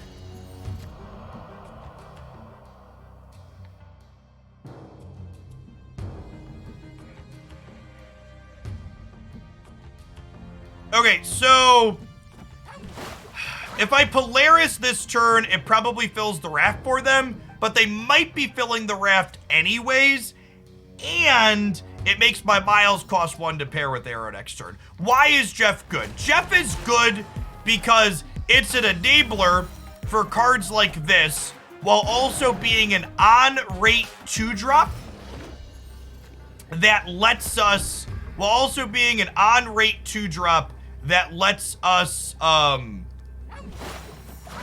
get into hard to reach places like this. This is a card, it doesn't look like it, but this is a card that mitigates location variance. Why am I retreating? My Arrow's gonna pull their 6-drop into here, and then we win this path, and Jeff wins the center. We lose to exactly Dr. Doom, but otherwise this is great. Yeah, come here, bud. Like, as we're talking about Jeff being fucking insane, like, Victory.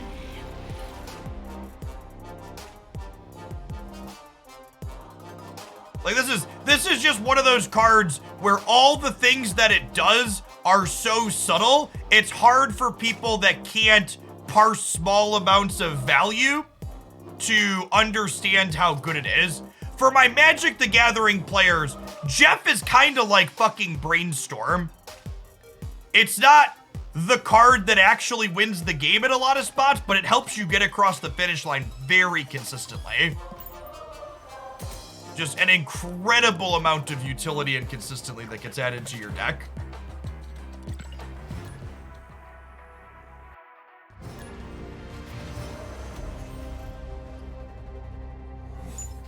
Yes, it doesn't have big numbers, it's not flashy, it's not obvious.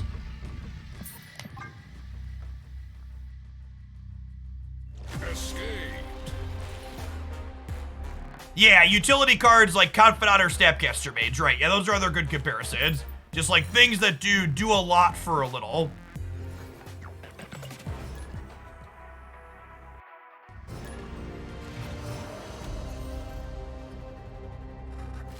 For people that are new to the channel, we don't play Weird World games here post Infinite.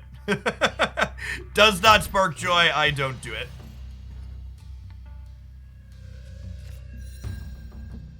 Are we competing for Asgard now? I think we are.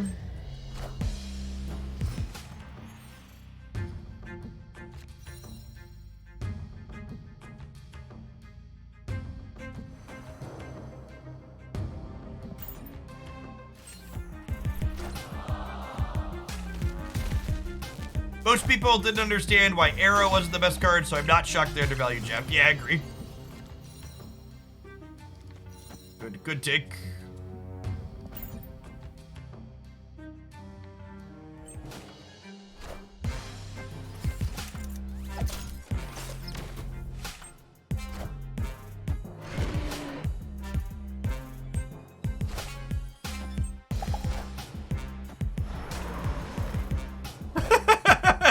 No, wait, come back.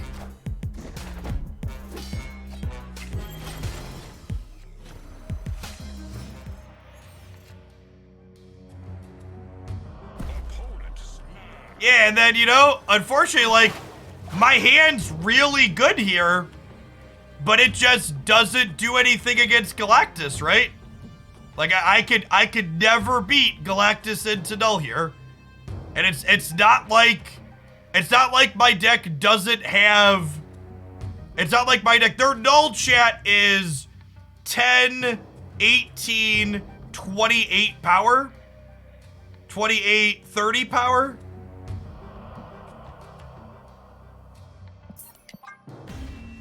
Complete, and it's not like I don't have counter cards in my deck either, right?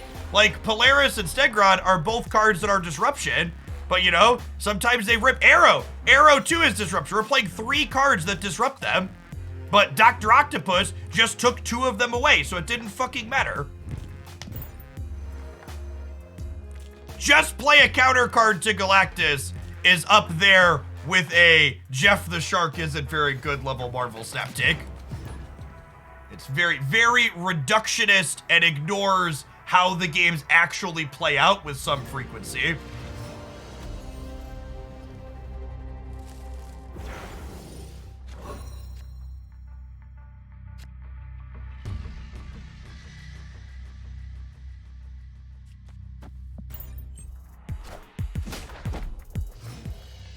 Enchantress doesn't work if you have priority, and Enchantress doesn't work if your opponent just plays death.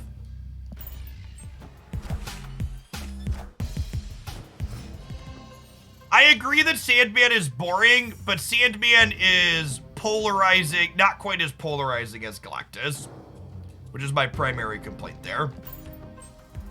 I would concur with you that Sandman tends to be a very boring card though.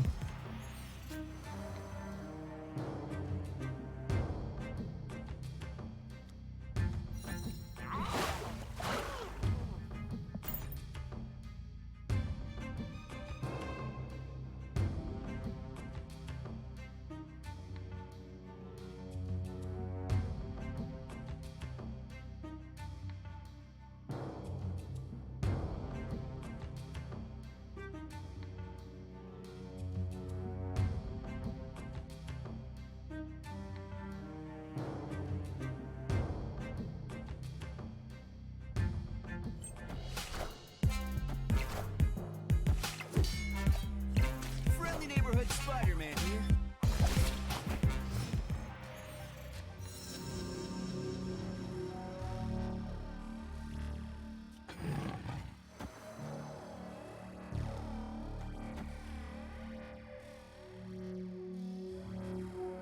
They didn't accelerate at all, right?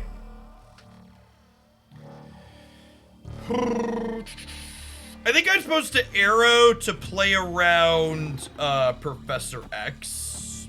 Because they could be a not Galactus deck. They could just be a Daredevil deck.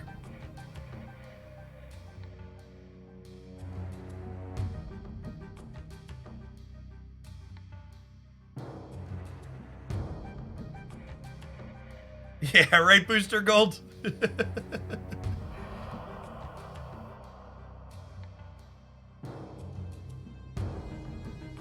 Soy Infido, thanks for the brand new prep. I will say playing this deck today has not only felt reasonable as a Stegron deck, but it's also reminded me that Arrow still feels like a pretty reasonable Marvel Snap card.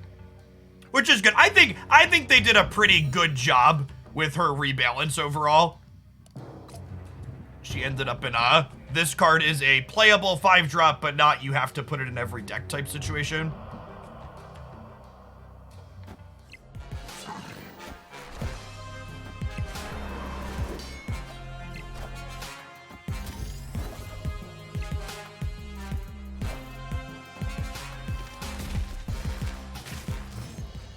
Okay, confirmed Galactus Gamer. We drew Miles, though. So we'll slide Jeff here. We'll play Gamora middle. Opponent snapping me. What beats me here? This is just a Kang snap, right?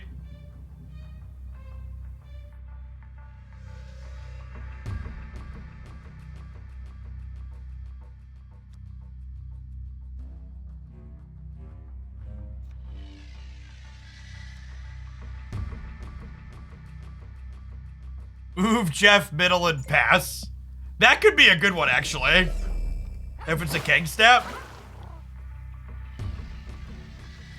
I'm into it.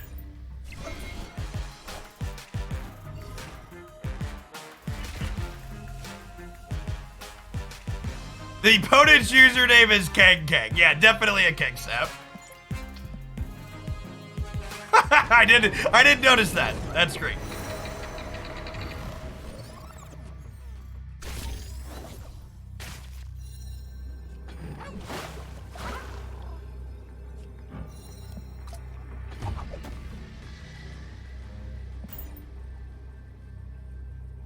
Victory.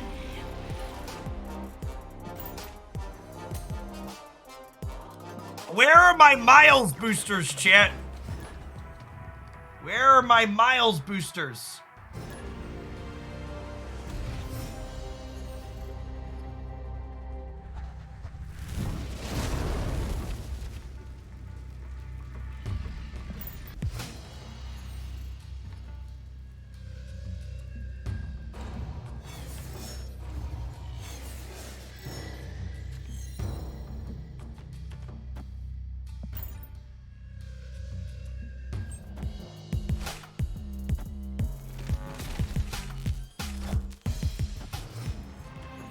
I think it's really unfair to say the big bads make the game worse, because I think Thanos is low-key one of the best cards in Marvel Snaps in terms of design.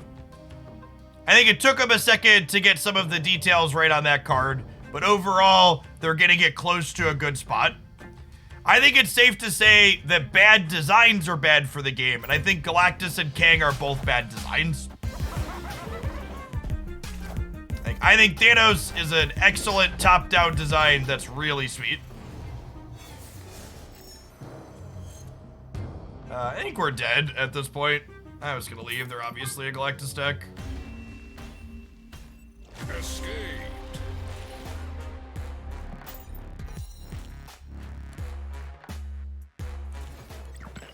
Not our Miles boosters, but boosters we needed at least.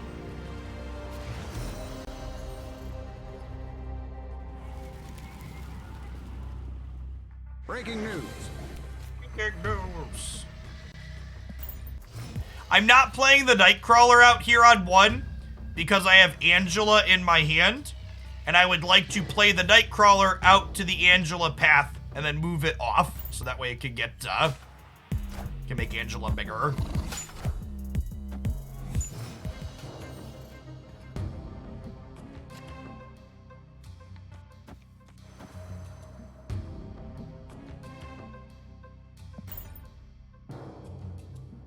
Oh, maybe I should play Angela here, actually, because I'm going to have to play here on 5. Yeah, I should have played Angela here. That was my mistake.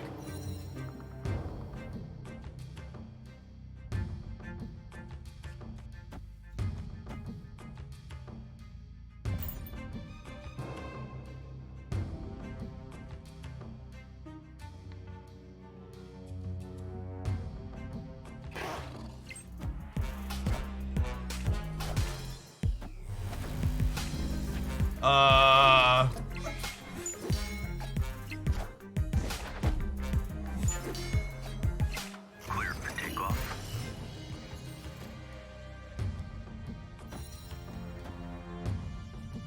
mean, I guess they might be doing nothing this turn, huh? This might just be a pass into... Okay. Got it. This is a She-Hulk Taskmaster.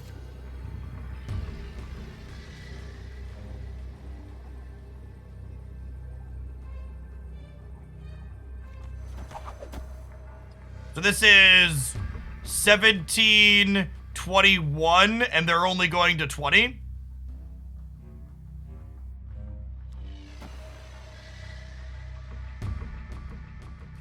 Stegron does not cancel the buff. That's not how that works. Shuri is like rescue. She just counts the location.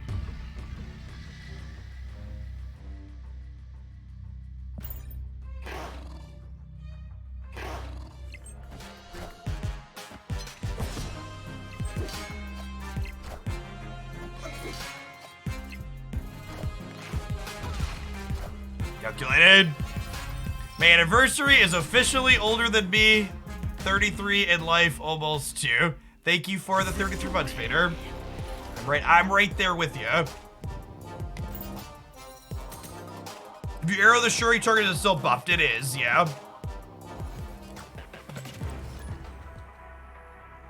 Alright, we've been playing the same Stegron decks. We played like 4 or 5 different decks in the last 4 hours. Anybody have anything spicy Stegron for me?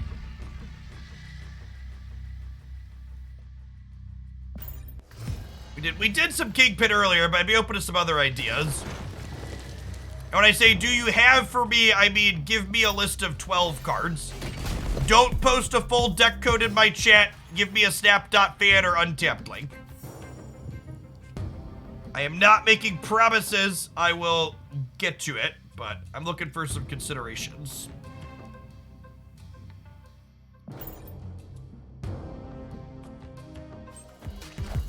Are there 12 dinosaurs and reptiles? Asking the real questions.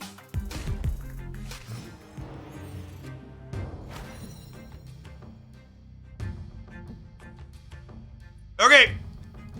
Stegron could hit Galactus into the Dark Dimension.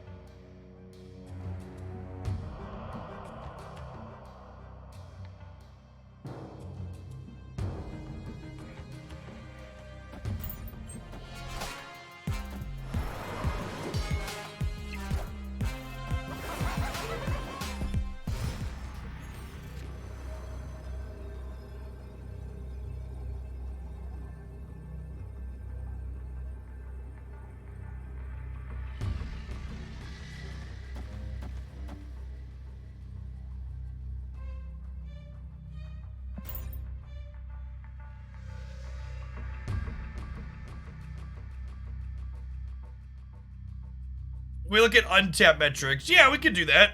We've been like, what? It's been almost 12 hours with the card?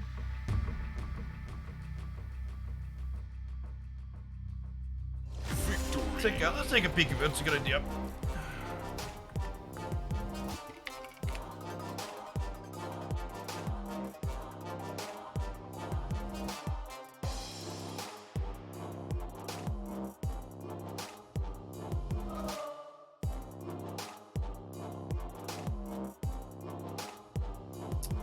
Let's open the bands up to all the ranks, basically. I don't have anything with 100 games or anything with 50 games.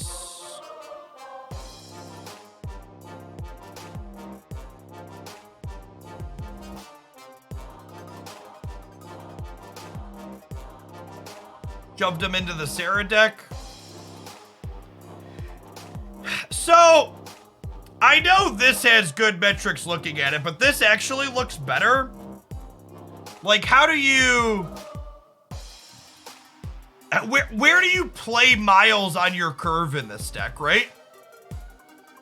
Like, thinking about how your games play out, you can't ever play Miles on 6 for 1. because you played Sarah on 5, right? Which means you didn't Stegron or Polaris to move anything. I guess you could Zabu into Stegron on 3 into Miles on 4. So like if you're not Milesing on 4, you're just not doing anything with it.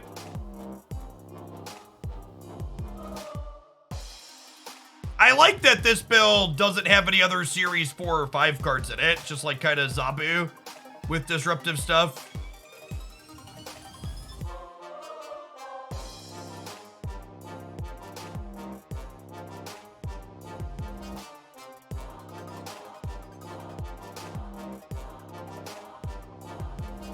This is a deck you can hear coming down the hallway. It's got some clunk in the trunk.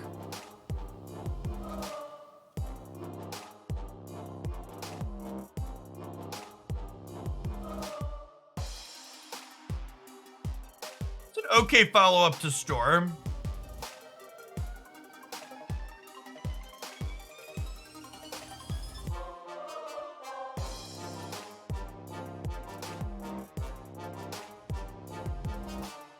This TLSG deck is this one here with awful stats, right?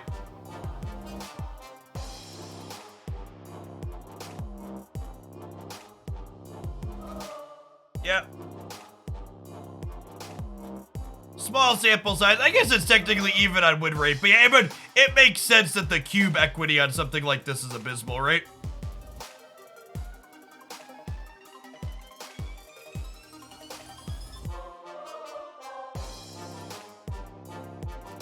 I wonder if the stats look different on this site.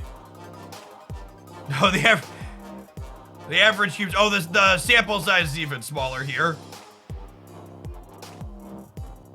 Yeah, I just as someone who's played a lot of these junk archetypes, I just don't envision Stegron solving problems that it has, if that makes sense. Yeah, I don't know what issue the archetype has that you're fixing.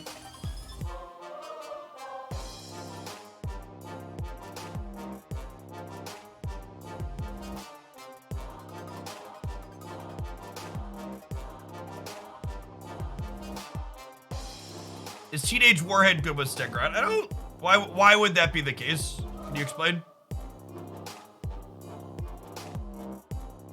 The issue you're fixing at the new card is the deck, yeah. That's what it feels like. All right, let's grab this one here, this Zabu Stegron with the little Miles in it, and see how it goes. Look at this, seems okay.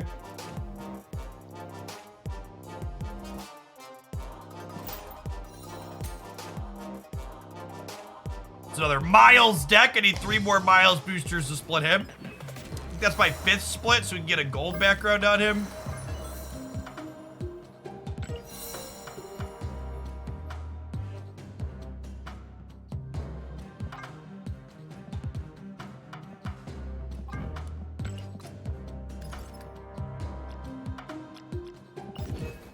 What site do I recommend for decks? I think Untapped has the best data / tracker available. They definitely have the biggest sample size. It's my sickest Kirby Crackle card. I love to show off my Kirby Crackles. I have 2 good ones. This Beast variant, inked with the Gray Crackle. It's even called the Gray variant, which is great. And then my Chavez has gold with gold. I think these are the 2 best splits in the game, in my subjective opinion. I think the gold with gold Crackle and the inked with white Crackle are the two best splits.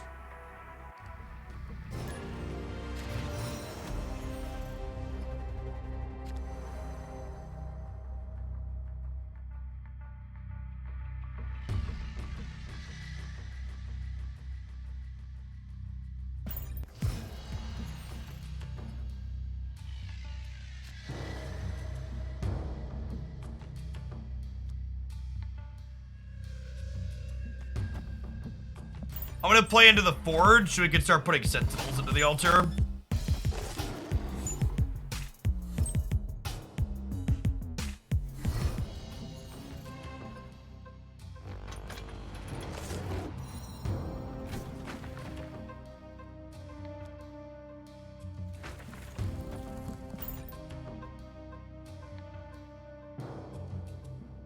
Yeah, getting crackles or border effects in general that are complementary to... So like this one, for example, I have the blue crackle flare here, which is complementary to the card's artwork on top of the gold is great. Hey, thanks, Gyro. Yeah, we went through a few different iterations on the stream overlay, but I'm really happy with the one that we have. Again, it's about the best we could get while we're waiting for the PC widescreen UI.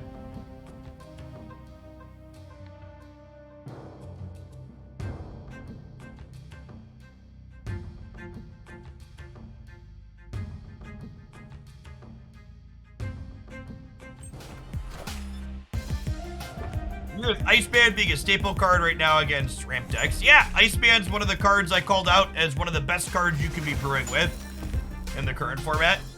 In my format summary last week. Great.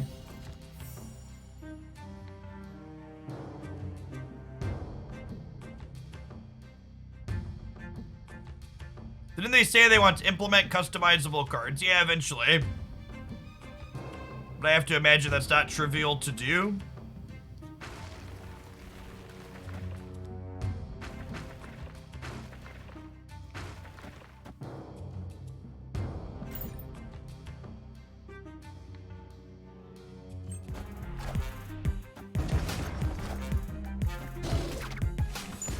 Nah, I decided I didn't want to do that. Is it tough? I think the random things covering my camera on occasion is fine. Endearing, even.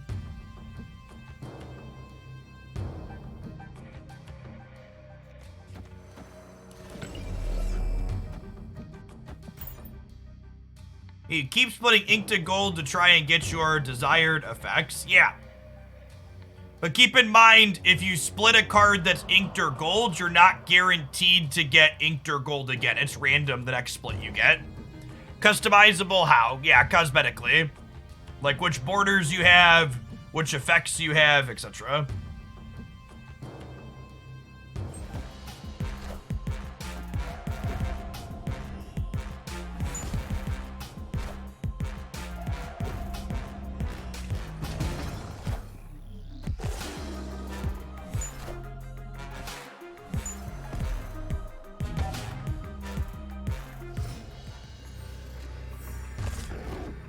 Oh, that was a good draw.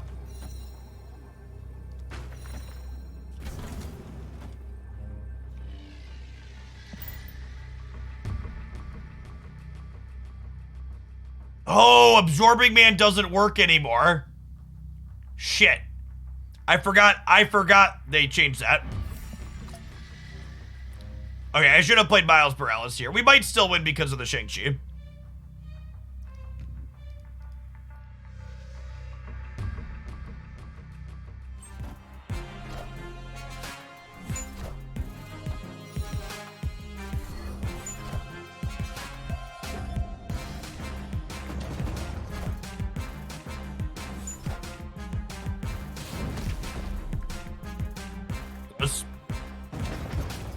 When can you get the Kirby Crackle effect? The Kirby Crackle is the most rare of splits. You can't get it until your 6th split.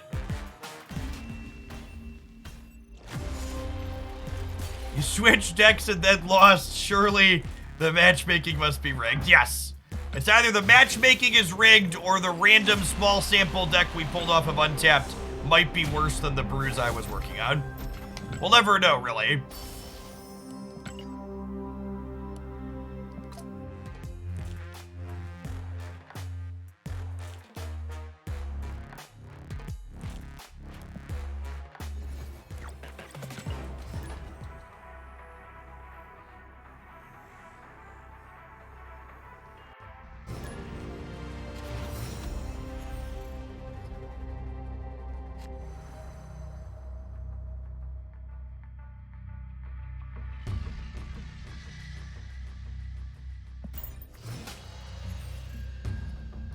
I think Stegron is worth 6k tokens. No card is worth 6k tokens.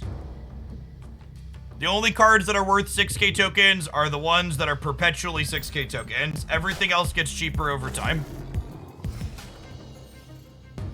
Is this game not dead yet? Every game I have ever streamed on twitch.tv was dead or dying when I streamed it. Games that are alive don't exist. They are a fucking lie. When someone tells you that a game is dead or dying, what they're actually saying to you is, I like this game, or what? Sorry. What someone's typically telling you when they say a game is dead or dying is, I no longer enjoy playing this game, but I feel pot committed to it. So unless I tell myself that the game is dead or dying, I won't be able to stop playing this thing that no longer sparks joy for me. Hey, Adam, step into my fucking office here for a second, will you?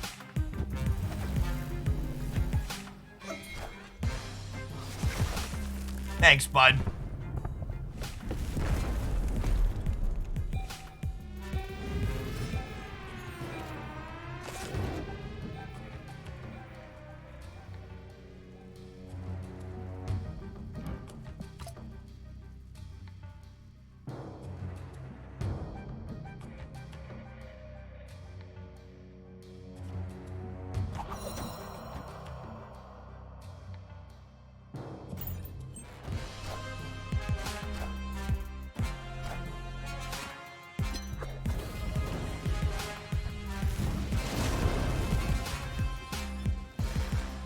Even TF2 isn't dead yet. No joke.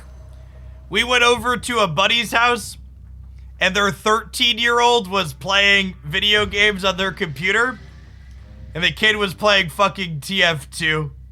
And I just could not help cracking up. Just like, LOL. What's my least favorite location? New York.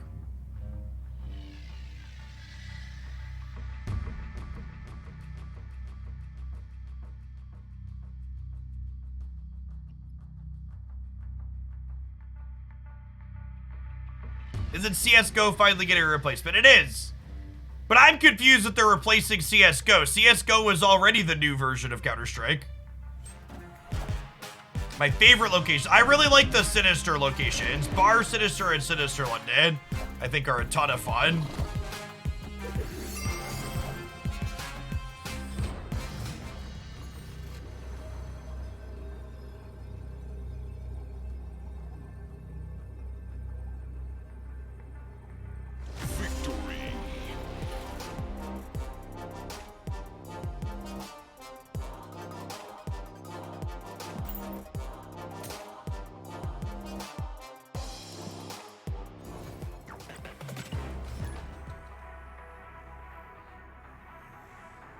Thanks everybody for hanging out today. My little Twitch tracker says we've had about 60 new followers. Appreciate people stopping by and decided you enjoyed the vibe of the channel and want to come back again.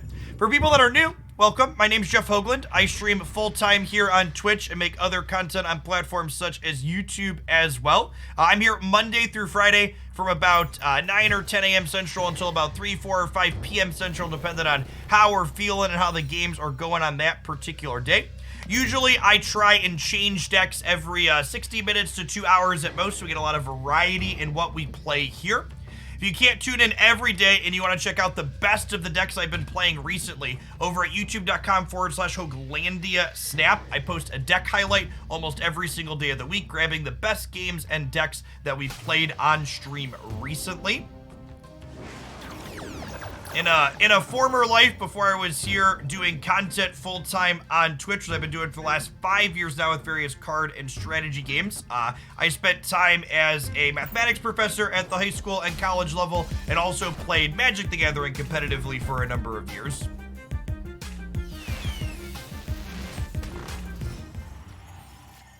Yeah, if you head over to that YouTube channel I just referenced, I have a review of all of the May cards, including High Evolutionary up there already. Do I ever change my avatar? No, I settled on the Punisher avatar because people started copying my username. The Punisher avatar was an exclusive closed beta avatar that hasn't rerun yet, so if you run into a Jeff Hoagland and they don't have a sick amount of variants and inked and gold splits, and they don't have the Punisher avatar, it's a fake.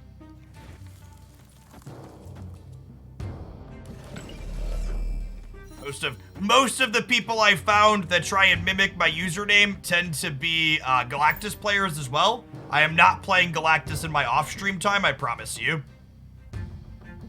Just wondering, why don't you make vertical format content like shorts and TikTok? So, I know I might not look it, but I am actually over the age of 30, which unfortunately means it's illegal for me to make vertical content video format. And while I think there is an opportunity that I could potentially expand the content that I do with those platforms, I'm not willing to go to jail for it.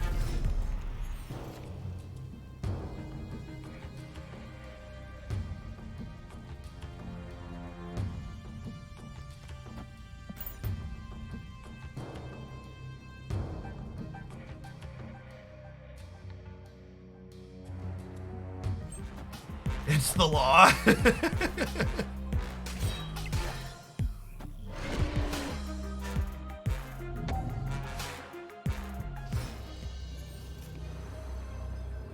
The slightly less sarcastic answer is that I do everything that I do for my content myself personally. I don't have like an editor or other people working behind the scenes doing content stuff for me. So expanding into those other places would just like take a lot of extra work on my part, which would take time away from my family and stuff, which I just don't want to do. I know that it's capitalism and I can always theoretically make more money, but I make a comfortable living doing what I do and I don't really feel the strong desire to expand and make the line go up endlessly.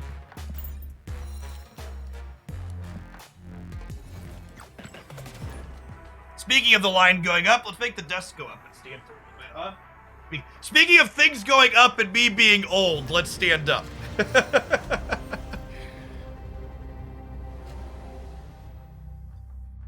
I also just don't particularly find joy in like the editing and like managing other social media parts of my job.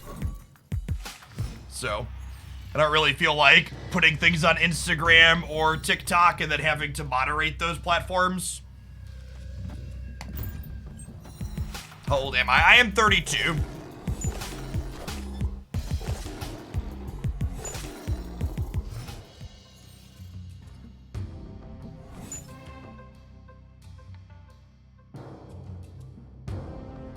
All right.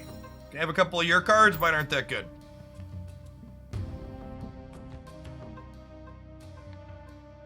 What's your shoe size, your mother's maiden name, and the hospital at which you were born?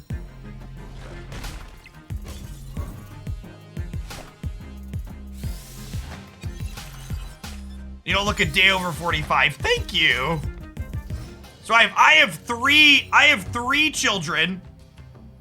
And for those of you who aren't parents, you should be aware that every child you have adds a minimum of 5 years to your life.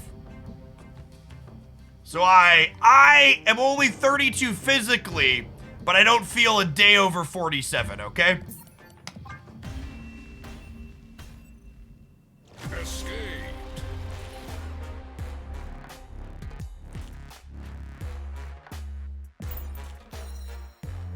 So I was a college professor at roughly the age of 27. I finished my graduate degree at 21, actually, and started teaching shortly after that.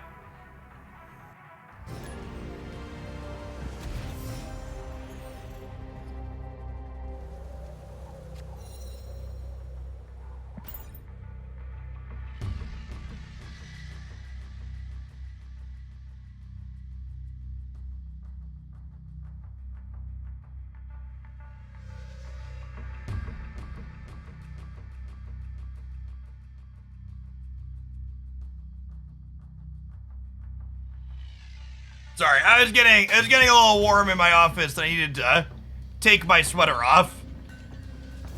And remember, chat, if you want the camera to stay on while the sweater comes off, make sure you tier 3 subscribe and check that channel in the subs Discord server.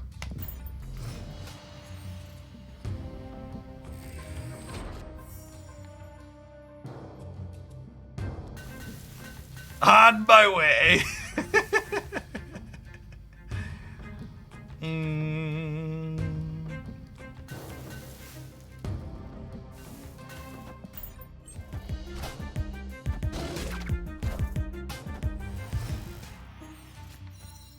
Can I upgrade my subscription? Asking the real questions. I don't know that I'm feeling this deck, chat. It feels kind of clunky and awkward. Kingpin is just like... He's such an awkward card.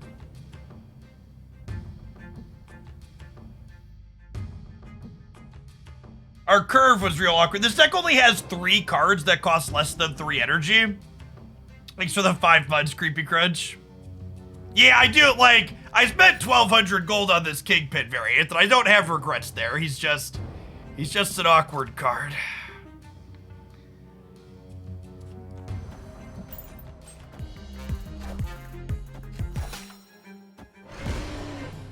Get out of here.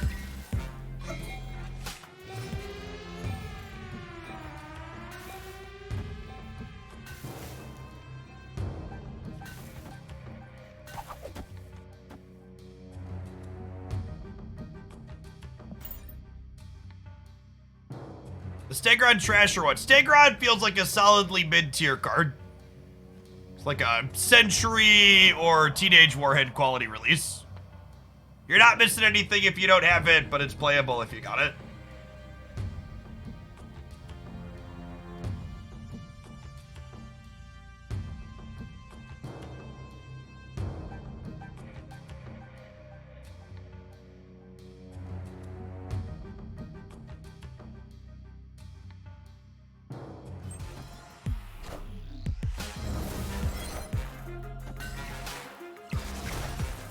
Our Shang-Chi's probably lets us get this in combination with Jug here, huh?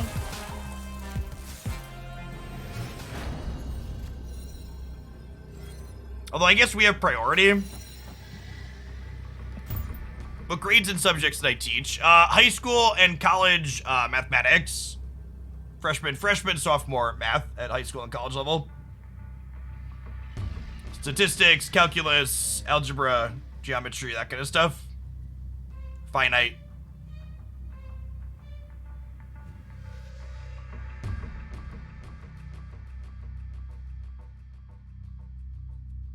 Have you revisited the Cerebro 3 Destroy deck? I haven't. I should make a point to do that, Potato. We're doing all Stegron decks today, but we'll expand back out to do more variety later.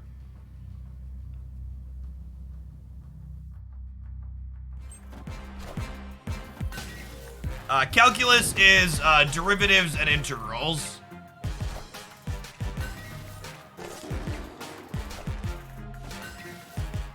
Ooh, got us. GG, opponent. Assume this is a surfer? So close.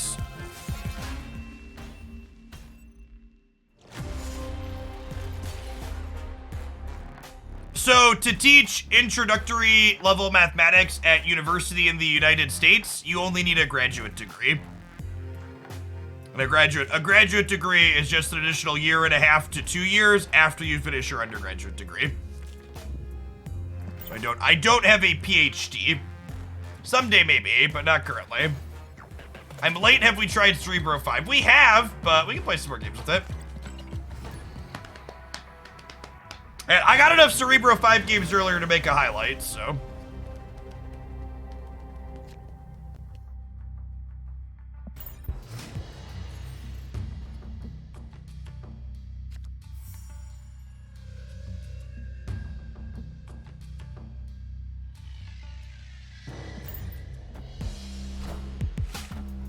You have a PhD in your hearts, yep.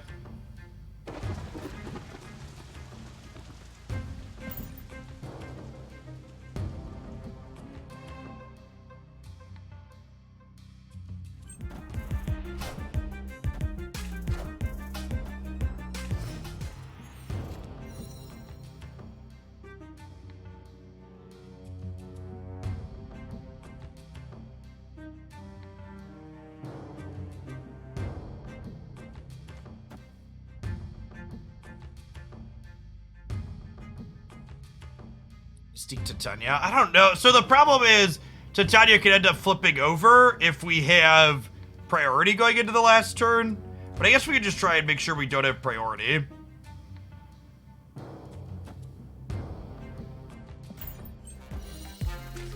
A decent play.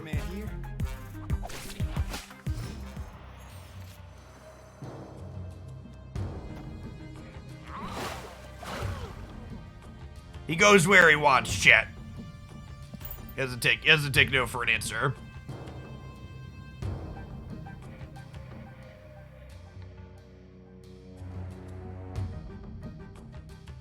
Day 9 signed by TI-83. If we ever meet, will you sign it too? Sure thing.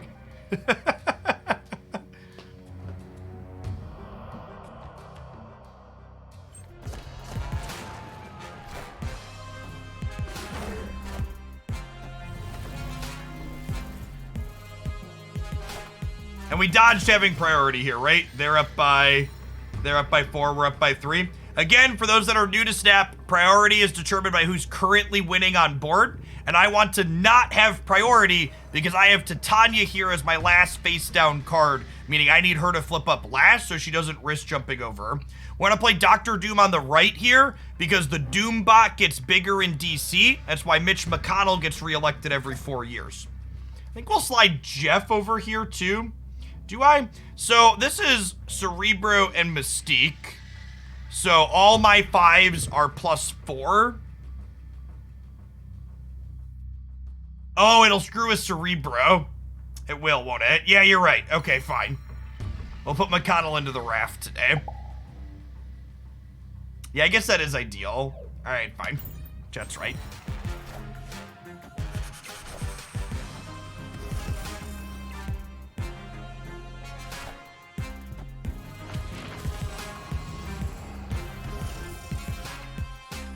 Ah, yes! The Luke Cage Bast combo deck for Cerebro.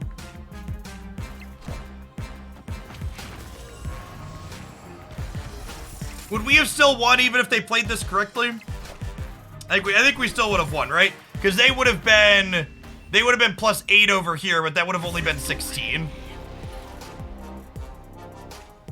I think there is too little incentive to have priority in Snap. I think most decks want to be playing out to the board anyways, and Galactus tends to be an incentive to have priority. We've asserted our dominance as the superior Cerebro deck. Woo! Miles split!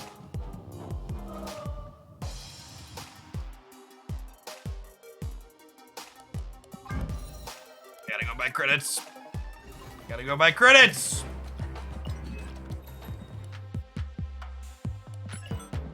Hit me, bro. I can stop buying credits whenever I want, chat. Don't judge me. Okay, so we have 1, 2, 3, 4. This is our 5th Miles Morales split.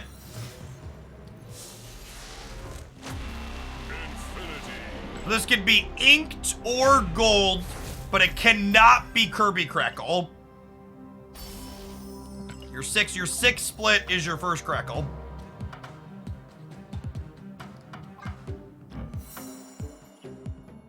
Ah, the purple looks decent too. I think the purple looks decent on most eggs. Attaboy, attaboy. Ink finish, purple Stardust. We'll take those.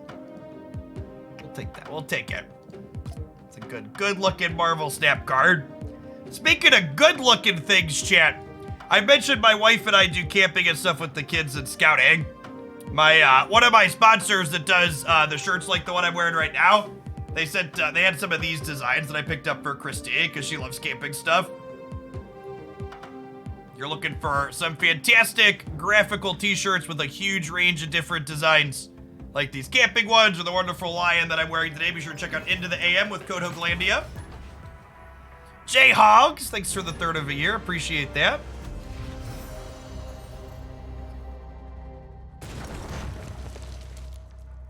What's the most you've split something before you hit inked or gold? Viper was my white whale for a little while. It took us 13 splits to get Viper her first inked or gold.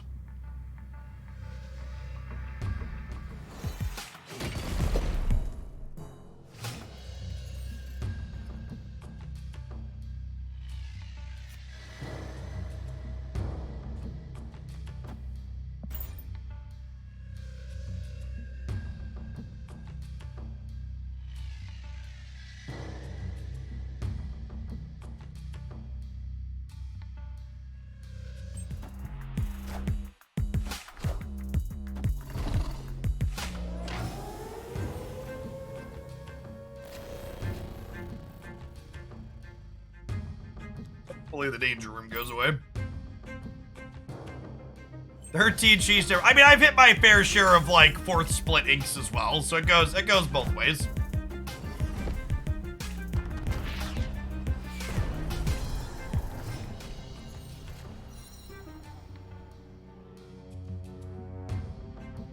Only have one inked after starting in January. I didn't hit my first inked until I was collection level 9,000 almost.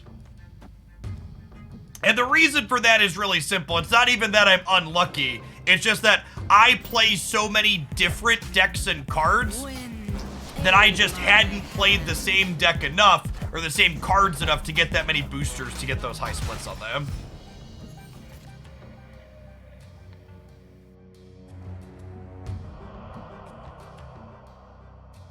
That's also true too. You couldn't get ink splits in the closed beta, is accurate.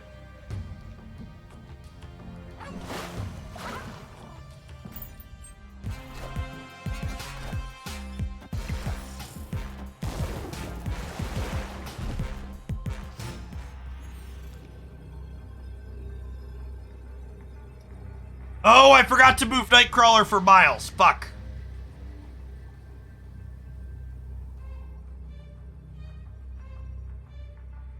Well, shoot. I should have 14 power here, and instead I have 7.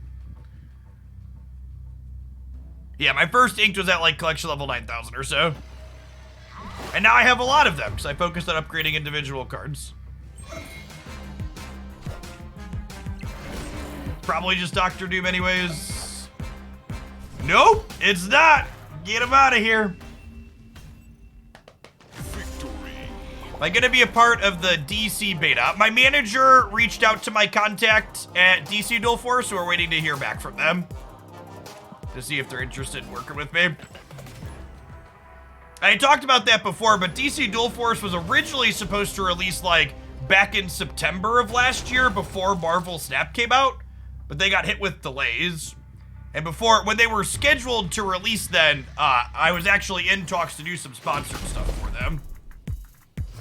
So hopefully, when they're ready, they'll work with me again. I'm not really a huge comic book person before getting into Snap stuff. I like watched both DC and Marvel movies, and obviously the MCU is a lot more cohesive than DC stuff. And like random Saturday morning cartoons and things, but no particular allegiance to anything card gamey. I think that was mostly a harmless question, sporadic. The person that said my manager is my wife. No, I have an actual manager, which I know might be confusing because I talked about earlier that I do all my editing myself, but having someone that understands how to negotiate deals on sponsored content has a lot of value, and you leave a lot of money on the table as a content creator if you don't have someone that knows their way around that.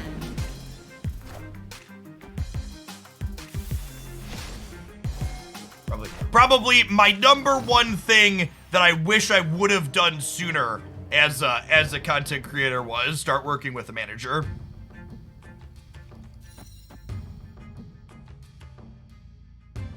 Unfortunately, Reality Bites and Stark Tower is gonna mess up our Cerebro, so I can't play that now.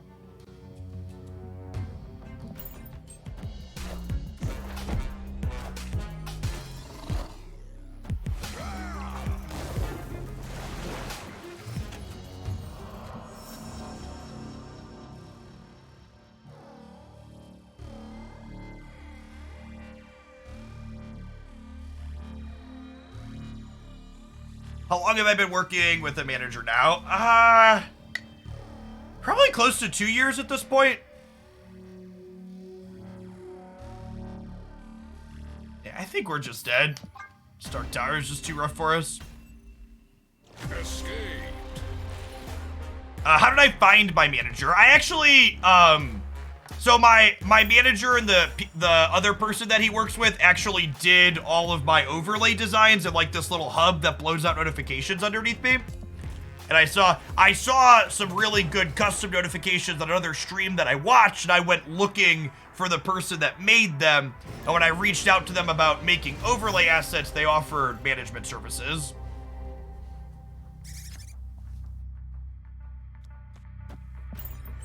as a part of it.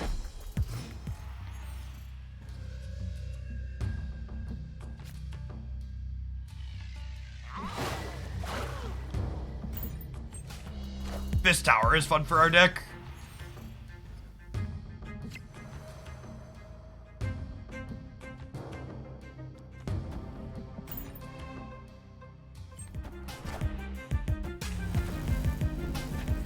Although I guess taking that squirrel's not even necessarily good, huh?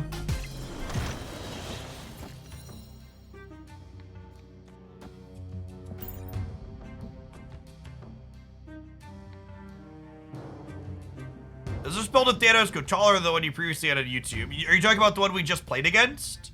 The Spectrum build definitely puts out bigger numbers than the Control Thanos does. Is accurate.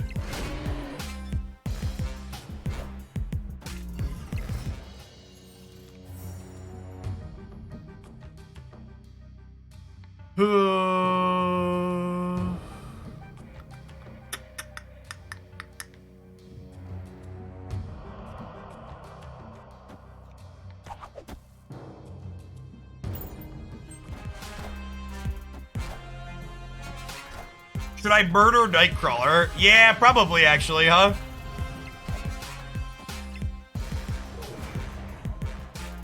You're right, I should have murdered Nightcrawler. I think we're also just dead here. Alright, I gotta go back to playing the Gamora build. That's felt like the best Stegron deck we've played. I also want Gamora boosters. Looks like the 2 p.m. rollover just happened. If you're waiting for something in your shop, it's gonna need to log in and check it out.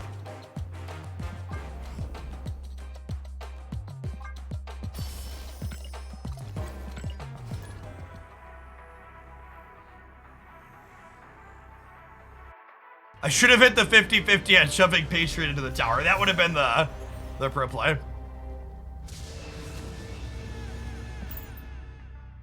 It's the 3 p.m. rollover. How dare you? Yep.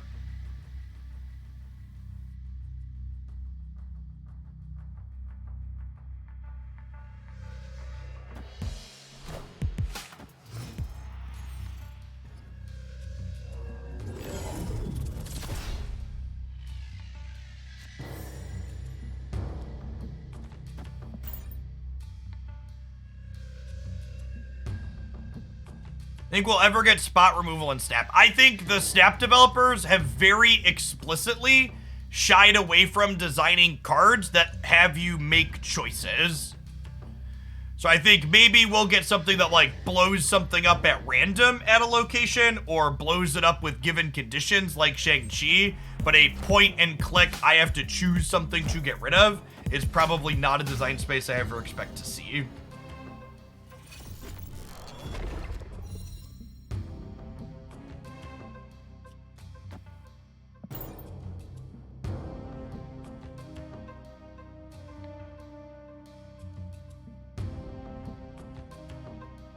And that not wanting people to like make choices with the cards as they play them out helps keep the pacing of the game faster, I would assume, is a big part of it.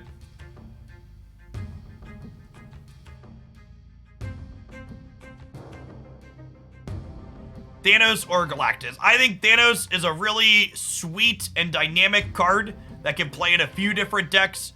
I think Galactus is literally one of the most mind-numbing binary dry experiences you can have in Marvel Snap. That being said, some people really fucking love Galactus, and if you're one of those people, that's probably the best card for you to pick up. Gotta decide who you are.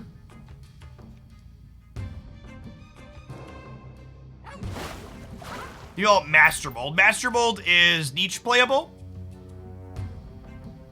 It is fine inside of Ronin decks. It doesn't really see play outside of that. Yeah, it's not, Master Mold is not a good disruptive card. It is strictly a Ronin enabler.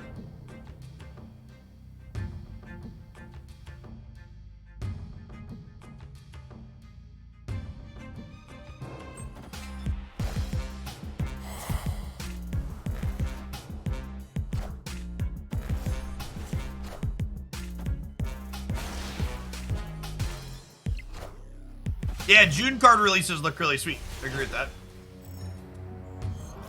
Agree.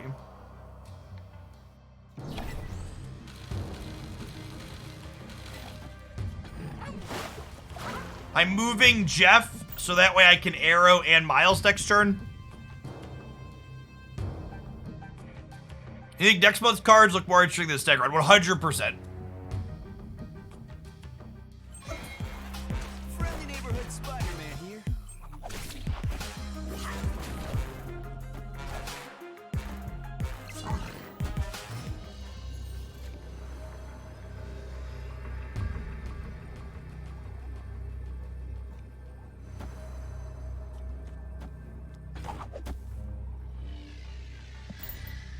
This could go either way.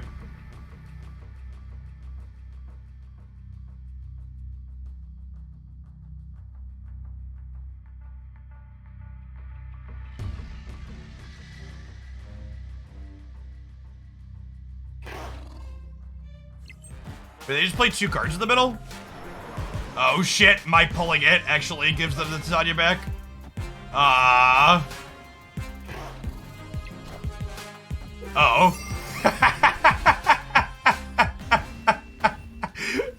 Arrow is so much fun.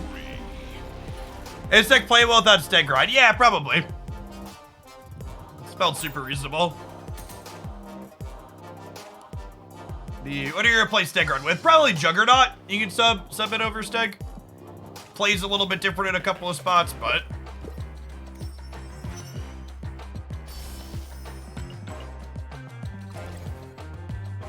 this is definitely the best Craven deck I've played in a little bit. We're finally hitting like this critical mass of things that like incidentally move around and get him up to like 6 consistently in a lot of these games. Ooh, Shuri's Lab is so good with our like visions and Jeffs and stuff.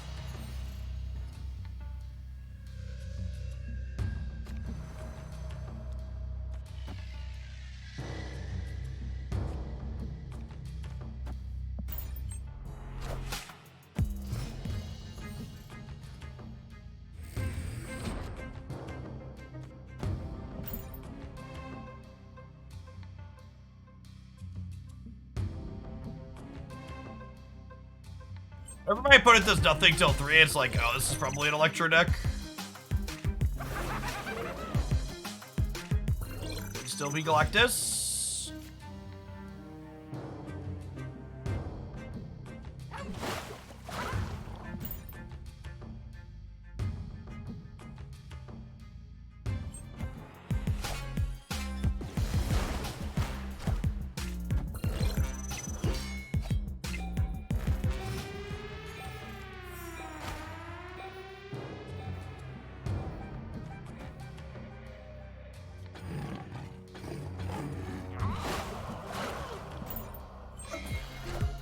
I moved Jeff here because just in case they weren't Galactus and they played to the right, I wanted to make sure that my spot Miles Morales cost 1 this turn. So we'll go Stegron here and then Miles here and hope that that's enough.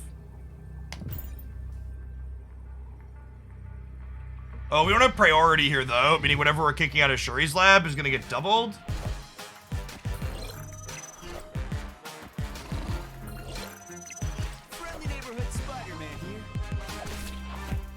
All right, 1 and 3, right?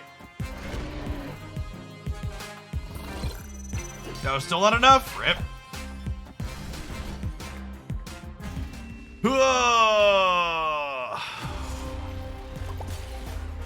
See, chat? You just play Arrow or Stegron or what's her name, and then you beat Galactus every time. You just put the counter in your deck, and then they can't win.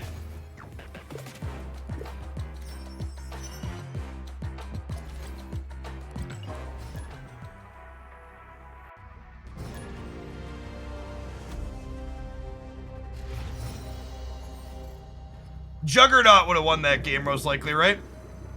Am I ever gonna stop complaining about Galactus? Nope. And I'm never gonna stop banning shitters like you that come into my stream and try and fucking police the things that I talk about.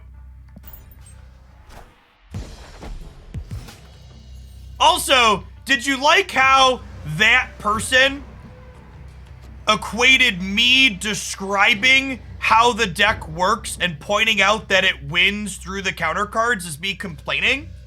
Maybe if you ascribe me pointing out reality to complaining, it's you acknowledging the fact that there's a problem with the reality.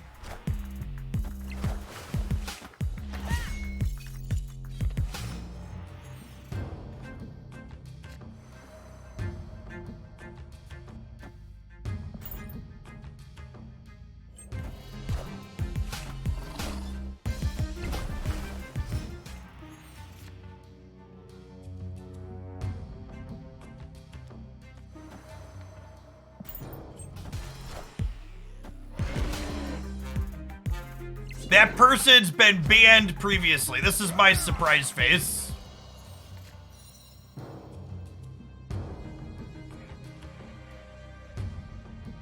Oh, and look at that. Last time they were banned, it was for making rude comments about my speech patterns. Funny how people that are an asshole one way tend to be an asshole frequently in other ways too. Weird how that works.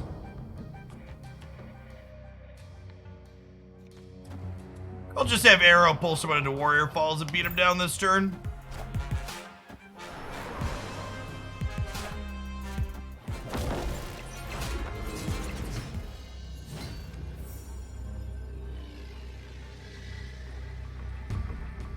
How can you previously tell what they were banned for? Because you could look up users and make notes.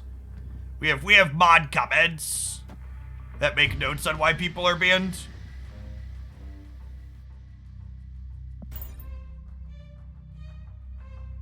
You think there's another card coming that's going to be more worth it than Teenage Warhead? I mean, Teenage Warhead I think is pretty poorly positioned at the moment.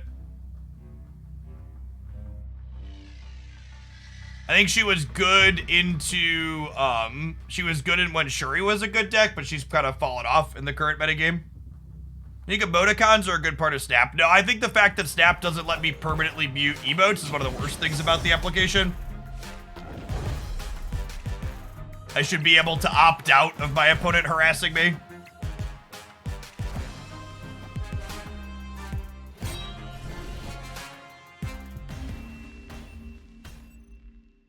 Victory.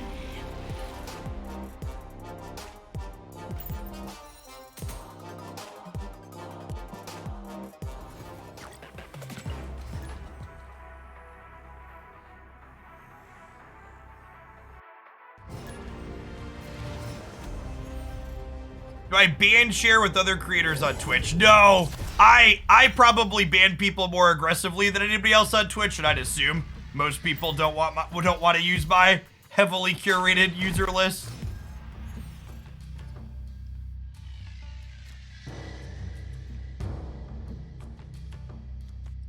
Put Craven here, I think.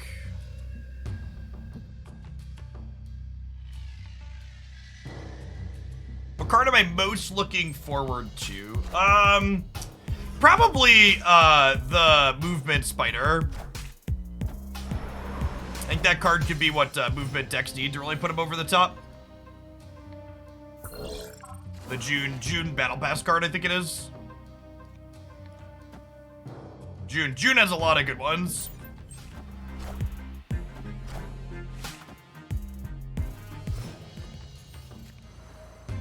Random observation, since the Shuri nerf, I almost never see armor anymore. Yeah, that's accurate.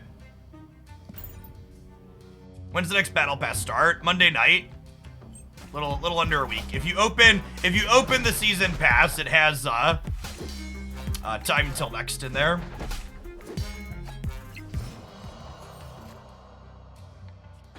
We're gonna move Jeff this turn, so that way if we peel Miles off the top, we can play him next turn.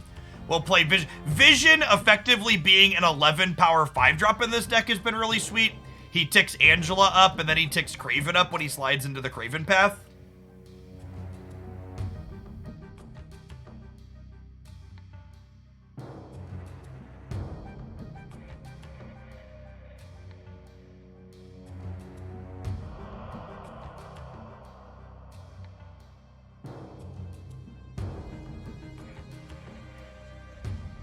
Should they reverse Skull now that Shuri is nerfed? Yeah, probably. I honestly wouldn't be surprised to see Red Skull in the OTA updates on.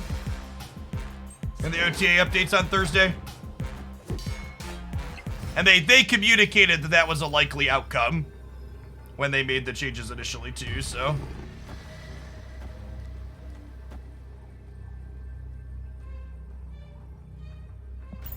Alright, hope Stegron kicks the right one.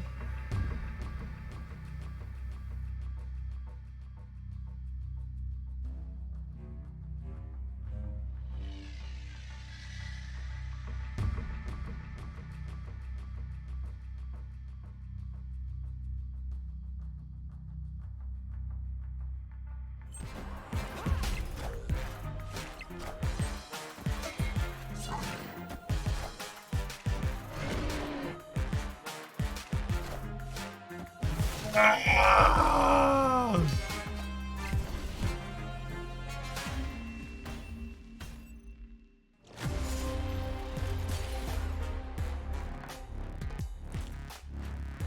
Which card did I take out to put Stegron in this deck? I built this deck from an empty deck editor.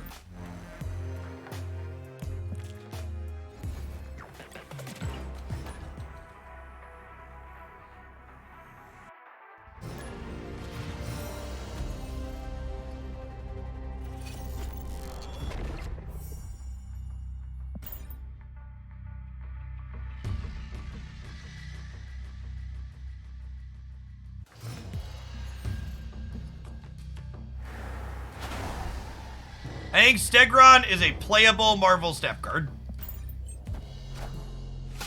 I think it's also a card that you're not really missing anything if you don't have it. You should probably wait until it drops to consider picking it up. Call me Mr. Newbers. Thanks for the half a year. Welcome back. Wind, aid my hand.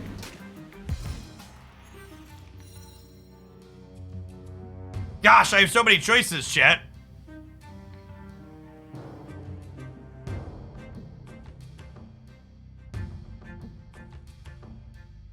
Can I just Stegron the flooding? I don't know that I want to do that. I think I just want to Polaris pull Morbius and go from there.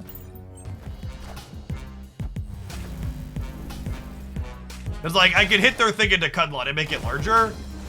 Yeah, and I'd rather. I think we're just like pretty happy punting the flooding here. We'll move Jeff, we'll drop Vision, and then I have Arrow Miles or Stegron Miles next turn.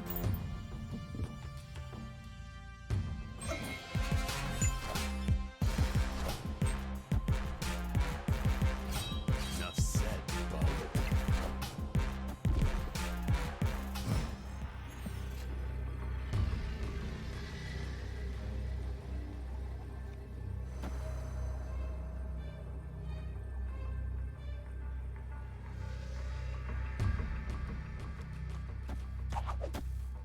This is 9, 14, 19 here.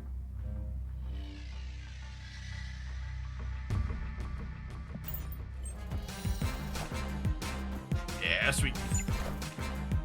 Here, bud.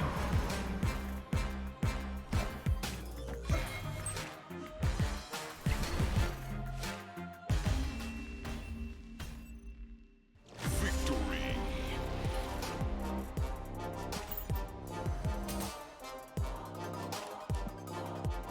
Gamora, working back up towards her next Splitsy.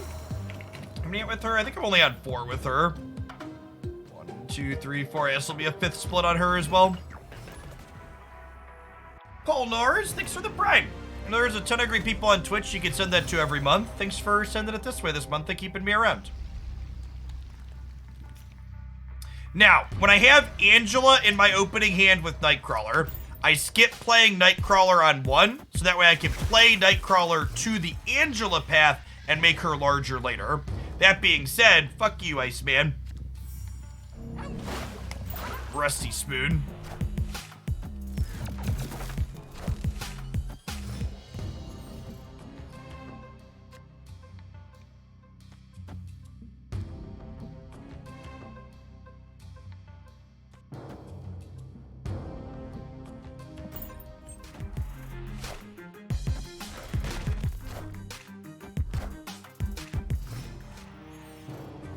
Hey mods, can we please report the LOL ban 6969420 for ban evasion?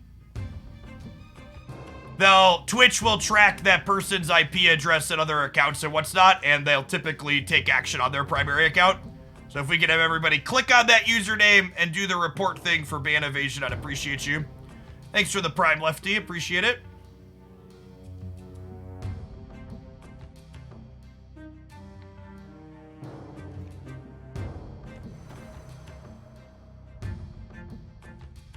Generally speaking, when somebody does something as pathetic as making another account to avoid a ban on a channel like this and post other hateful messages, usually it means their life is in a pretty terrible spot.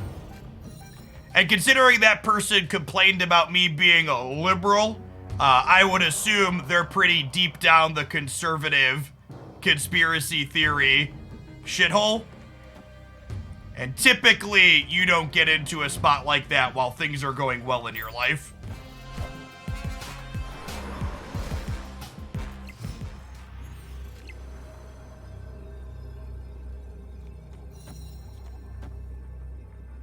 This one could go either way.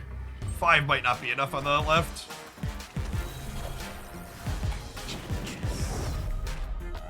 Oh, we're gonna lose the breaker, aren't we? Close.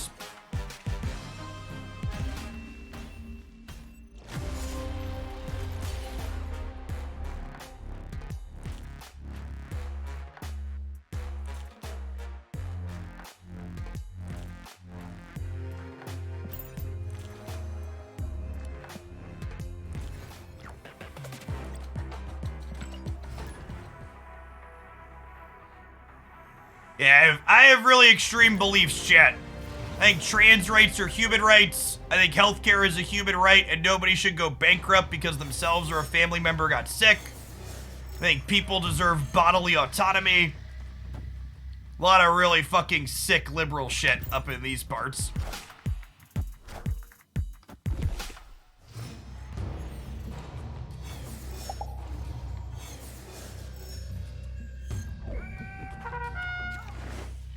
Reported. As you will. Whatever you feel is necessary. Next, you're gonna tell me you think science is real. It's scary around these parts.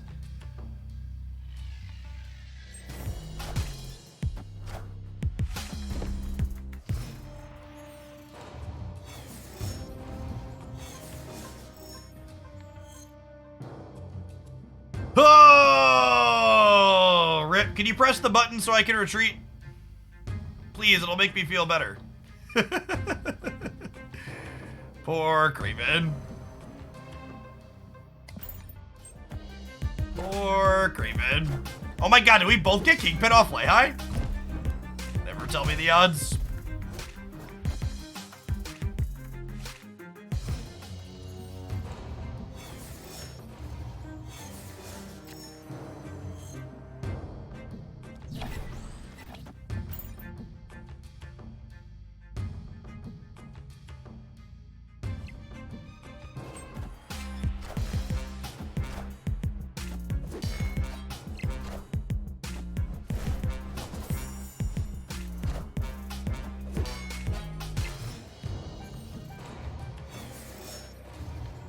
As long as you don't say pixel variants are good looking. Did you see the note? They communicated that there are currently no new plans to continue pumping out pixel variants.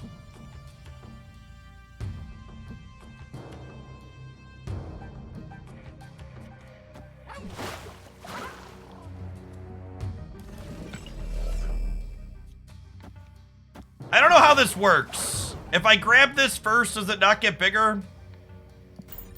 Let's find out. Science. No, he's not the Angela for getting bigger, at least.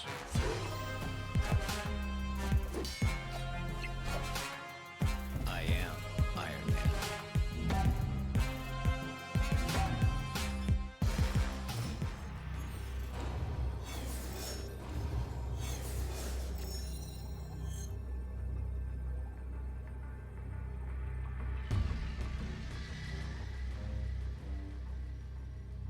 So they, for clarity's sake on the pixels, they didn't say they were never doing pixels again.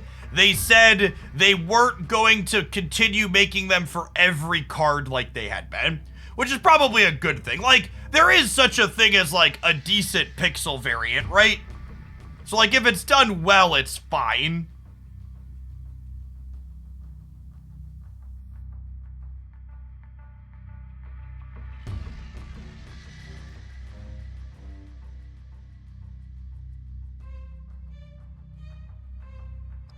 I think we're supposed to bail out of Oscorp Tower and just, like, do this. This puts us to 1215 over here, and it gives us a metric ton in the middle. Maybe I don't need a metric ton in the middle. Is this enough? I'm moving Jeff out of the middle, which means I'm going down to 17, then up to 19, then up to 24. Yeah, I bet Miles is enough in the middle. And a Gamora on the left. Yeah, I think they're a Hitmonkey deck, right? I think there's a chance they need a lot of stats here on the left.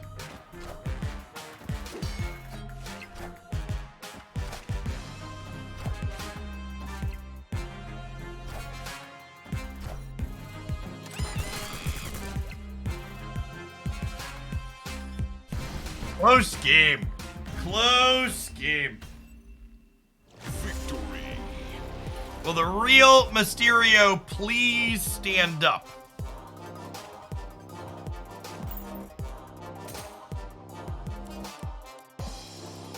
Alright, chat. We're not taking regularly scheduled ad breaks, but I am still a human, and we've been streaming for over 5 hours, so I need to take a quick bio break. I'm gonna hit a quick 1-minute ad roll since I'm stepping away anyways. Don't go anywhere. I'm planning to play a couple more hours of Marvel Snap yet today. I appreciate everybody hanging out. BRB.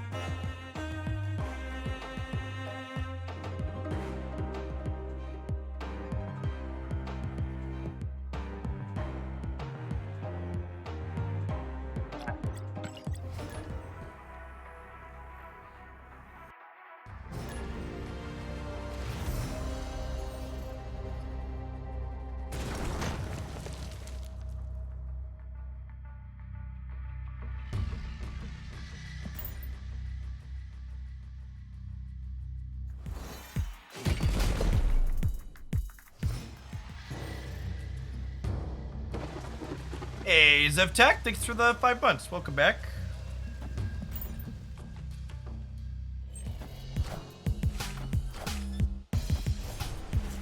AK Man with the 5 sub gifts. It's very generous of you.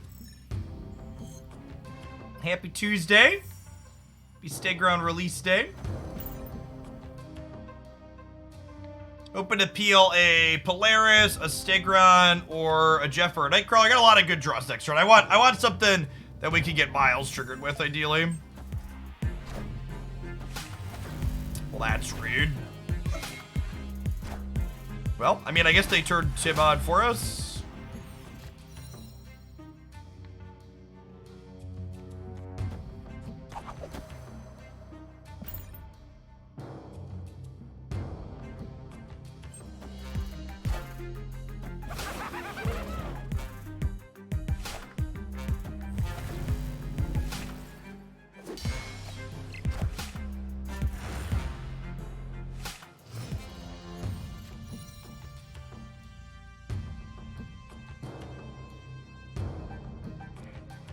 What do we think of doing this? Because it feels like they're the Professor X deck, right?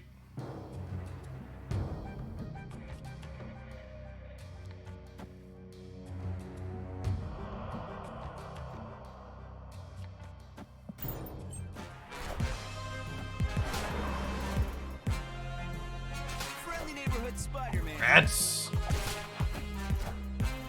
Fished.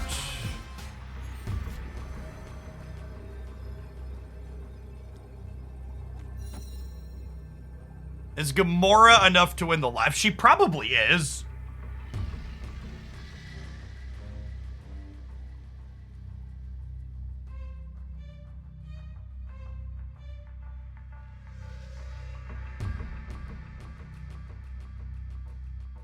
No, we're beating Thanos. The Spider-Man build doesn't usually... I guess they do sometimes play Dino. I have 5 cards in hand.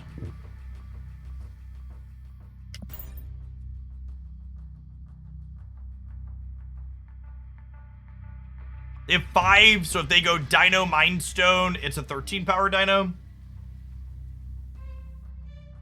We are losing to Dino plus Stone here.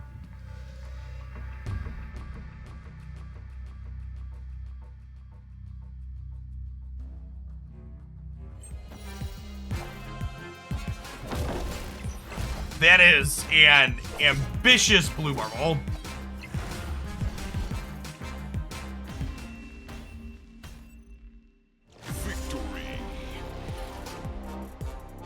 Yeah, I had to stop and think. The control list I recommended was playing Dino. You're right.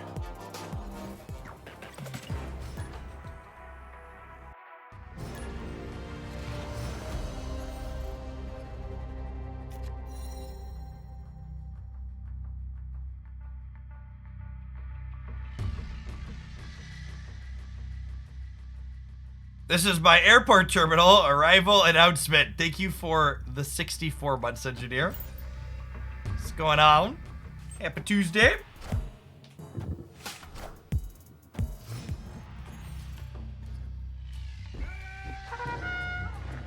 A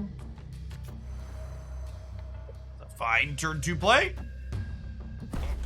Do I think I need the help from Green Goblin inside of Elysium if I'm going to be sliding my movement cards into there? Probably not, actually. Craven's going to get a little bit big, so let's play Green Goblin somewhere else, I think. Thanks, Carrier. Yeah, so what am I into the AM designs?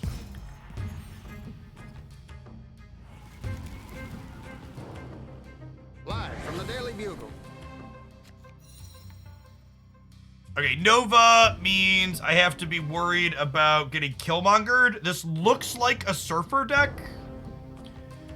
Yeah, and Alex, I was wondering about how that was. I was watching Mogwai fired up Runeterra on stream the other day, and he hit a lot of bots too, because he wasn't Infinity X since he's been playing other things.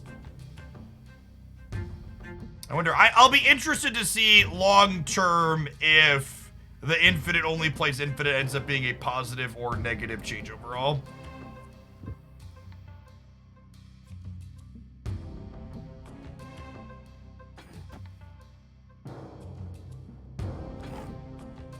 Playing Polaris in the middle.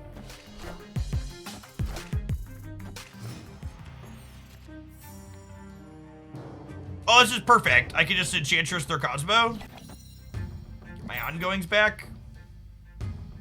You know what? I should probably be moving the Nightcrawler over a little bit more proactively just to fade Killmonger.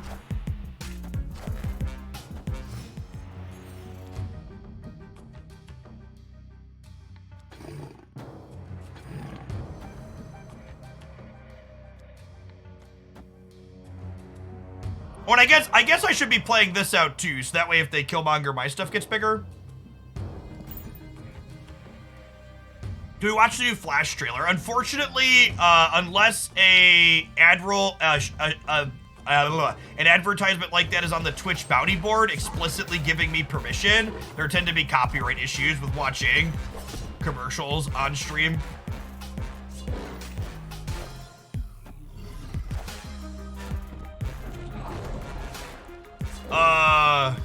Thanks, I think.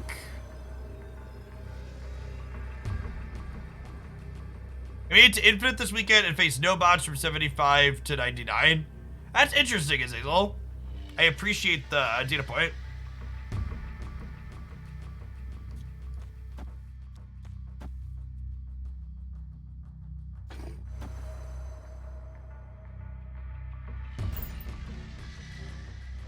They had Agatha deck. No, they're a Surfer deck. The Vision is mine from the Daily Bugle, and the Patriot is off of Can't Play High. Okay, that's good. I'm glad. My matchmaking has been better post changes as well. We could get wrecked by a Shadow King here on our Craven and our Gamora.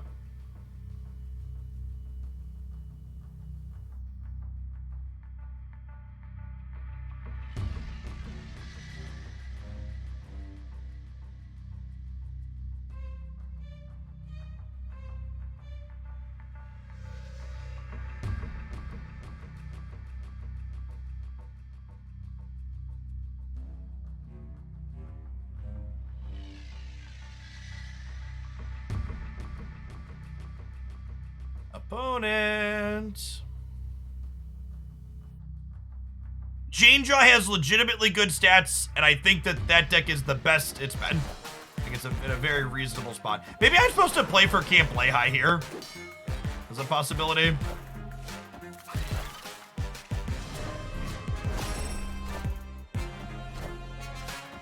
Weird sequencing.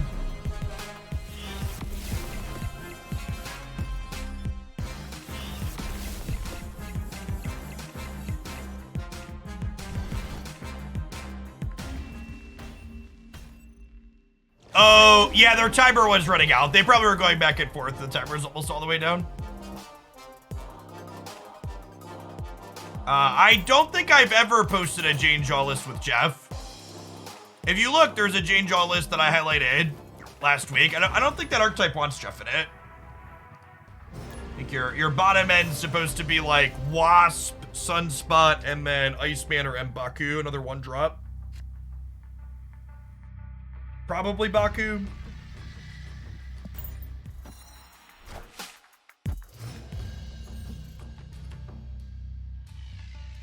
Kitty Pride's probably Sweet and Janejaw. I agree with that.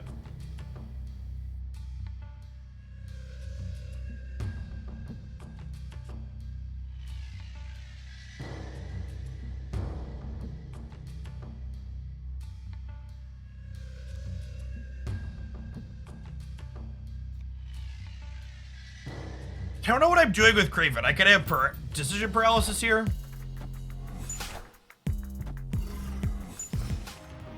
Not the dumb bots that play left. The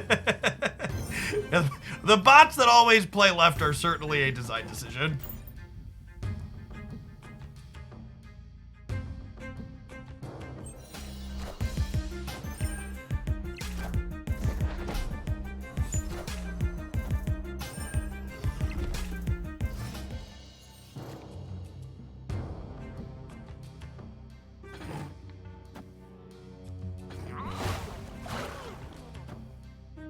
Do I want another Nightcrawler? Maybe? Probably? It can't hurt, right? Famous last words?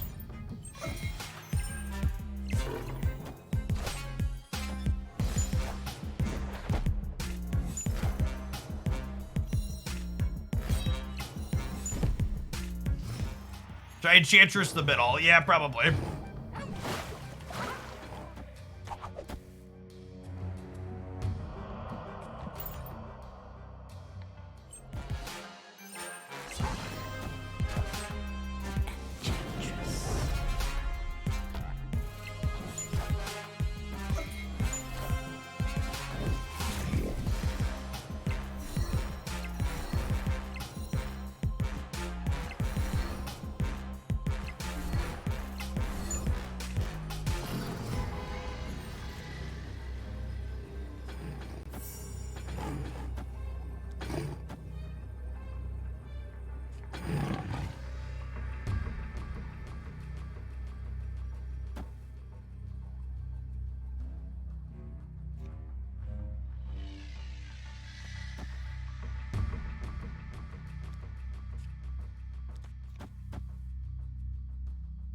They might move Morbius. Yeah, but if they move Morbius, my Cravens are huge on the left, right?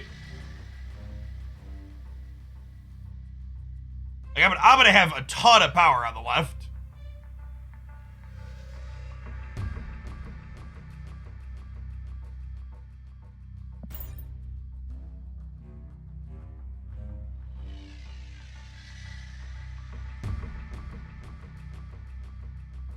Hey, Hawthorne, thanks for the 7 months. Oh, I don't have priorities, so do the Cravens see their stuff move? I actually don't know. They might not, actually. That's fine. I'm willing to trade a cube for that knowledge. This deck seems real. I'd like to learn more Craven interactions. They can go to 30. Oh, that's true. They do have another Modoc.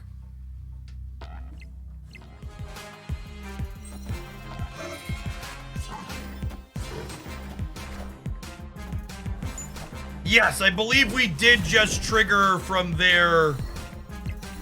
We did just trigger from their moves, because now ours will trigger from our moves on our turn.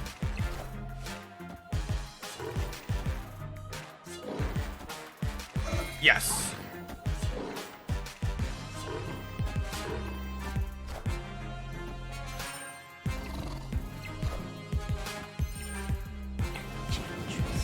How's Stegron meant to be? Solid like C plus B minus card.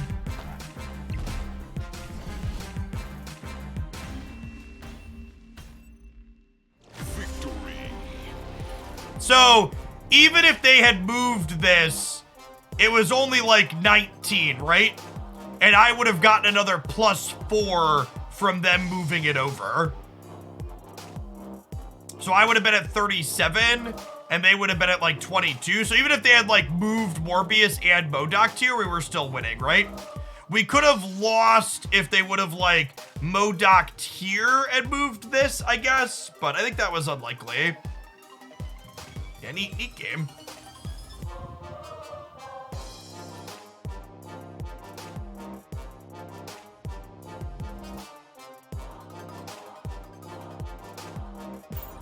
All right, I've seen some people playing Stegron in the Sarah control shell.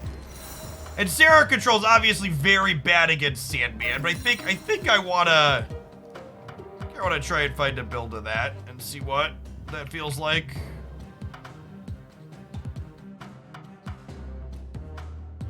I don't like this Miles inclusion, because there's not a good spot to play it on curve.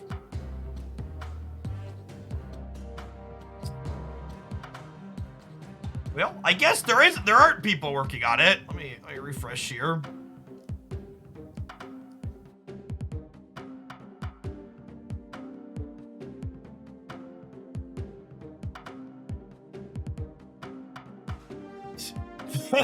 This is kind of a thing I was thinking about, but those are obviously not good stats.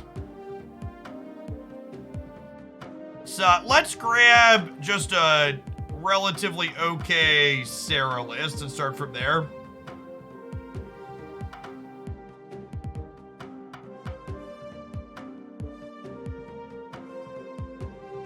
This one we should be able to filter a little bit more.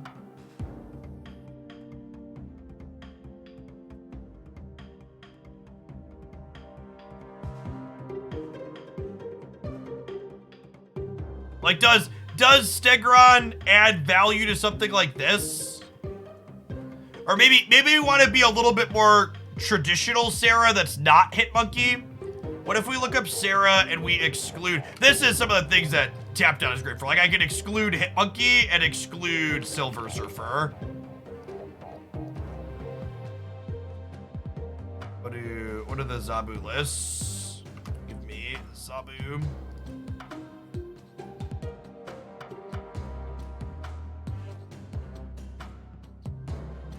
Hey, Rucklet, thanks for the 5 months. Yeah, like slotting it into something similar to this is kind of what I was thinking. You're playing like Polaris and Arrow as like other things to like move stuff around and kind of control where your opponent's cards are going. Let's grab that one.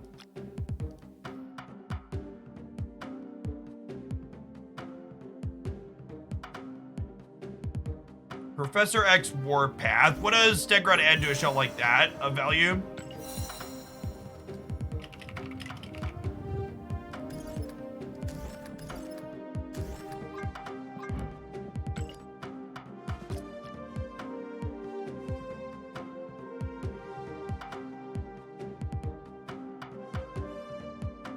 I mean, the metagame post-Infinite is way more casual. It's just the TLDR. Yeah, I might want to tune up some of the details here. Shang-Chi's not bad, but I probably want access to Enchantress. Is probably real. I wonder if... Do we just, like, give up Darkhawk? Steg's like another source of stats. What if we just, like, cut the Darkhawk package? It's only those two cards. The Darkhawk's not that big most of the time anyways. We just did that. Just like tech card. There are 2 other 4-drops. I guess the downside to these 4-drops is they're not proactive 4-drops. What if instead of Enchantress, we played Super Scroll?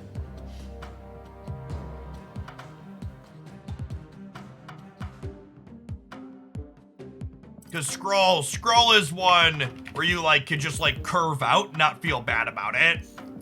I feel like that's something that's important to have, that's a consideration when you're playing Zabu, is you want 4-drops, so you're just like, okay, I'm playing this 4-drop on 3 after I Zabu, and I feel good about it. 32 EMCM, thank you for the 5 months. What are you stealing? Opposing Darkhawks, opposing Devil Dinosaurs, Patriots, Blue Marvels. Patriots not super useful, I guess. Hearts, we're stealing hearts, yep.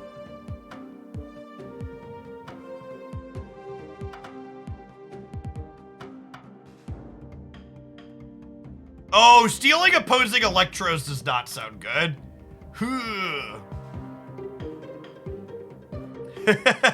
I'm having pause here.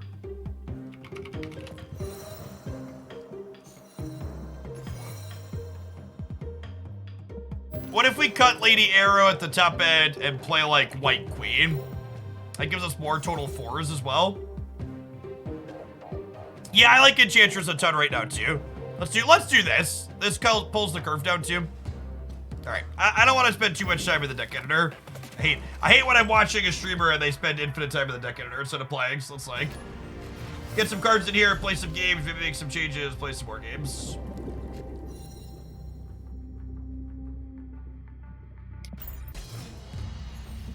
I don't really love any of the existing White Queen variants other than the 5k tokens one. And there are some data mined unreleased White Queen variants that I like better than the 5k token ones. So not really in a rush to pick that up.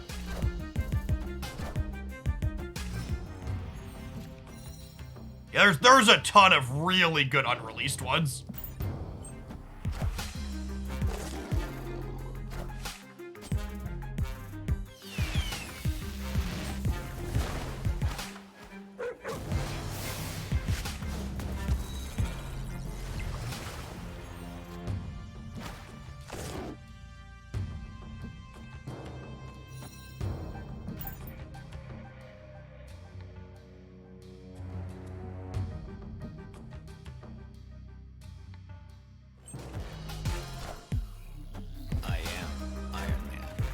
I am Iron Man.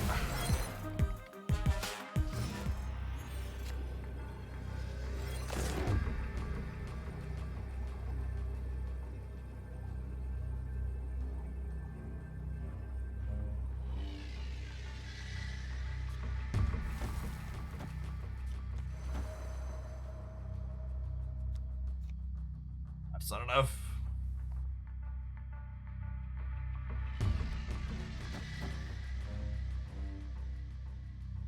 I feel like they're gonna put more power into Atlantis.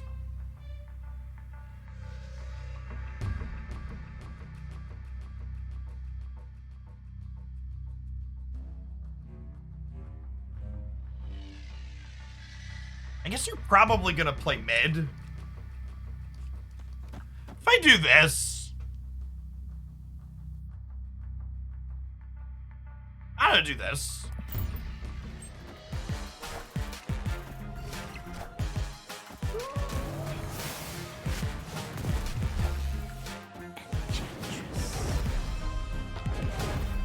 We're good here, right? So we bought the Patriot too.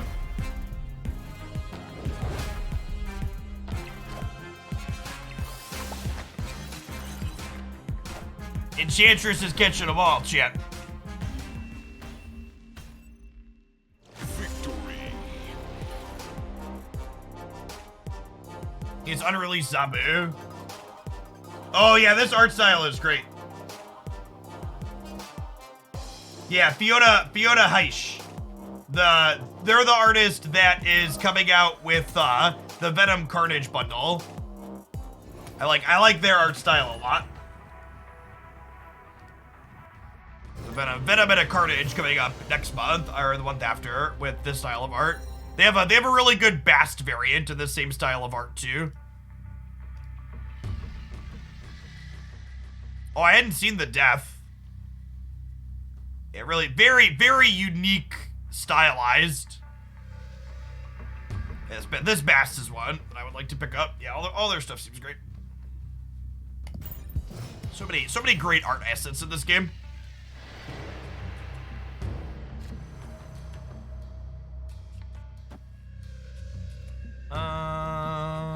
Yep.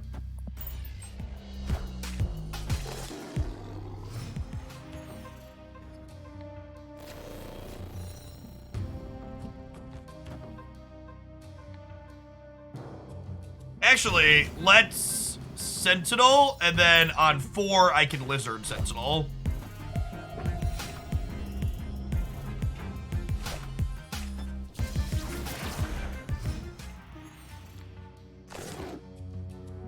Wanda!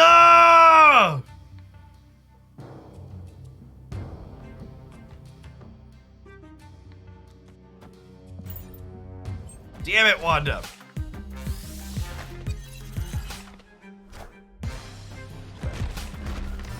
A fellow arrow enjoyer.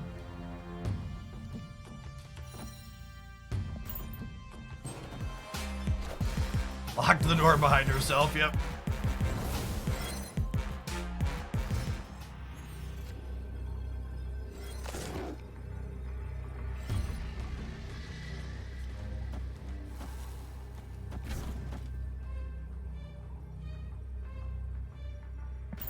I believe. Hey, Take Magic. Well, thanks for the 3rd of the year. Good to have you here. From one data geek to another.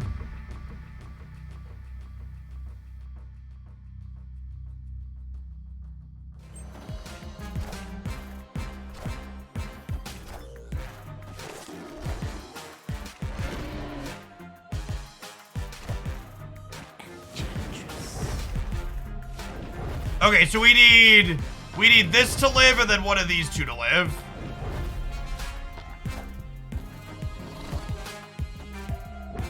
Okay. Stegron just naked lizard asking the real questions. But everybody keeps comparing him to Juggernaut. But that's the real question. Is he just a naked lizard?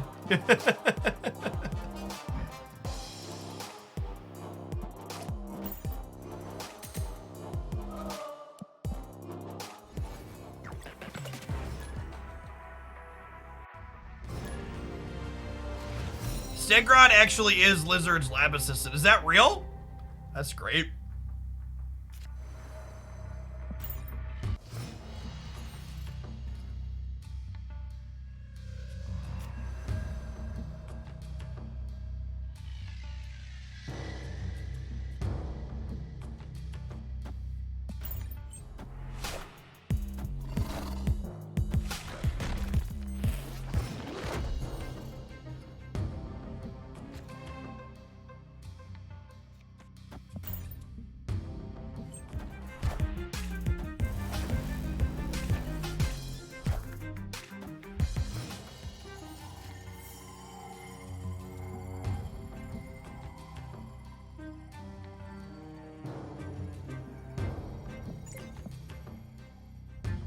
We have priority and we're dead.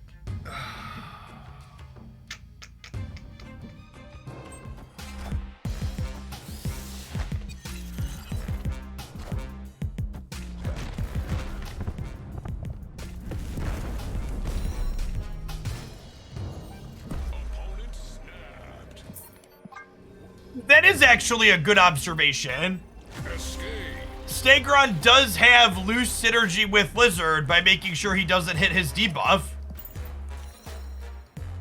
Yeah, we talked about that earlier, but we didn't know that they were tied together from a flavor perspective.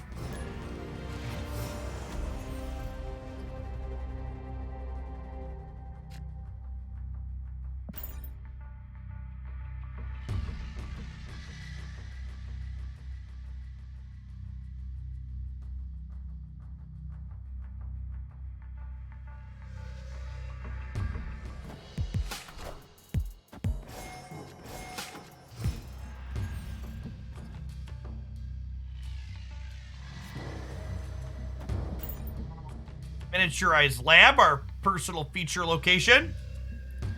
I've hit Miniaturized Lab 2 games in a row, which naturally means I'm supposed to say, gee, chat, doesn't it feel like Miniaturized Lab is in every game we play these days? Do you think the location variance is bugged? Someone make a Reddit post and see if anybody else has had a similar experience.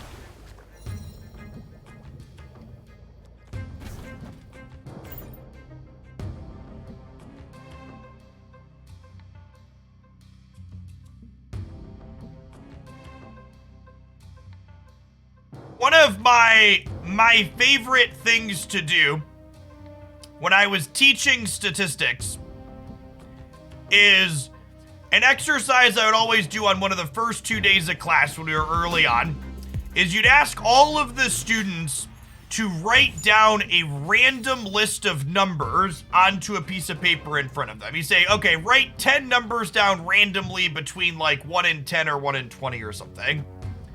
And one thing that you would be able to point out to the students afterwards is that when humans generate random numbers, they don't actually generate true random. They generate what tends to be a fairly uniformly distributed, but in a random order. Because intuitively, for most people, when they think, what does random mean, they don't include clumps. Clumps feel inherently less random to most individuals. It's a concept that people tend to really struggle with. I'm gonna kick one of these over into here, and then we'll peel the Killmonger next turn to win the game.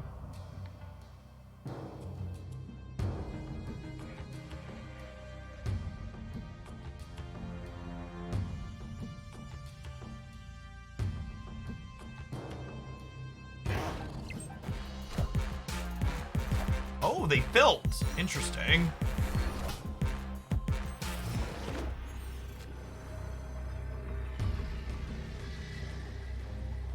And unfortunately, without the Killmonger off the top, I believe we are dead.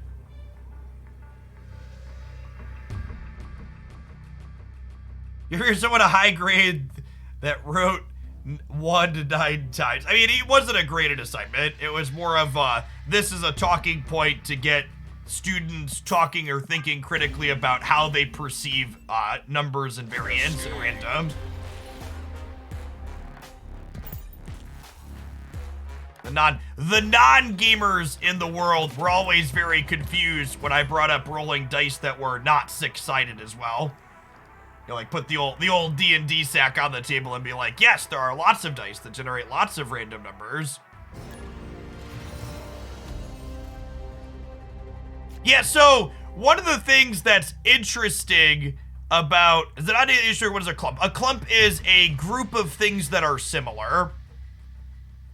So in other card games, there's always conspiracies about how, oh, the shuffler isn't really random because I drew 2 of the same card, or 3 of my 4 copies of a card.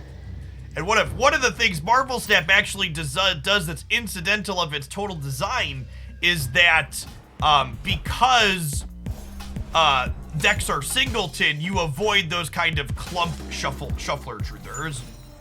Hey, thanks, Cave House. This is a very small portion of the board games that I own. Or actually only a couple of board games up there. Most of it's just random Pokemon shit. The D12 is the most underutilized die. Yep.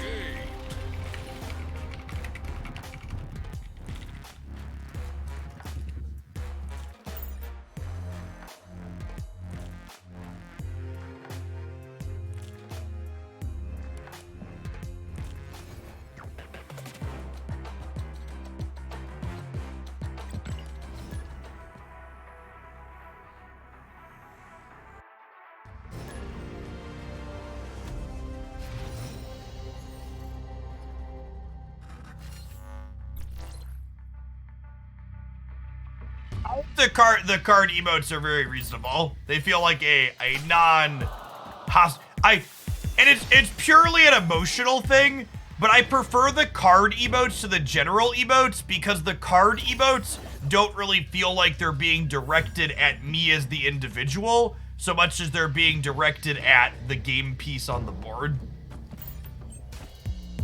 And that's purely psychological. Feel free to analyze me, but it's not something you're allowed to disagree with, Chad. It's just how I feel. Okay?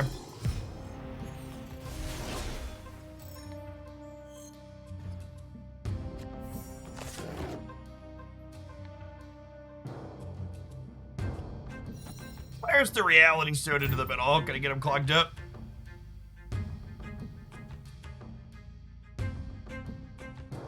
That's true too. More button presses makes it harder to rapid fire emotes.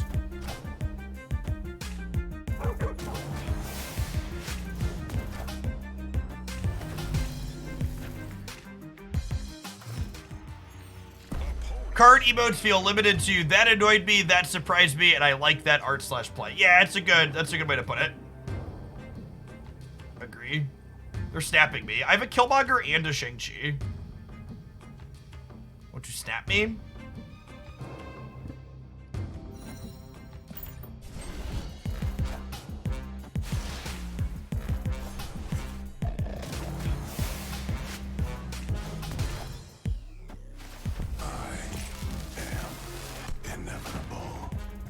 It's like, what just appeared over here? All right, we want Wakanda to not. I wanted Wakanda not to go right. We got greedy and we got a little punish, not Shang-Chi. The Killmonger still though. I think we do this.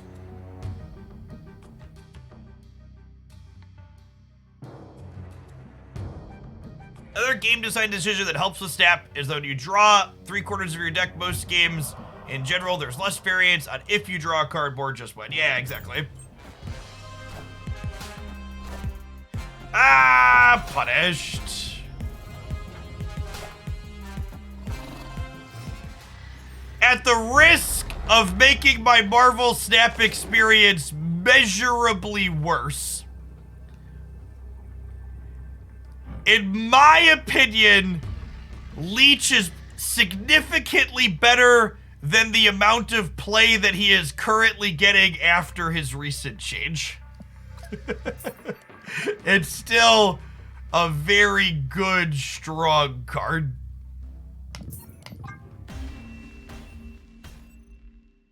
Escape.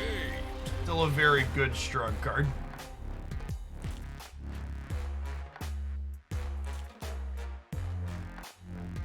Someone commented on the board games behind me. So this is just like a little shelf that's kind of set up to look nice. As you can see from the random cords and shit and things kind of thrown around, this is the board game shelf opposite my camera. I play board games as a hobby. My wife collects board games. Sometimes she plays them, but she mostly collects them. So you can see there's still saran wrap on a number of these. we get to the ones we can.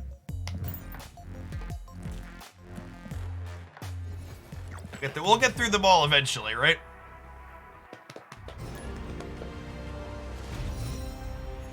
Why wait to play Shang or Killmonger? Because you get more cube equity by waiting to have those cards be a surprise.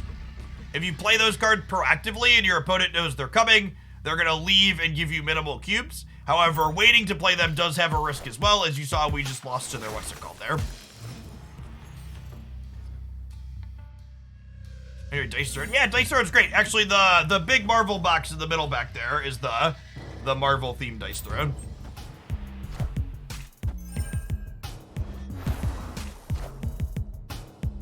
I've not played Marvel United, no. Stegron or Thanos? Thanos not close.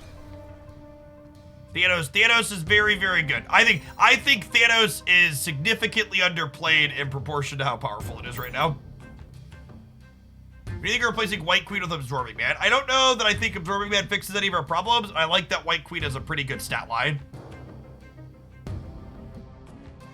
Our deck doesn't have a lot of things that puts bigger numbers into play in this build, so I think it's important that you have something that does that.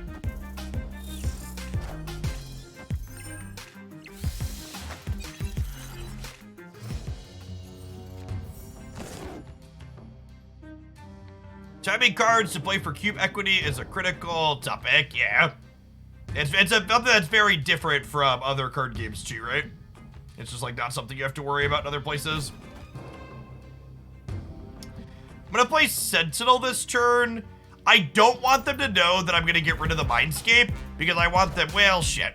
I was gonna say I want them to play on turn 5 like they think they're losing their hand. But that's no longer an option now.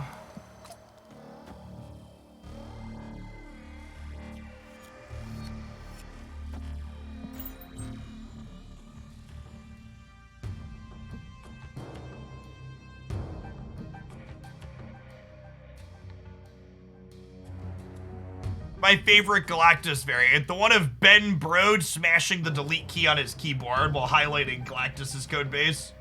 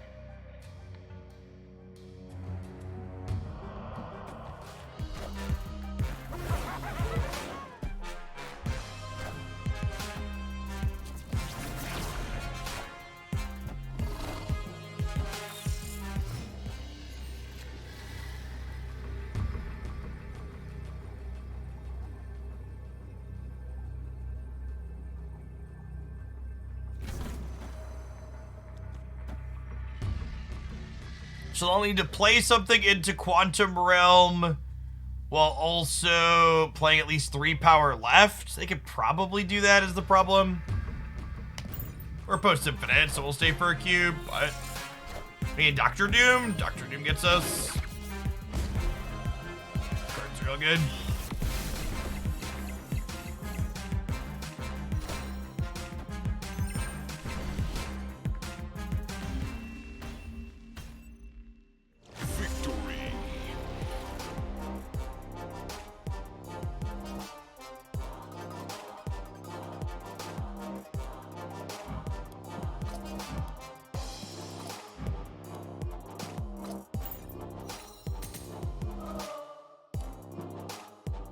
Yeah, they just put us on no Killmonger. Yeah, they also thought they had the left locked.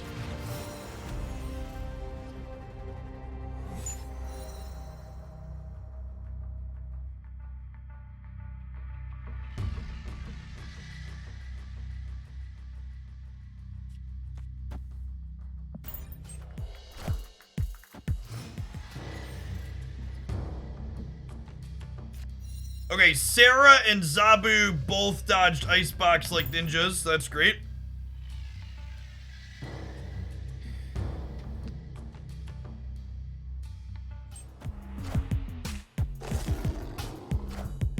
Narrator, it was never Morbid time. Listen, chat. If you are interested in seeing what Morbid time is like, we generate 30 and 40 power Morbiuses in today's MODOK deck highlight. It is truly delightful. Be sure to check it out.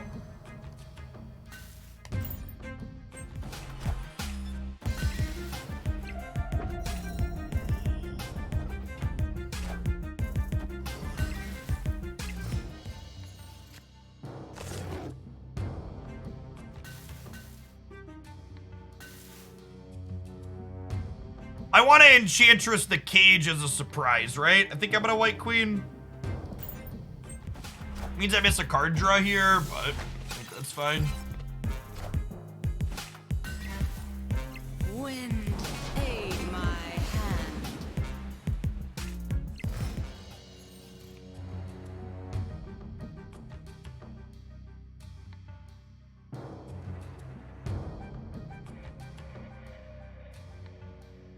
Hey, congrats on Infinite, Ardu.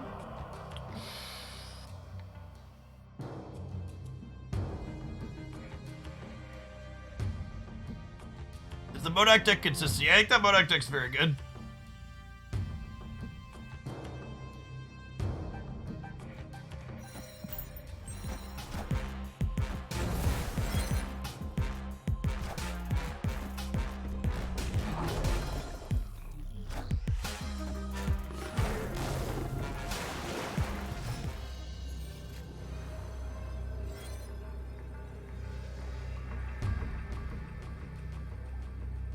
They have priority, so Hazmat's not very good.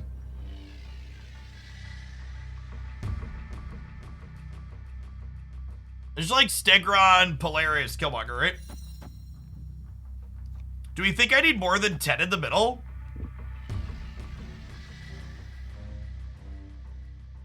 Hey, Tiago, thanks for the prime, appreciate it.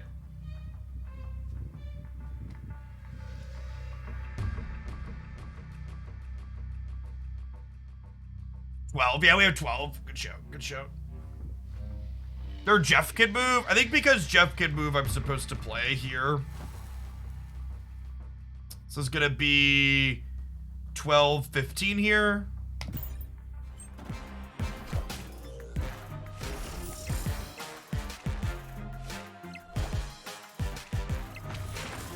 Oh, there's Cerebro.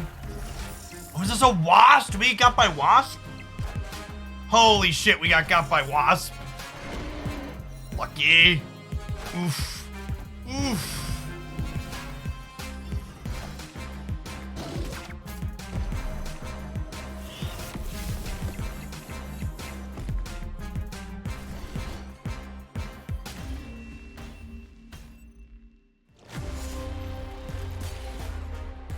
My favorite Thanos deck. I highlighted a Thanos control deck in my best decks video from last week. I think that's my personal favorite. Ooh, that's enough boosters to split Sentinel.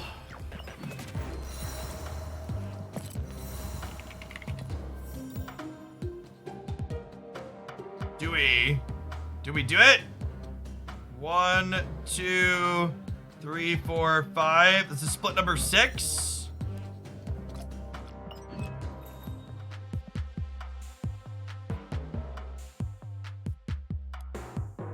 Gamora's in the fast upgrades, chat.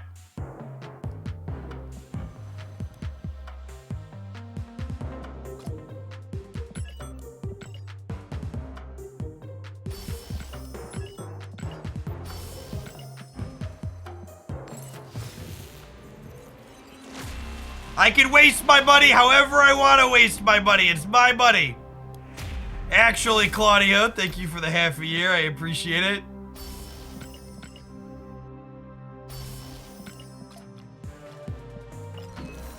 Oh God, my arrow's in here too? Oh, chat, we could split arrow. Oh, we could split arrow.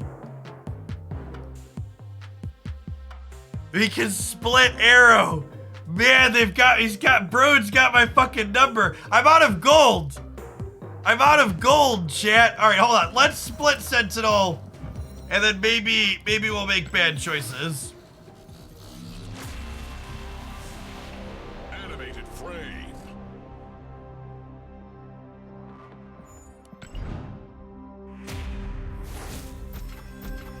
We could open reserves. Yeah, I guess, but then we're spewing value. He's got your number, your credit card number. Infinity.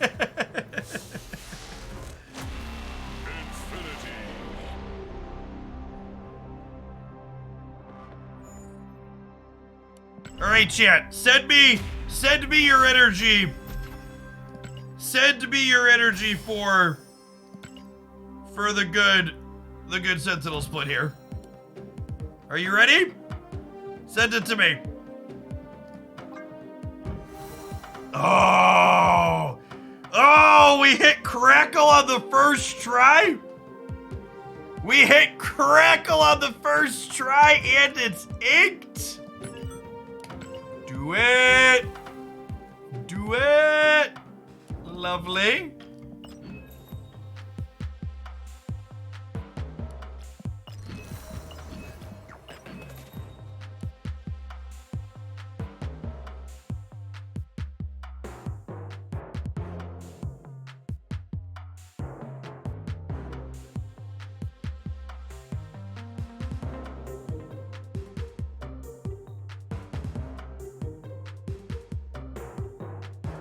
Okay, so now I'm curious how this works. I might need to relog. Jeff is texting Broad. I logged into my Snap account on my phone while I'm still logged in here, and I have purchased the arrow upgrade after buying gold on my phone. But it's still not sunk here that that's happened, right? Like, I think I need to relog on my PC. All right, hold on. I've made terrible decisions, but I'm gonna see them through now. Listen, chat, we got the good split on the Sentinel. Obviously, we're running hot, and we've got to lead into it and get the good split on the arrow as well. Okay. What kind of phone is that? This is a Samsung Z Fold 4. It's one of the flippy ones. Foldy ones, whatever you call it, flippy foldy. It's lovely. I can never go back.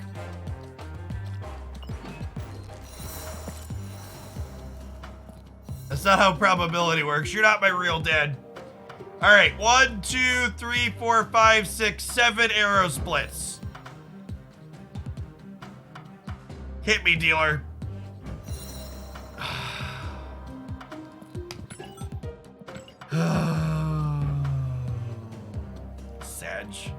Sedge. And the long climb to 155 begins again. At least the border effect is good. I like the black swirl. Didn't pay Broad enough, I guess. I suppose. I even spent an extra 100 on gold, chat. So I can make terrible decisions. That was only our 7th arrow split. We haven't split her that many times.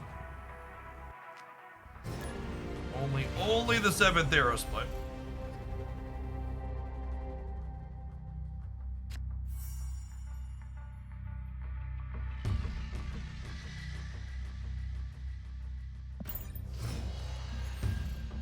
GB arrow is best here. I'm not a fan of a lot of the GB arrows. There's a handful of them that I think are okay, but in general, not super into them.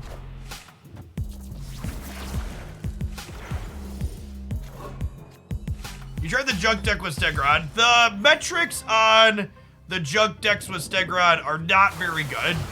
And from a theory crafting perspective, I genuinely can't think of a reason why I would want to play Stegron.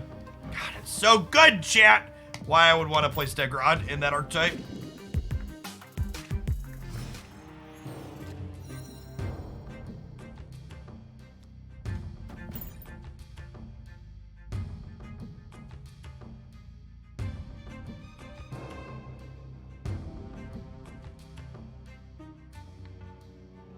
Actually, Claudio, I got the sword badge. Guy killed me, Mal. He killed me with the sword. Thanks for the half a year. Stegron is a playable card. It's not gonna shatter any records or break any banks, but it's a Series 5 card that if you open it, you don't have to be sad. True Woo, thanks for the half a year. Your opponent does actually see the border effects on your cards, which is interesting because it means from a competitive perspective, it's technically optimal to have all of your cards be the same cosmetic level when you're playing them. So if you're like really tryharding in the comp mode, you're probably just supposed to have your deck be all just like base infinite splits, so they all look the same from the back. Because having different border effects is an active detriment in terms of how competitive you're being.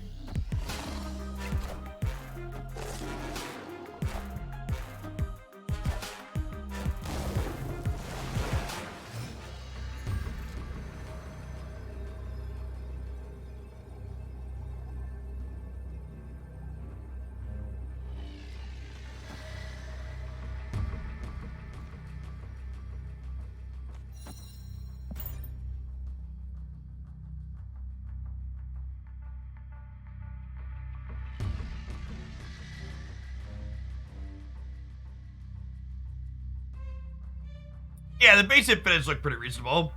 So yeah, I just gotta get the same gold crackle on all my cards. Yeah, exactly. They can only play 2 3-drops here. I think we're in a pretty good spot. Stegron kicks one of them into the middle, and then Killmonger pumps up the squad.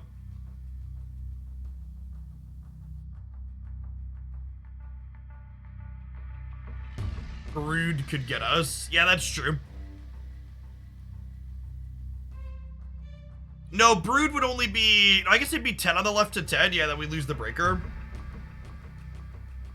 Yeah, we know they have Surfer from White Queen. It's a long take. Ooh.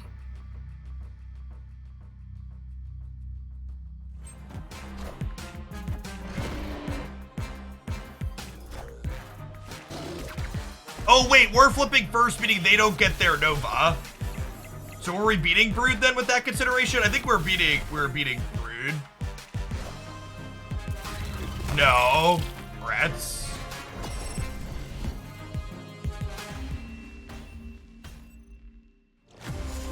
Imagine running out the entire rope and then playing Brood Surfer. Oh. That was the biggest thing when we went back to try and play Magic. At least in Snap, the rope is like relatively short. People always play card games just so glacially. Let me play the 2 best cards in my deck, but also think 65 seconds about it.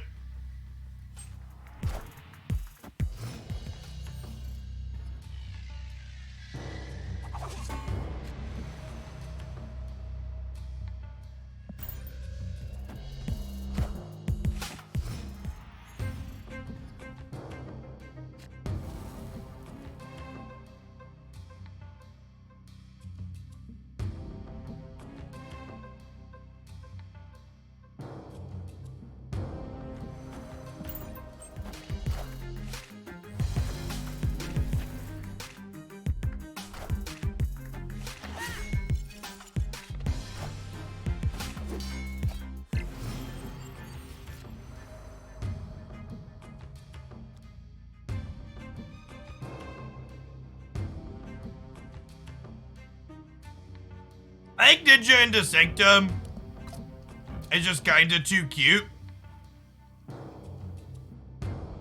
But I probably want to Killmonger my Nova, right?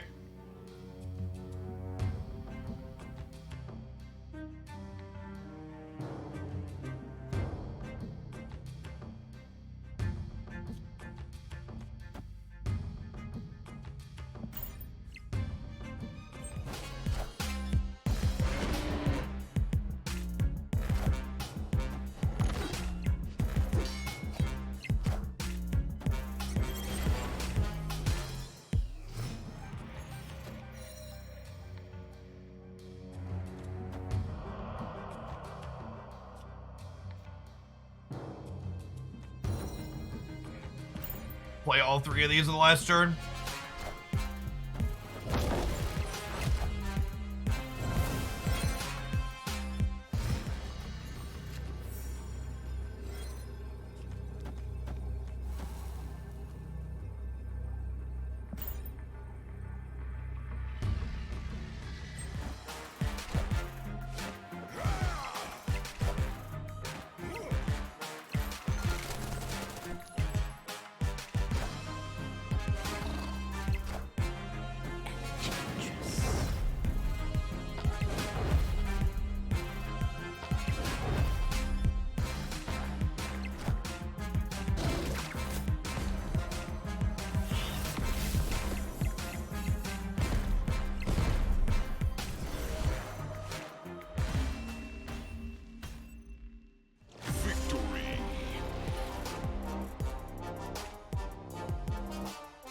So, as much as I'd like to keep playing with our freshly split Sentinel, Stegron just really doesn't feel like it adds anything to this deck, huh?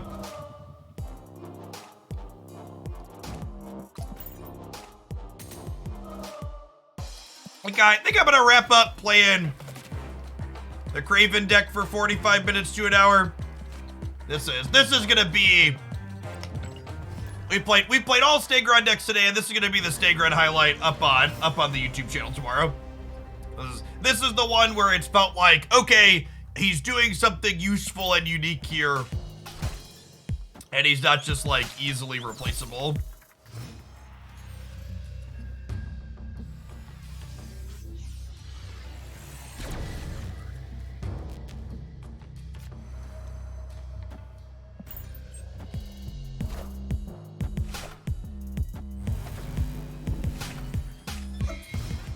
You can say that Stegron is not a good card. I don't think that's true at all. I don't think Stegron's gonna be meta warping. I think it's like a solid B tier card.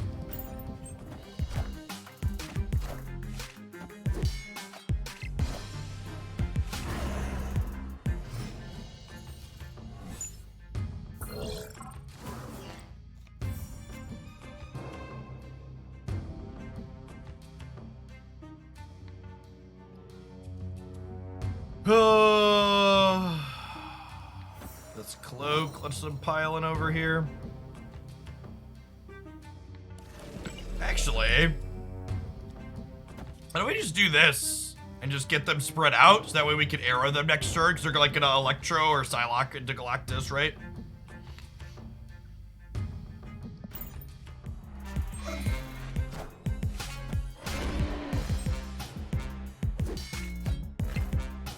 Friendly neighborhood Spider-Man here.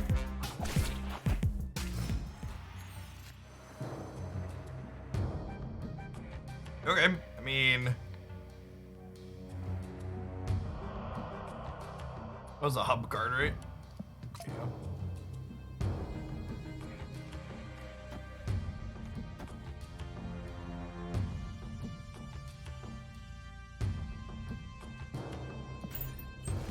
Guess we'll do this.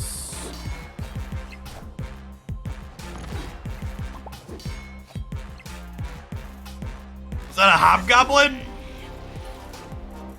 That must have been a hobgoblin, right? We'll never know.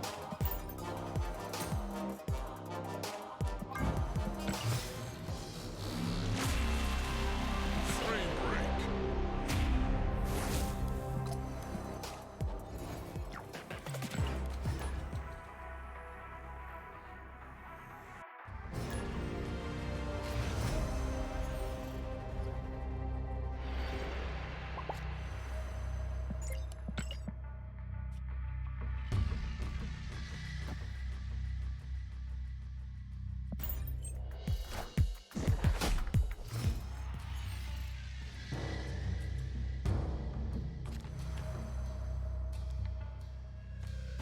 All right, so we're probably winning the Craven path. Oh, you know what? I messed up. I should move the Miles here, or move the Nightcrawler here, so if I draw Miles.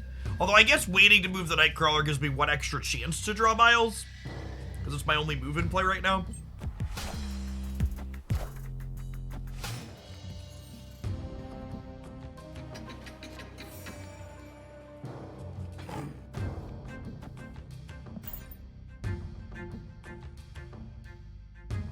Victory. I'm expecting this week's OTA to be more buffs than nerfs. I would expect them to do a pass on underplayed cards and make them better. Hoping for at least four number changes to cards that currently see little or no play.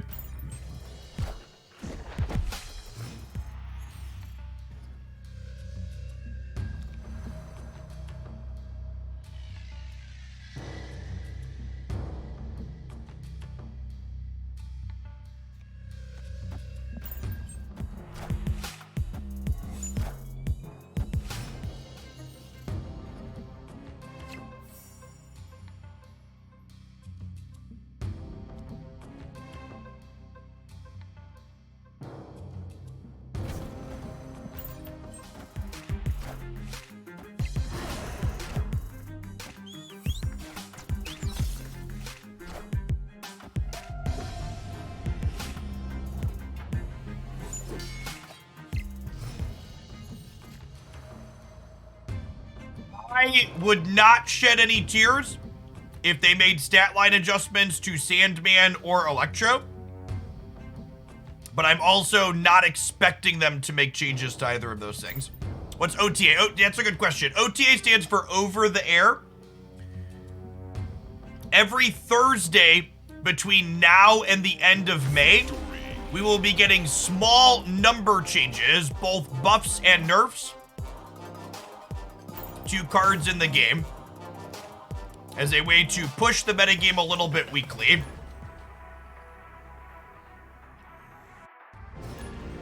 As for whether or not there'll be buffs or nerfs, it's mostly an as-needed type thing is my understanding.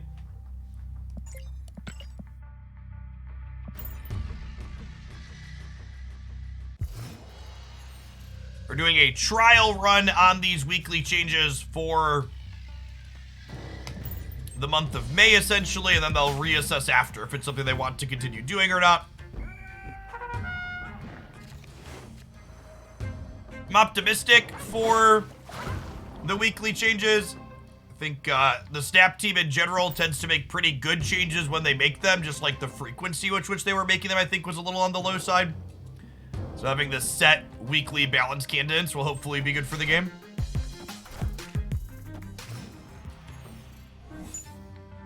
Stegron. All right, well, we drew an actual card through Double Subterranea, so hard to complain about that too much. I'm a card gamer on the internet, so I'll find a way to complain, but it's hard. Just want you to know that my complaining is difficult, okay? Feel for me. Although I suppose Lockjaw to Double Subterranea is not particularly exciting for them either.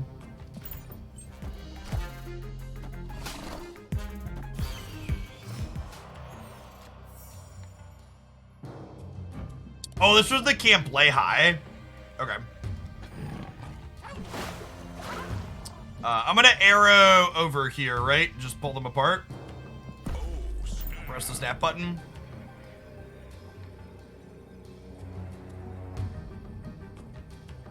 I'm moving Jeff, even though I'm also arrowing just in case they play to the right. I want to make sure Miles costs me 1 next turn. Continuing to draw actual cards after getting Double Subterranea and sometimes lucky.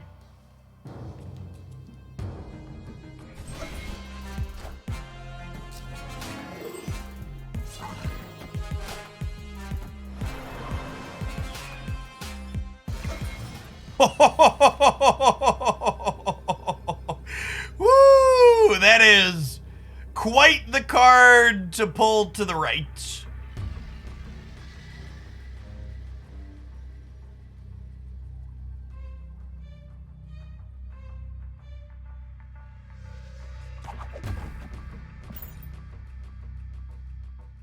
Victory. Bum, bum, bum, bum, bum, bum.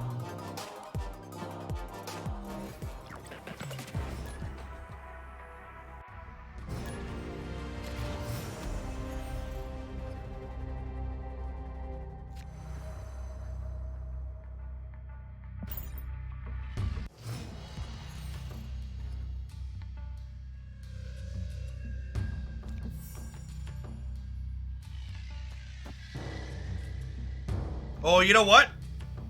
I'm gonna put Lizard into DC, because if we Enchantress the Lizard, it'll get bigger there, which is nice. Storybook Brawl is shutting down. Yeah, we talked about that earlier. Could not be more excited to see yet another cryptocurrency scam game get run into the ground.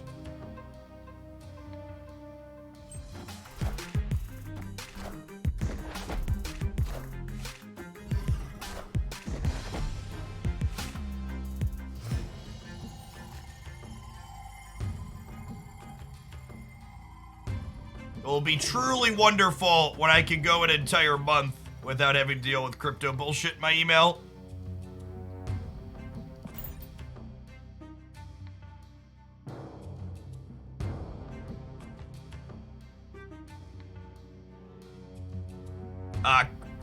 The creators of Storybook Brawl sold the game to a crypto company.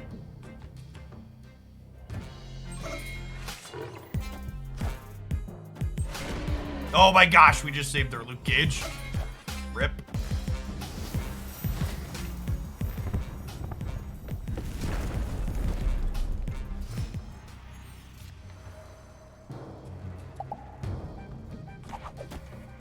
All right, this is gonna make these two bigger, but it's also gonna turn Wog off, so I think that's fine.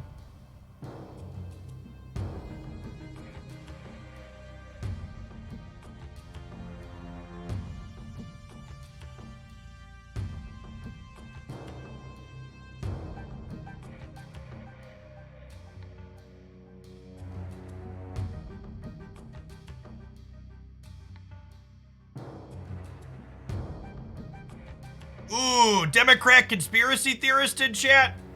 Gift sub? That checks out. Fuck off.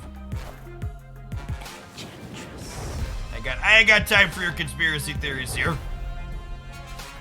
Wrong channel for that.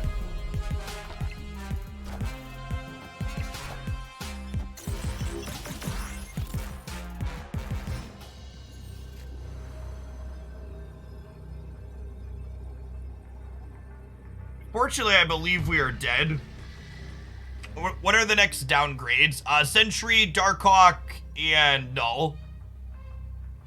And Silver Surfer? And Silver Surfer. All the December cards.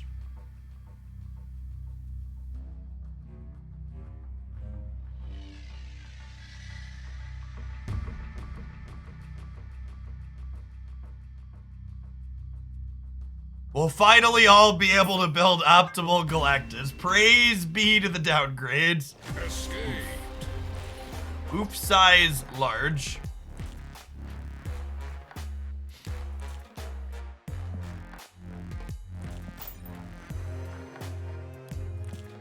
When do they drop? When we get the patch later in the month. Card downgrades always happen with the client patch that happens like 2/3 of the way through the month. About 3 weeks from now. This is about halfway to the month. They have a patch every 4 weeks is when card downgrades happen. Live from the Daily Bugle.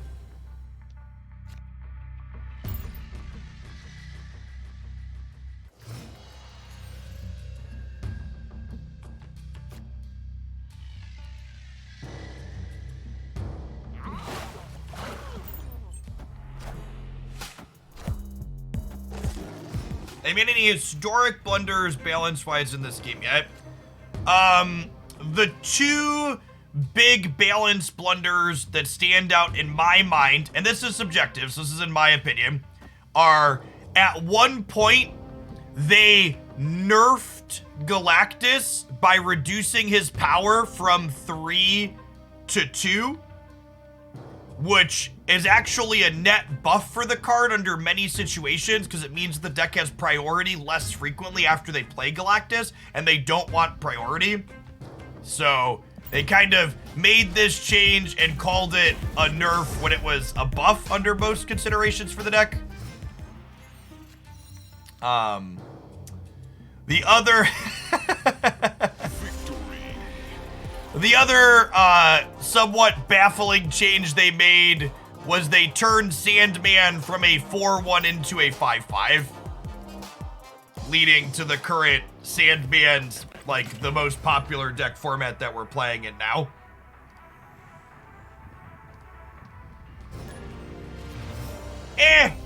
I think saying they made blunders with adjusting single point stats on cards is silly because very clearly most of the single point adjustments they made on cards, they were making them as an interim step while they figured out what they actually wanted to do with them.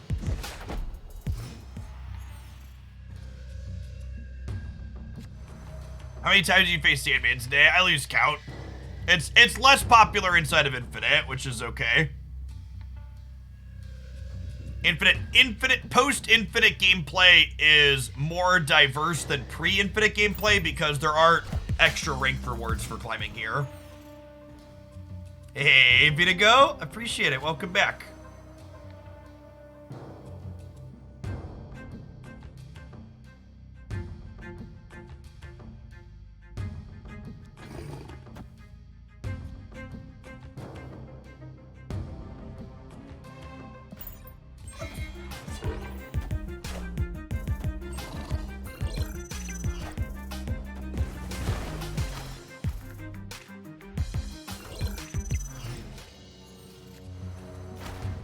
Do I monitor what my kids watch? Yes.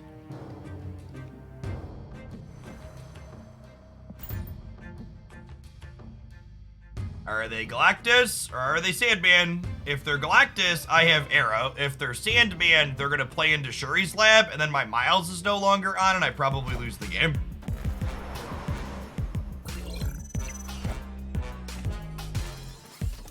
Okay, well... Okay, so they are Galactus, but they didn't have the Galactus.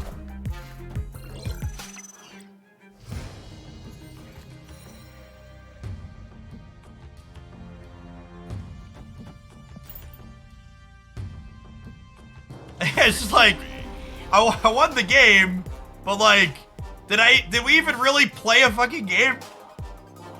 Like, why did we bother? We just wasted my 2 minutes. Like, I just don't know how the Snap developers look at that gameplay experience, and it's just like, this is good. We want this. We want this to be the second most popular deck in our game. We are happy with this being the second most popular deck.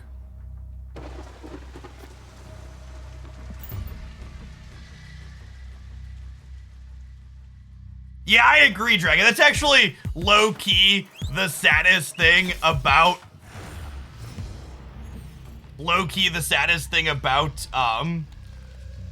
Galactus is I love Doc Ock. I think he's a really fun and sweet card, and he feels kind of tainted by existing in Galactus.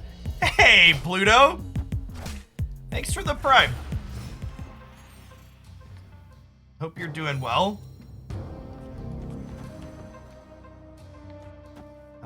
Yeah, our start here is really good. We get to go Crawler into Craven. We can move some stuff around, get Miles down.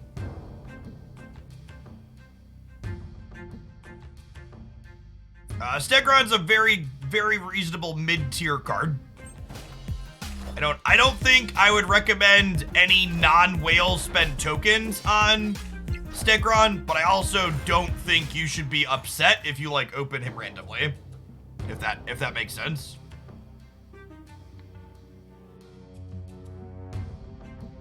Okay, so I just want to Polaris their friends over into here, which basically locks them out. Locks them out on turn 5 at least for sure. Hey, Era the Cobb, thanks for the Prime.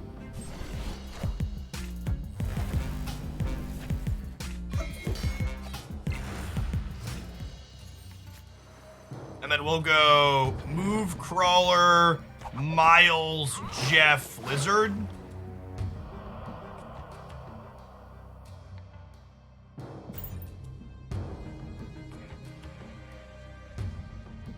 You want to play Jeff right? No, I can move Jeff into the right if I want. I want to get Jeff bigger on the island, and I want Jeff to trigger Angela again here for me. They could be a Killmonger deck, but they played their demon out, which makes me think I hopefully don't have to worry about that.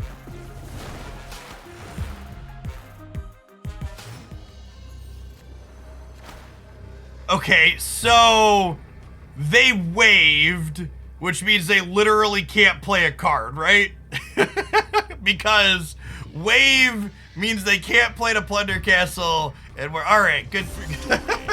I don't think they realized. I bet they didn't realize wave prevented them from playing 6-drops into Plunder. They could Jeff. That's true. They could play Jeff out, but we're beating a Jeff. I bet they thought they could still drop a 6-drop here.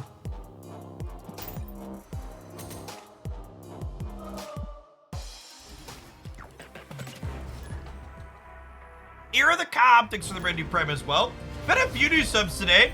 For folks that are looking for a place to chat about Marvel Snap, if you use Discord, we've got a super active pseudo-private Discord server that all the subscribers get access to.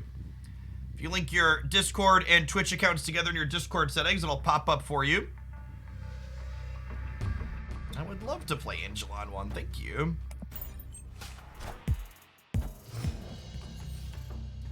Thoughts on if you could trade a card for another card once a season as long as they're the same series? So, something that I think would be interesting for them to explore from an economy perspective is I think it would be kind of neat if instead of getting a specific card,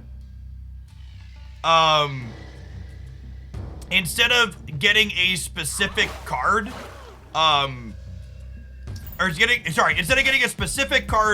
for the season pass, if they gave you like a Series 5 wild card for the season pass. I think that would be a neat economy thing to consider.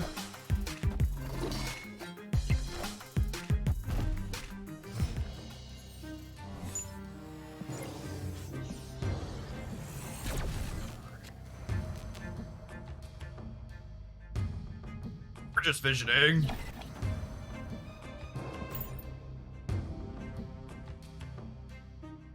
Yeah, or letting you pick one of the cards. I guess you couldn't do like pick a card from the season because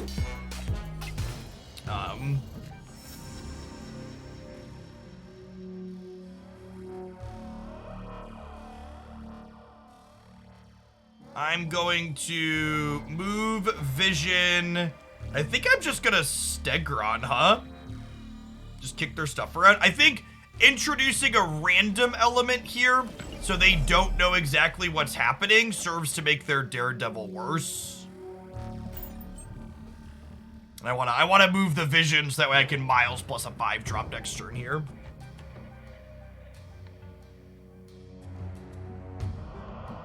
Yeah, I don't know. Overall, I'm pretty happy with the direction they've pushed the economy. I think there's a couple of things they could clean up. Like, I think most of the issues with the Marvel Snap economy right now are largely have to do with the mid-game experience. Like, Pool 3 getting perpetually larger, I think is not necessarily a great experience.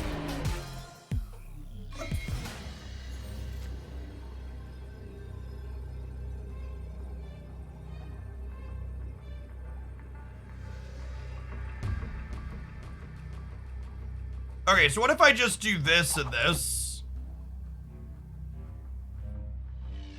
And then they destroy her and we win the game? Here, bud. This will still be 30, but the Titania stays here.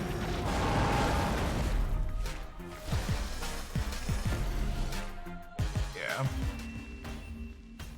Victory. Honestly, part of the reason why I like playing these Jeff decks so much is Jeff and Miles's play out animations are so good. They're just like, the really subtle animations like those really add so much to the feel of the game. Make it feel way more engaging.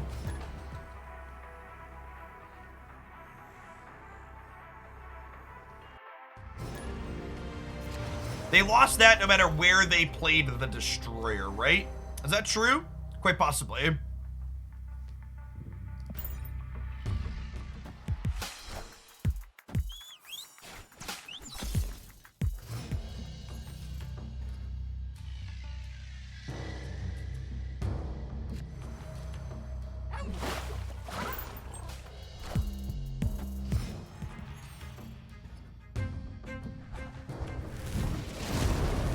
You played Jeff in a Cerebro 3 deck. I have not. I don't think Cerebro 3 is very good. And all of the statistics agree with me on that.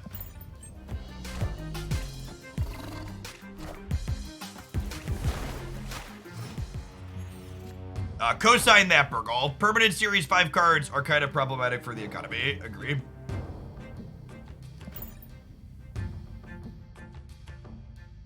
Yes, the avatar I'm using is one of the beta Punisher avatars.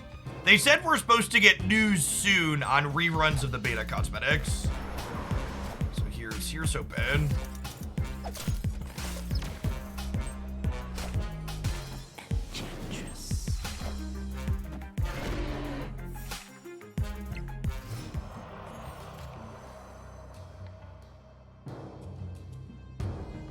So I think I'm supposed to move Jeff and play... No, I'm not supposed to move Jeff. I was gonna say I want to move Jeff in case we draw Miles, but Miles got discarded. He's not in my deck. Thank you, Deck Trekker. This deck kind of has all the great animations, huh? Arrow's got a good one. Vision's got a good one. Jeff, Enchantress, Gamora. Oh, we also have 2 more turns here, theoretically. I'm free to play and at 4,800 tokens. It's possible for me to get Thanos and Spider-Man 2099. Yeah, free to play players get somewhere between 5 and 8,000 tokens a month. It's a pretty solid amount of them.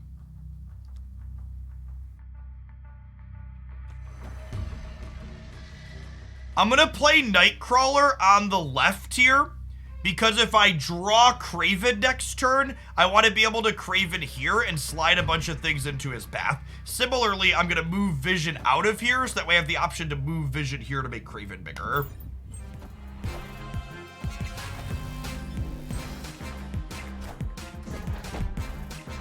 Oh, I guess they could have Galactus us here. That's true.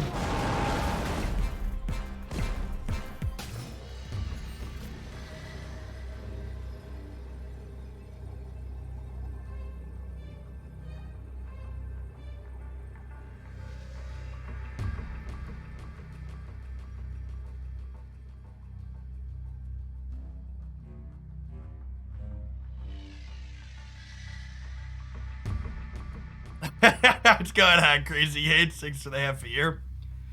Null will beat us middle. Yes, but does this wins the left, right?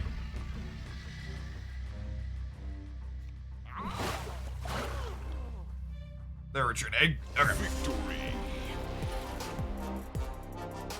Alright, chat. It's about 4 o'clock Central. We streamed for almost 7 hours today. It was a good session. Appreciate everybody hanging out.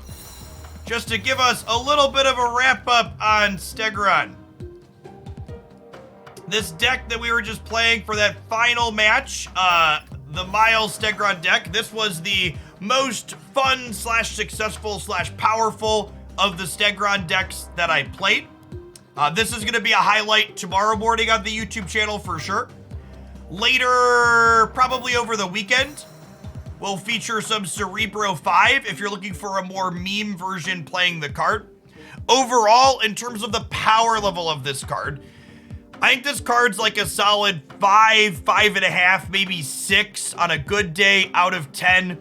It feels very comparable to something like Teenage Warhead or Sentry, and that you could definitely play it and not feel embarrassed playing it if you like the card and what it does, and you can build your deck around it a little bit, but it's definitely not a meta breaker, and it doesn't feel like if you see a deck that has Stegron in it, you can't play that deck without him. Like, you could easily swap Stegron out for a different 5-power thing in here, like even Omega Red, and be fine. You could take a look at this Miles Stegron deck and say, okay, we can swap this out for Juggernaut, and the rest of this deck is still functional, so you can be happy and have some fun with it if you open this from a reserve, but I probably wouldn't recommend spending 6,000 tokens on this card unless you're someone like myself that's getting basically every card. I personally looking forward to the cards that are releasing in May. I think every May release is probably more exciting than this and likely more powerful, with maybe the asterisk that Howard the Duck is maybe borderline. We'll have to see. And if you haven't seen the cards that are going to be releasing in May, you can check out my YouTube channel. I do a breakdown of those when they come up on the front page. You scroll down a little bit. Speaking of the YouTube channel, if you're looking for some sweet decks to play, MODOK just hit Series 4. And we've got a sweet MODOK highlight where it was Morbid time again and again and again. We hit 40 plus power Morbius at several points. I hope everybody enjoys the rest of your Tuesday. I'll be back again tomorrow morning about 10 a.m. Central to do it all over again, and I'll see you around then.